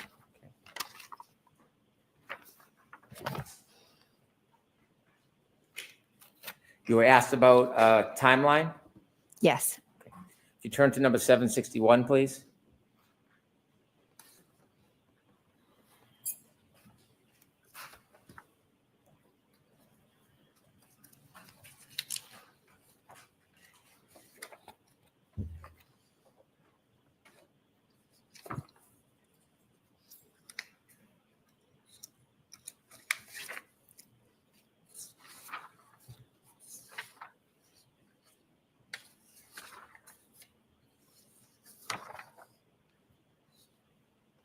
$761. 761, please. What page is that on?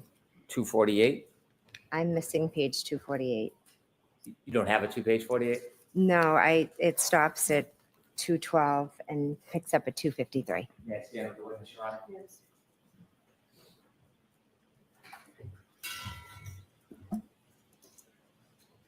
Could you remind us who asked you to put together a timeline? Peggy.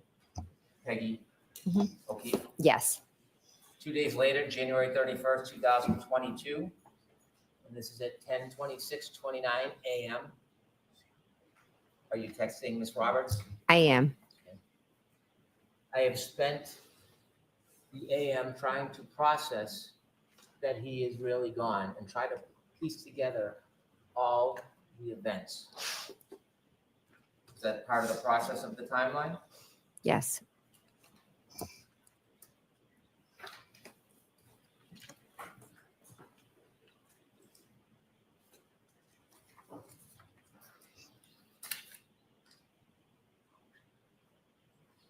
At some point on the 31st, was something happening around Fairview Road that you learned? I believe there was police presence. Was there any presence from the media, the press? Oh, yes, there was. Was that causing any concern? I believe I talked to Peggy and she was, Sister. And so on January 31st, 2022, we're at number 864. Mhm. You're receiving information. Do you know who this number is? It's calling you? That's my sister, Which one? Nicole.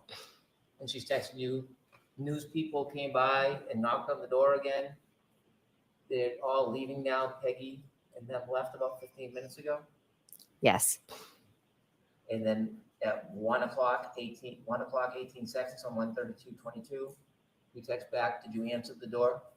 Correct. Was this part of your state of mind on the 31st, what was going on around the house? Yes. Just a few more.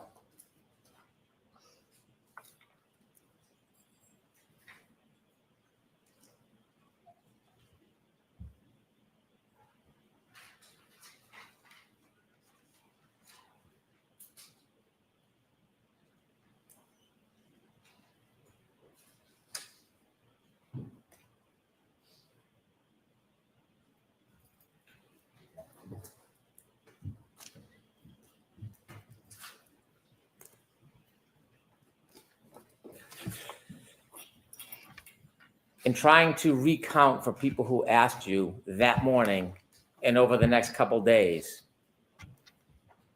some of what's reflected in those text messages, was that part of your state of mind? Yes. Was it in any way affecting the way you were remembering and thinking about what had happened? Objection. I'll allow it. Yes. Your Honor, subject to redactions, I would seek to introduce all of Ms. McCabe's text messages. So we'll deal with that later. Is there an objection? There is. We'll deal with that later. Thank you. I have no further questions.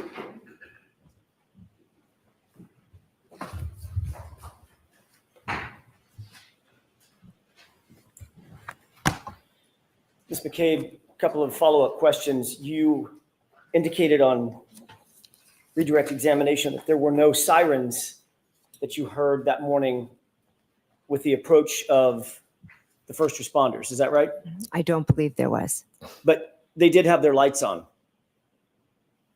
I saw a spotlight, yes, and I do believe they had lights on, yes.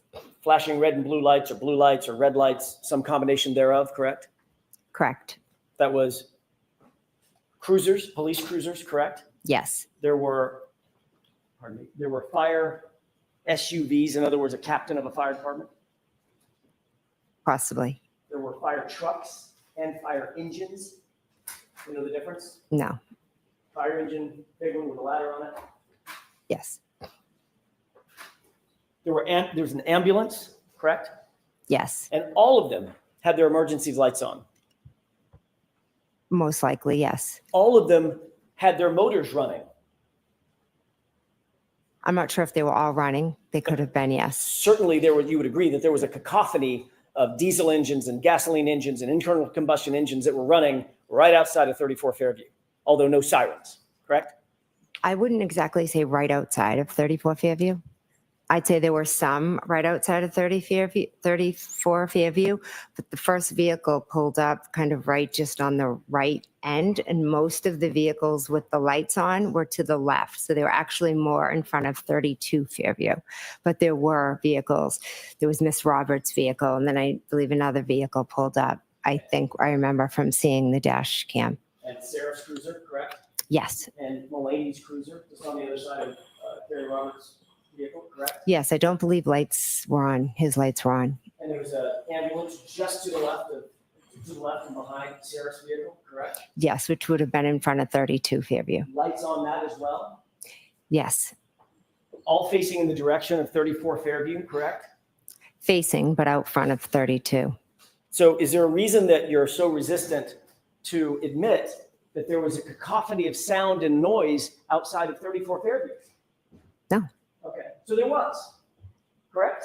Outside on the front lawn, yes, side lawn. And there was also some people yelling and screaming at a high pitch, right? Yes. Both Miss Reed, who was yelling and screaming, correct? Correct. And Miss Roberts, who at least at some point told her to shut the fuck up, correct? Correct.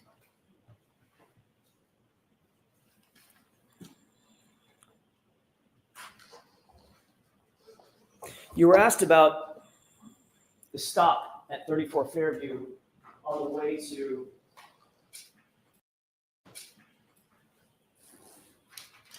Sergeant Lang's house on redirect examination by Mr. Brennan just now, correct? I was, yes. He showed you a couple of pages of your transcript from that question and answer, correct? I believe he showed me a page, yes.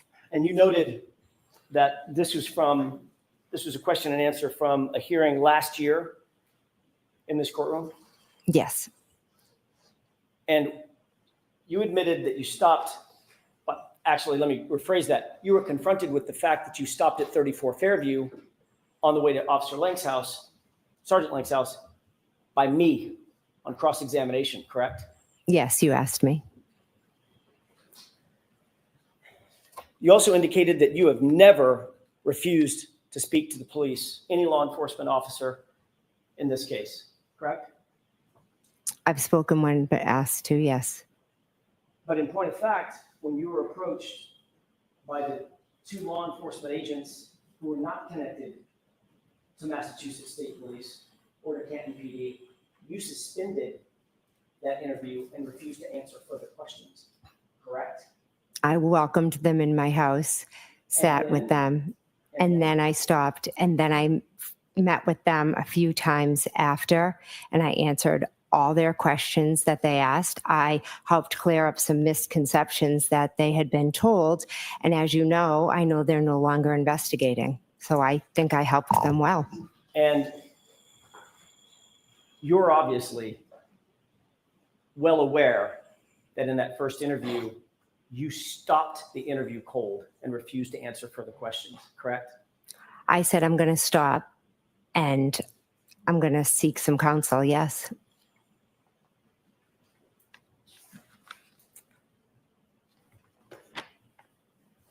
The text messages.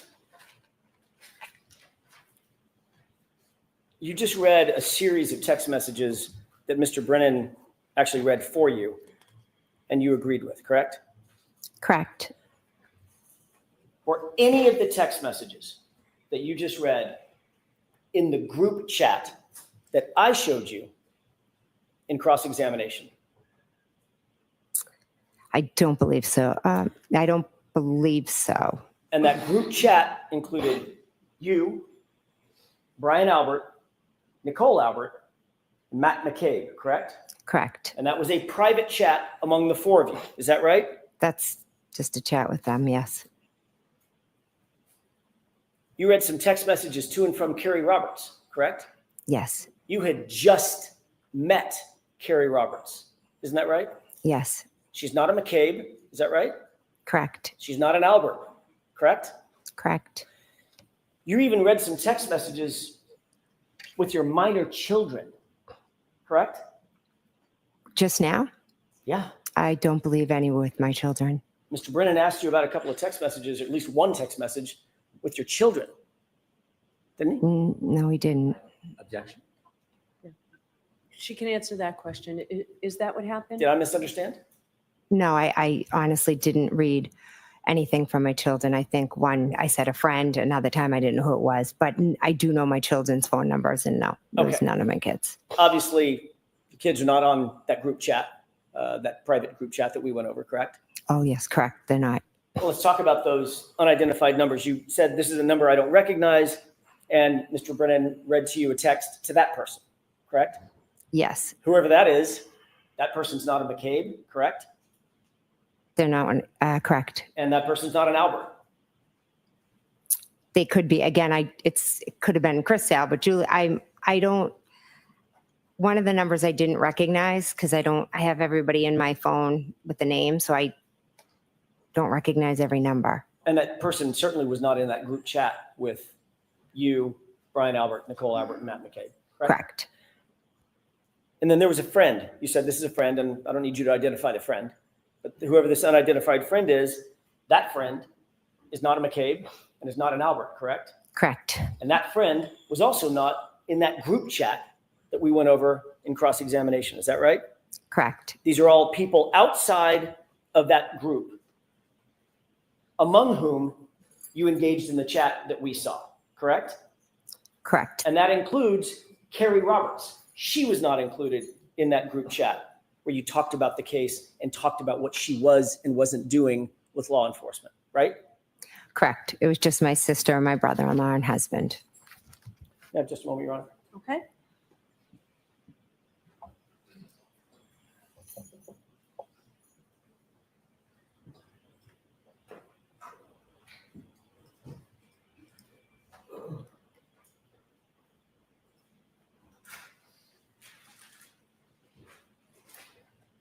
No, that's all I have.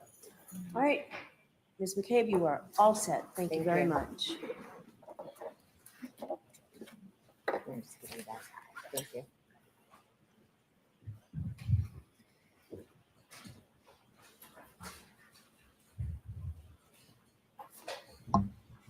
All right. I'd like to play a couple of clips, Your Honor. Yeah, I'd ask you to just wait 10 seconds. I'm sorry. All right, you can play them now.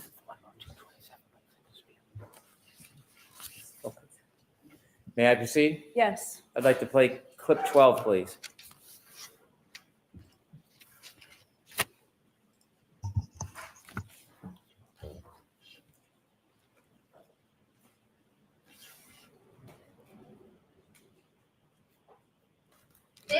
woman who was a mother to kids that were close to John's kids, who lived very close to the Alberts. In fact, when Jen was navigating John to the Alberts when I was driving, she said, it's near Ashley's house. Ashley and John are hooked up prior to John and I dating.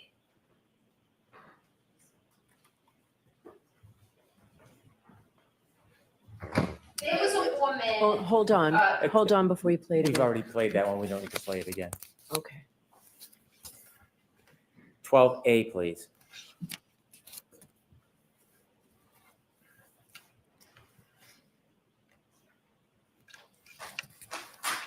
Two things. Either he's hurt himself and is incapacitated. He could be passed out on someone's couch, which is just weird. We're not on a campus. Everyone lives in their own home with children, or he's sleeping with someone. And there were multiple women in the neighborhood of Fairview that John had been with. And one of them very recently, before I started dating John. Clip 16, please.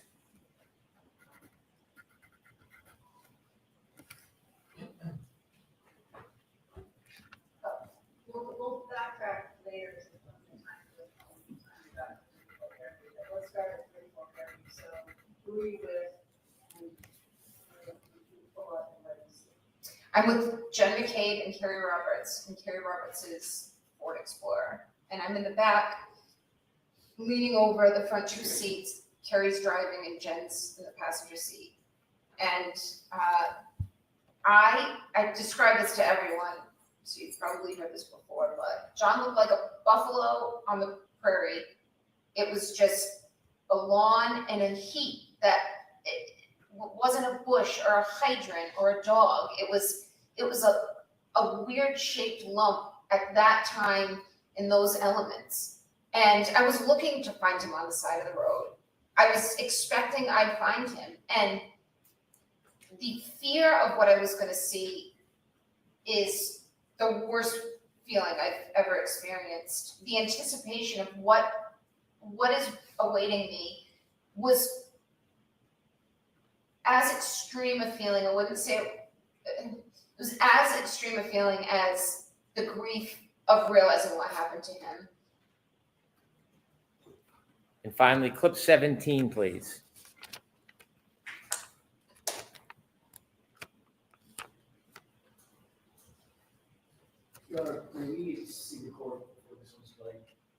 All right, hold that, please.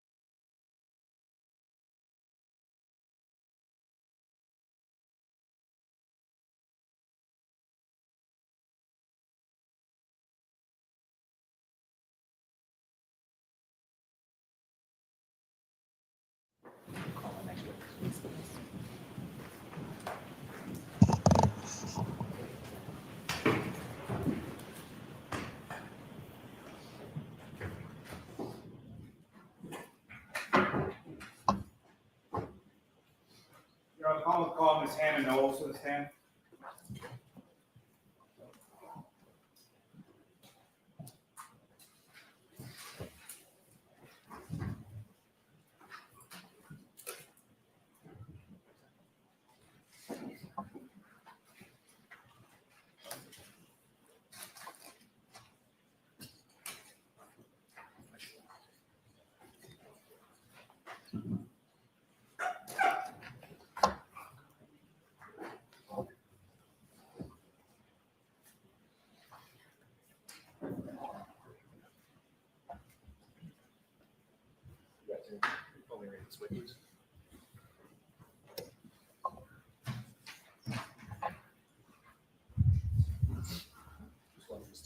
remain standing, face the clerk, raise your right hand.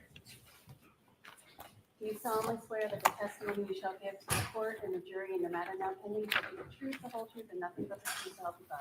Yes, I do. Good afternoon. Good afternoon.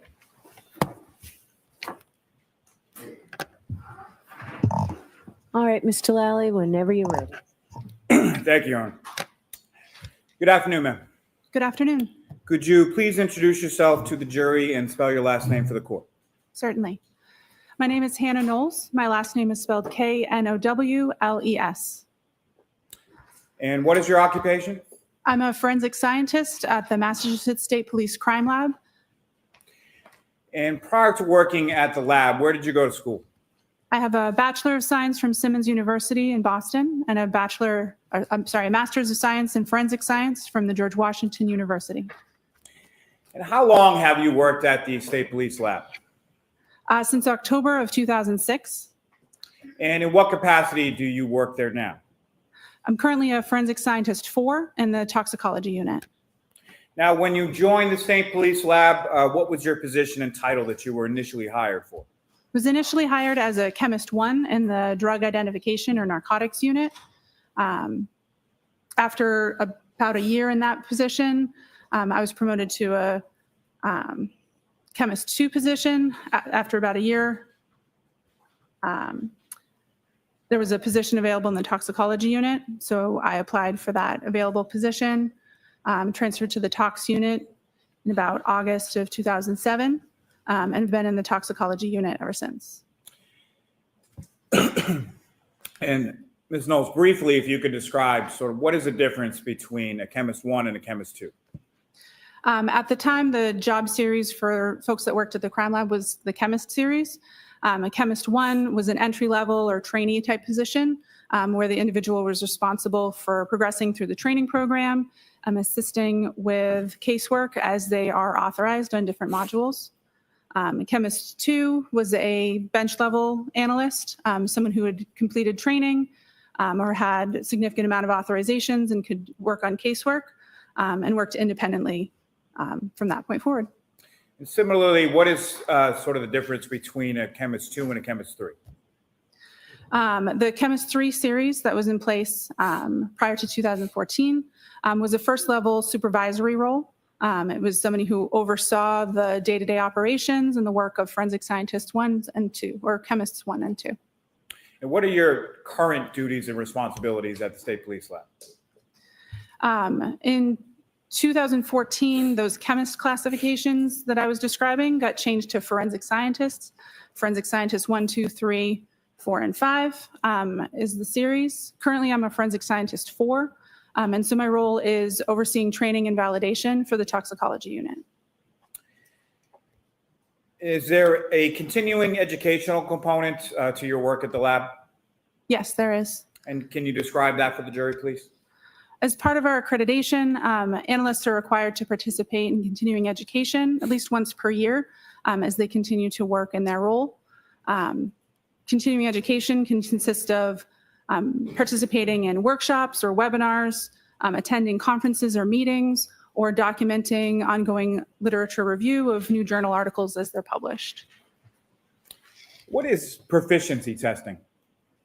Proficiency testing is something that we utilize in the laboratory to assess processes and competencies of an individual, as well as the processes that are in place for a particular unit or department or scope of testing. Proficiency testing is also an accreditation requirement.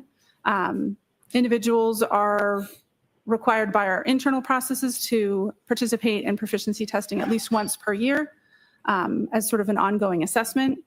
And what a proficiency test is materials that are purchased by the laboratory from a third-party vendor.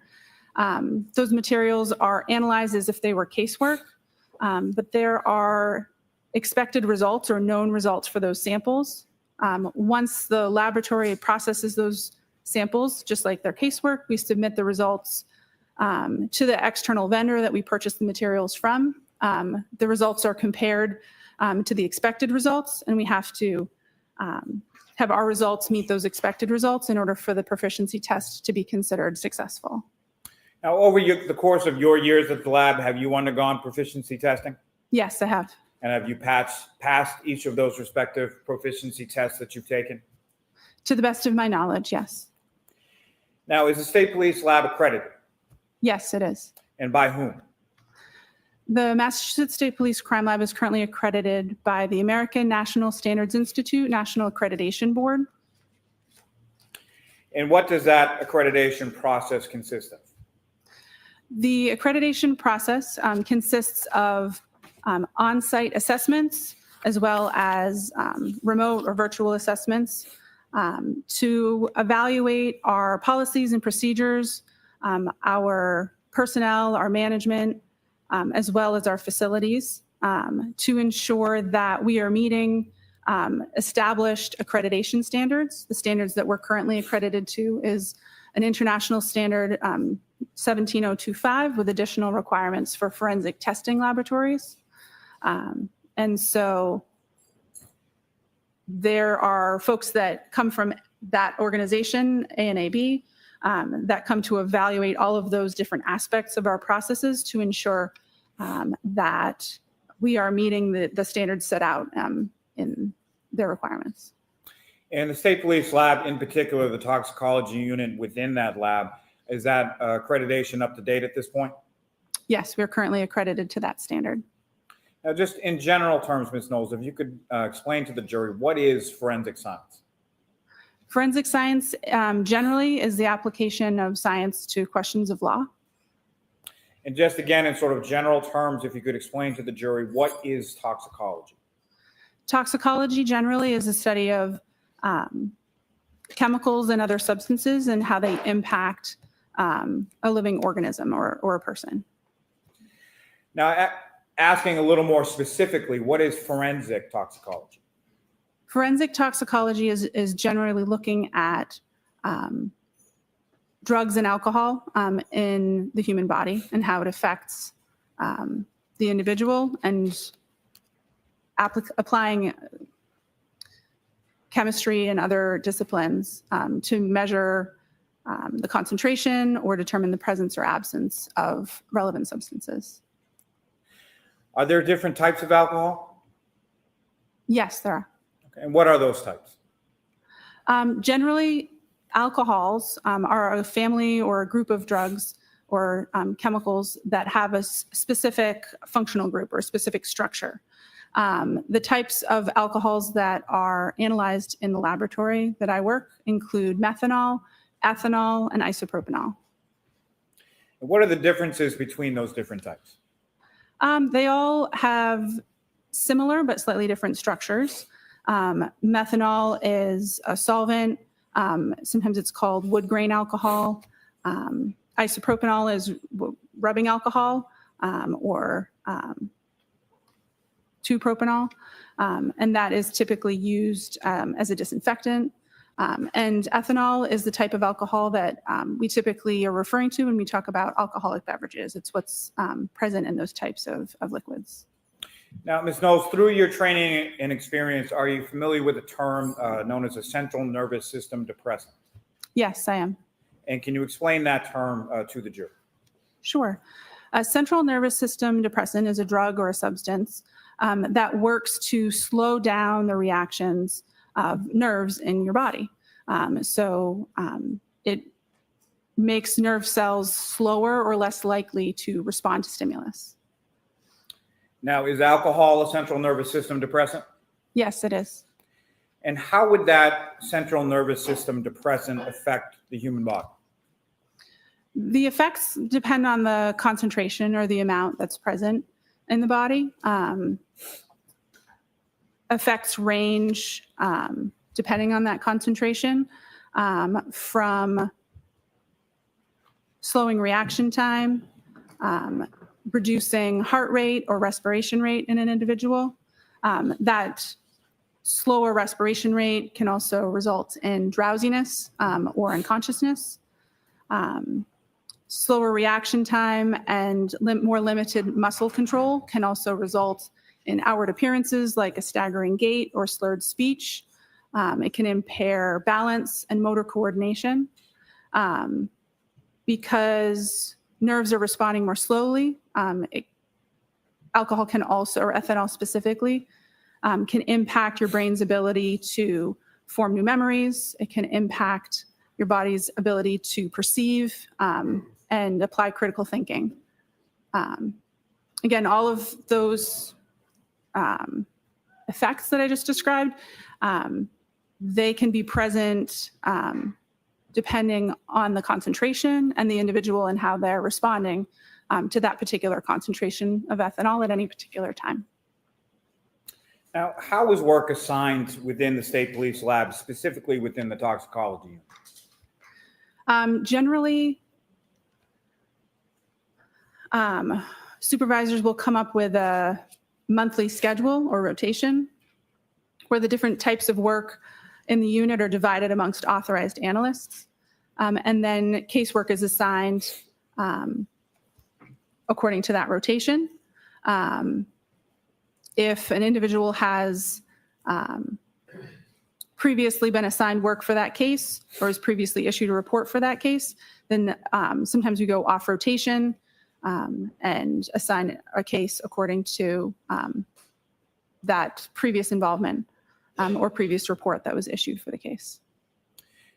Now, at some point, were you assigned to perform some work on a lab case number 22-06576 pertaining to this defendant, Karen Reed?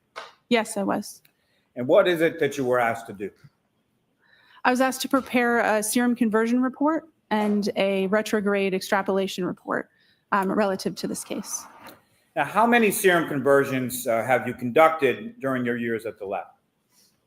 I've prepared over 100 serum conversion reports since I was authorized in 2008.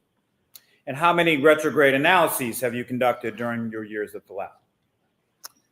I would say approximately 15. Now, starting with a serum conversion, can you please explain to the jury what a serum conversion is and how it is that it's conducted? Certainly. A serum conversion is a service that the laboratory offers when a or a serum ethanol concentration has been determined, and it would be helpful or relevant for us to approximate what a corresponding whole blood alcohol concentration would be.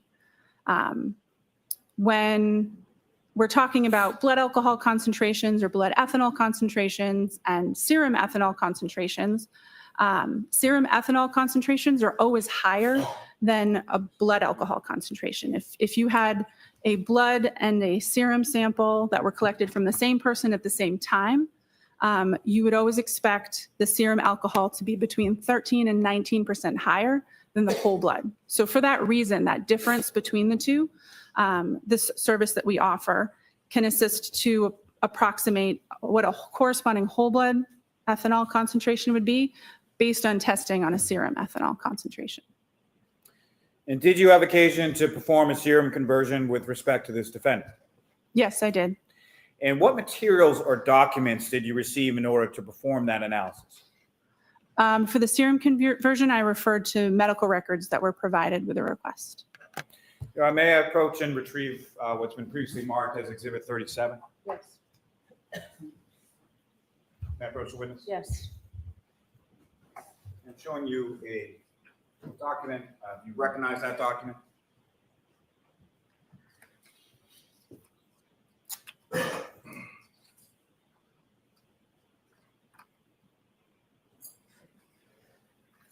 May I approach again, Your Honor? Yes. Yes, sure. Turning your attention to a previously tabbed portion of those records. The 52nd page of those records. Do you recognize that? Yes, the flagged page is consistent with the portion of the medical records that I had reviewed in preparation for doing the serum conversion calculations for this report. And those medical records pertain to a Miss Karen Reed from the Good Samaritan Medical Center. Is that correct? Yes, they do. And in those records on that 52nd page, what was reported as the defendant's ethanol level? The results are recorded as an alcohol result with a value of 93 milligrams per deciliter. And pursuant to those records, at what time was that sample taken from the defendant at the Good Samaritan Medical Center? The collection time listed on the medical records is January 29th, 2022 at 9:08 a.m. Now, that recording and a measurement of milligrams per deciliter, is that typical for how you see ethanol measured by hospital labs? Yes. And did you conduct the serum conversion for this defendant's reading consistently with how you do in every case that's assigned to you? Yes.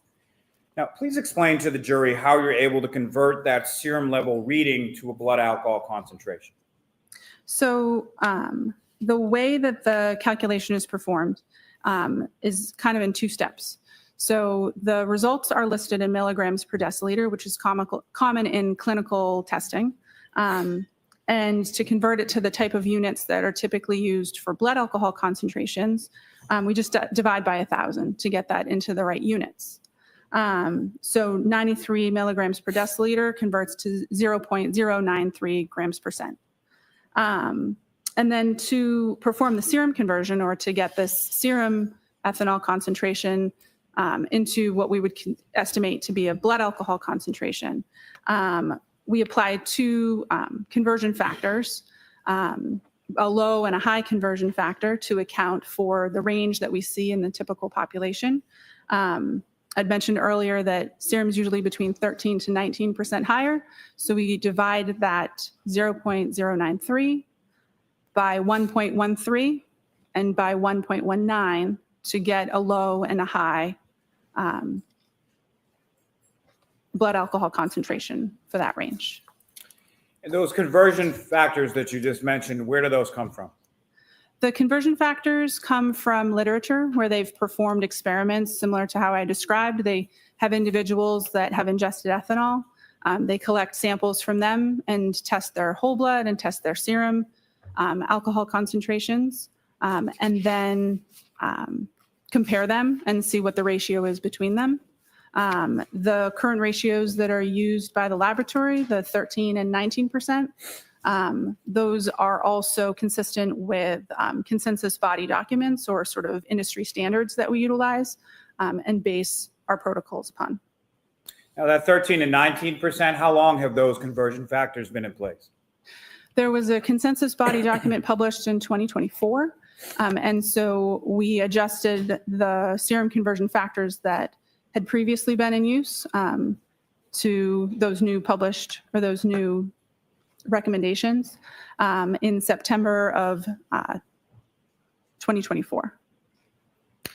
Now, does the change in conversion factors recently adopted by your lab, does that benefit the patient or the person for whom you're converting the ethanol to a blood alcohol concentration? Objection. I'll allow it. Does it? Yeah, the previous factors we used between 12 and 18%. And so when you perform that conversion, it typically ends up with a equivalent or lower blood alcohol concentration. And so it could be interpreted as being favorable to a defendant. Now, why are they presented in a range? We don't use just one conversion factor because in the studies that we base our procedures on, it demonstrates that the general population does not have one consistent conversion factor or ratio between their whole blood and their serum alcohol concentrations. And so to ensure that the conversion that we're utilizing applies to most of the general population, we use sort of the extremes of what we see in that literature, like a high and a low, to make sure that our approximation falls, that the true value would fall somewhere in between that low and that high value. And what did you calculate as a low and a high range for this defendant's blood alcohol concentration from that alcohol reading from the Good Samaritan Medical Center? So the 93 milligrams per deciliter serum ethanol concentration would convert to between 0.078 and 0.092% or grams percent. And again, Ms. Knowles, that's at the time that the blood is drawn at approximately 9:08 a.m. on January 29th. Is that correct? Yes. Now, turning your attention to retrograde extrapolation, can you explain to the jury what a retrograde extrapolation is? Sure. A retrograde extrapolation is another service that the laboratory offers, where it's a calculation that we can perform when we have a alcohol concentration that was measured at a particular time, and it would be helpful or relevant to know what that person's blood alcohol concentration was at some point prior to that sample having been collected. What we're doing with this calculation is taking what we know about how quickly the human body is capable of breaking down alcohol and applying that rate of elimination to the time interval between when the sample was collected and tested and when there might be a particular time of interest, a car accident or some interaction where that person's blood alcohol concentration might be relevant. And how is that done? Similar to the range of conversion factors that we were looking at with the serum conversion, we know that the rate of elimination in alcohol in humans varies from person to person. And so based on studies where they're looking at rates of elimination in large groups of people, we know that alcohol can break down at a rate of between 0.010 and 0.025% per hour. And so we take when we're looking at a serum conversion and then being combined with a retrograde, we take the smaller of the serum conversion range and we add that to the slowest elimination rate multiplied by a time interval. And then we also take the larger of the serum conversion values, and then we add that to the fastest elimination rate multiplied by the time interval. We use a smaller time interval for that sort of minimum calculation to account for the fact that we don't want to overshoot that estimate of blood alcohol concentration. If there was some unabsorbed alcohol, we don't necessarily always know when we perform these calculations, the drinking history or like when the person had stopped drinking that day. And so we usually subtract 2 hours from the time interval when we're doing that minimum calculation to have a more conservative estimate. So we're applying the time interval, the rates of elimination, and looking at what we have for blood alcohol concentrations, all to be considered when we're performing the calculation. Now, what categories of information do you need in order to perform a retrograde analysis? We need to know what the blood alcohol concentration was at the time that the sample was collected. We need to know the time the sample was collected, and we need to know the incident time or the time of interest that we're sort of calculating back to. There's a couple of requirements to be able to perform this calculation that we have to ensure. We have to make sure that there's at least been 2 hours in that time interval between the time of collection and the time of interest that we're looking at. We can't calculate backwards with that very narrow window because we can't be sure that the person is entirely in the elimination phase, that their body has reached a maximum blood alcohol concentration and they're just breaking down alcohol at that point. And we also know that this simple rate of elimination calculation can't be accurately modeled once we get down below between 0.02 and 0.03. So we have to make sure that the starting blood alcohol concentration is at least an 0.03 or higher in order to be able to apply that math. Now, how is it that alcohol is metabolized within the body? Generally, after someone stops drinking alcohol, their body reaches a maximum blood alcohol concentration. And then after that maximum is reached, for most folks, that's between 30 and 90 minutes after they stop drinking. And then the body breaks the alcohol down over time in a very predictable linear fashion, down until it gets down into about 0.02 and 0.03.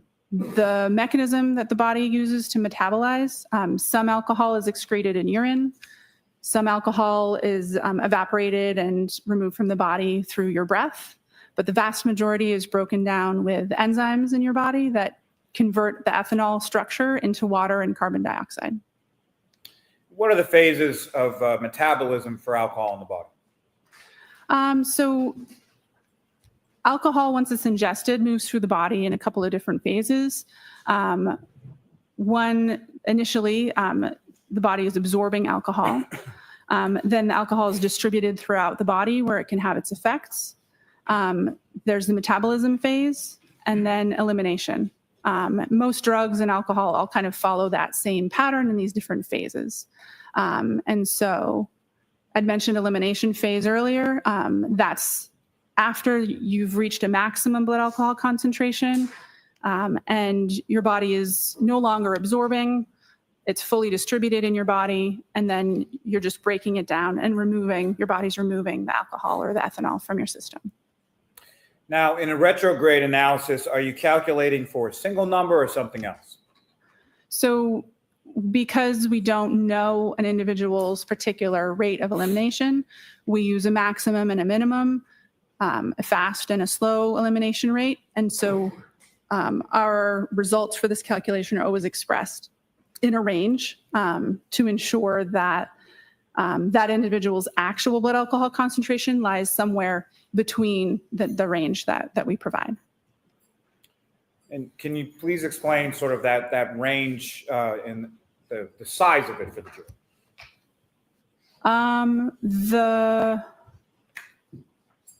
The range that's provided as part of these calculations, the size of the range depends on the facts of the case and the amount of time that's passed between the time of the incident and the time of the sample collection. The more time that's elapsed, there's a greater difference between the faster and the slower rates of elimination, the 0.01 per hour and the 0.025 per hour. And what do those minimum and maximum blood alcohol concentration numbers signify?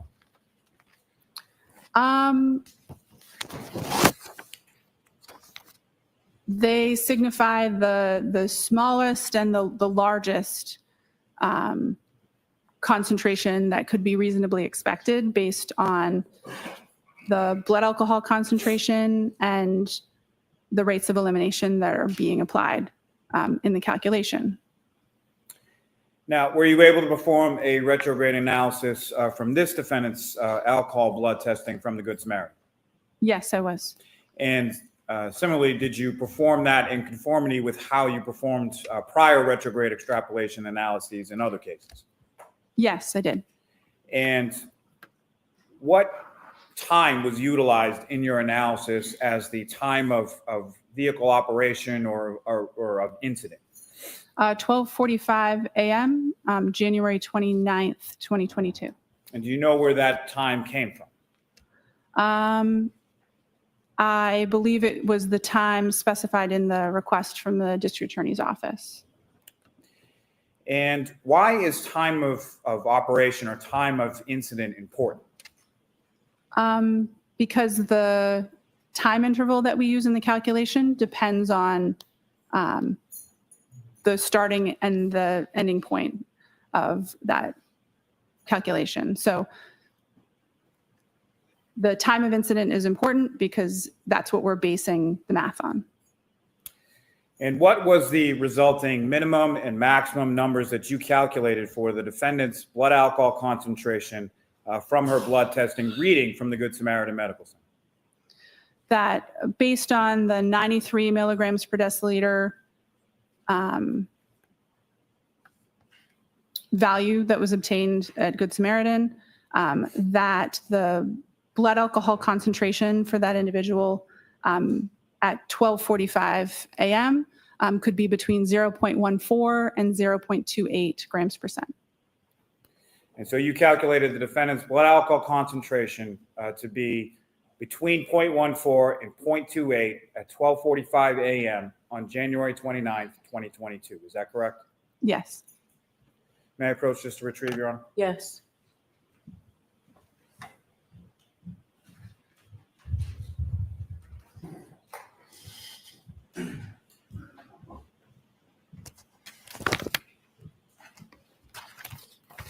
Thank you, ma'am. I have no further questions. All right. Mr. Nady? Thank you, Ron. And at this point, I'm only going to give you about 5 minutes. I was going to ask the court to cut me off so that Okay. nobody's late today. Thank you.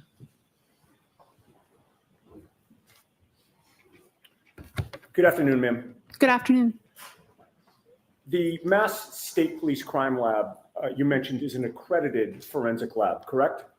That's correct. That means that your lab has met specific internationally recognized standards for both quality and competence, correct? There are aspects of quality and analyst competence that are addressed in the accreditation standards, yes. It also means that your lab has demonstrated a commitment to best practices and to ensuring the reliability and accuracy of its forensic work, correct? Yes. And there are several requirements in order to become accredited, right? Yes. One of the most important requirements is an independent external review of your lab's quality management system, correct? Yes, that's definitely one important component of the accreditation process. That independent external review also evaluates your lab's technical systems, correct? Yes. And its procedures. Yes. And an external review means that experts from outside your lab come into your lab to review your work, right? Yes, the review includes the procedures and the operating protocols. And there is some element of case file and specific work review. Within your lab. Correct. And they make sure that you're following established and proper protocols, correct? Yes. Now, as a forensic scientist 4, is one of your responsibilities to ensure compliance with the lab's administrative policies, quality assurance, and control requirements to make sure that you're complying with accreditation standards? Yes. And you take pride in your lab's accreditation status, correct? Yes, it's an achievement that's obtained by the hard work of a lot of folks at the lab working together. You make sure, or you do your best to make sure that the lab is in compliance because you don't want to lose that accreditation status, correct? Correct. It's important to ensure confidence in our results, to maintain the quality and maintain the accreditation. Okay. In contrast to the accreditation standards for a forensic lab like yours, the standards for a hospital lab may be different, correct? Correct. Typically, accrediting bodies for clinical chemistry or hospital systems are different accrediting bodies or different standards than forensic standards. Okay. And a forensic lab exists for a different purpose than a hospital lab. Is that right? Correct. They have different customers and sort of different scope or intention for the use of their results. Sure. A hospital lab tests and analyzes blood for its use in diagnosing medical illnesses and for medical purposes, correct? That's consistent with my understanding, yes. Sure. And it's not for meeting court admissibility standards like your lab, right? Not that I'm aware of, no. Your lab follows strict procedures that an expert from your lab can have confidence in the lab results when they come to testify in court like you're doing today, correct? Yes. As you testify here today, you have no information that the lab at Good Samaritan Hospital is an accredited lab, correct? Correct. And in addition, Good Samaritan Hospital is an external party in terms of its relationship to your lab, right? Yes, and for that reason, the type of calculations that we performed based on medical records from Good Samaritan are outside of the scope of accreditation in the crime laboratory system. Right. It has no relationship to your crime lab, the Good Samaritan lab, right? Correct. The same policies and procedures are applied when Our laboratory analyzes serum, or if we needed to do a retrograde extrapolation on testing that was performed internally, that's covered by the scope of accreditation. But as you're mentioning, the testing was not performed in my laboratory. I don't have any direct knowledge or understanding of their QC procedures, of their accreditation requirements, or their testing procedures at all. You anticipated my next question. So basically, you cannot personally vouch for the ethanol testing that was performed at Good Samaritan, correct? That's accurate. The reliability of the results that my calculations were based on, my calculations are only as good as the numbers that I was provided. And like I said, the same math that I did here, I would do to my own internal standard or my own internal testing, anything that I performed testing on in the lab myself. But the results that I started from, I don't have any direct knowledge on their accuracy or reliability. Right, Ms. Giannetti, we can bring Ms. Knowles back on Monday if you want. I don't want to cut you short. That was the time frame. we were looking And at. I'm perfectly fine with that, Your Honor. Thank you. Okay, all right. And Mr. Lally, you're done? Okay. Ms. Knowles, thank you very much. You're all set. You can step down. Ms. Giannetti, I think everybody appreciates it. So. All right, jurors, that's it for us for this week. I'll have to give you those cautions in a minute. I can tell you that it looks like next week we're full days every day. We don't expect as long a gap in between as we've had to do. So I think everybody should work really hard to make sure that doesn't happen. The cautions, please do not discuss this case with anyone. Don't do any independent research or investigation into this case. If you happen to see, hear, read anything about this case, please disregard it and let us know. Please be very careful with your social media use, and we'll see you on Monday. Have a good week.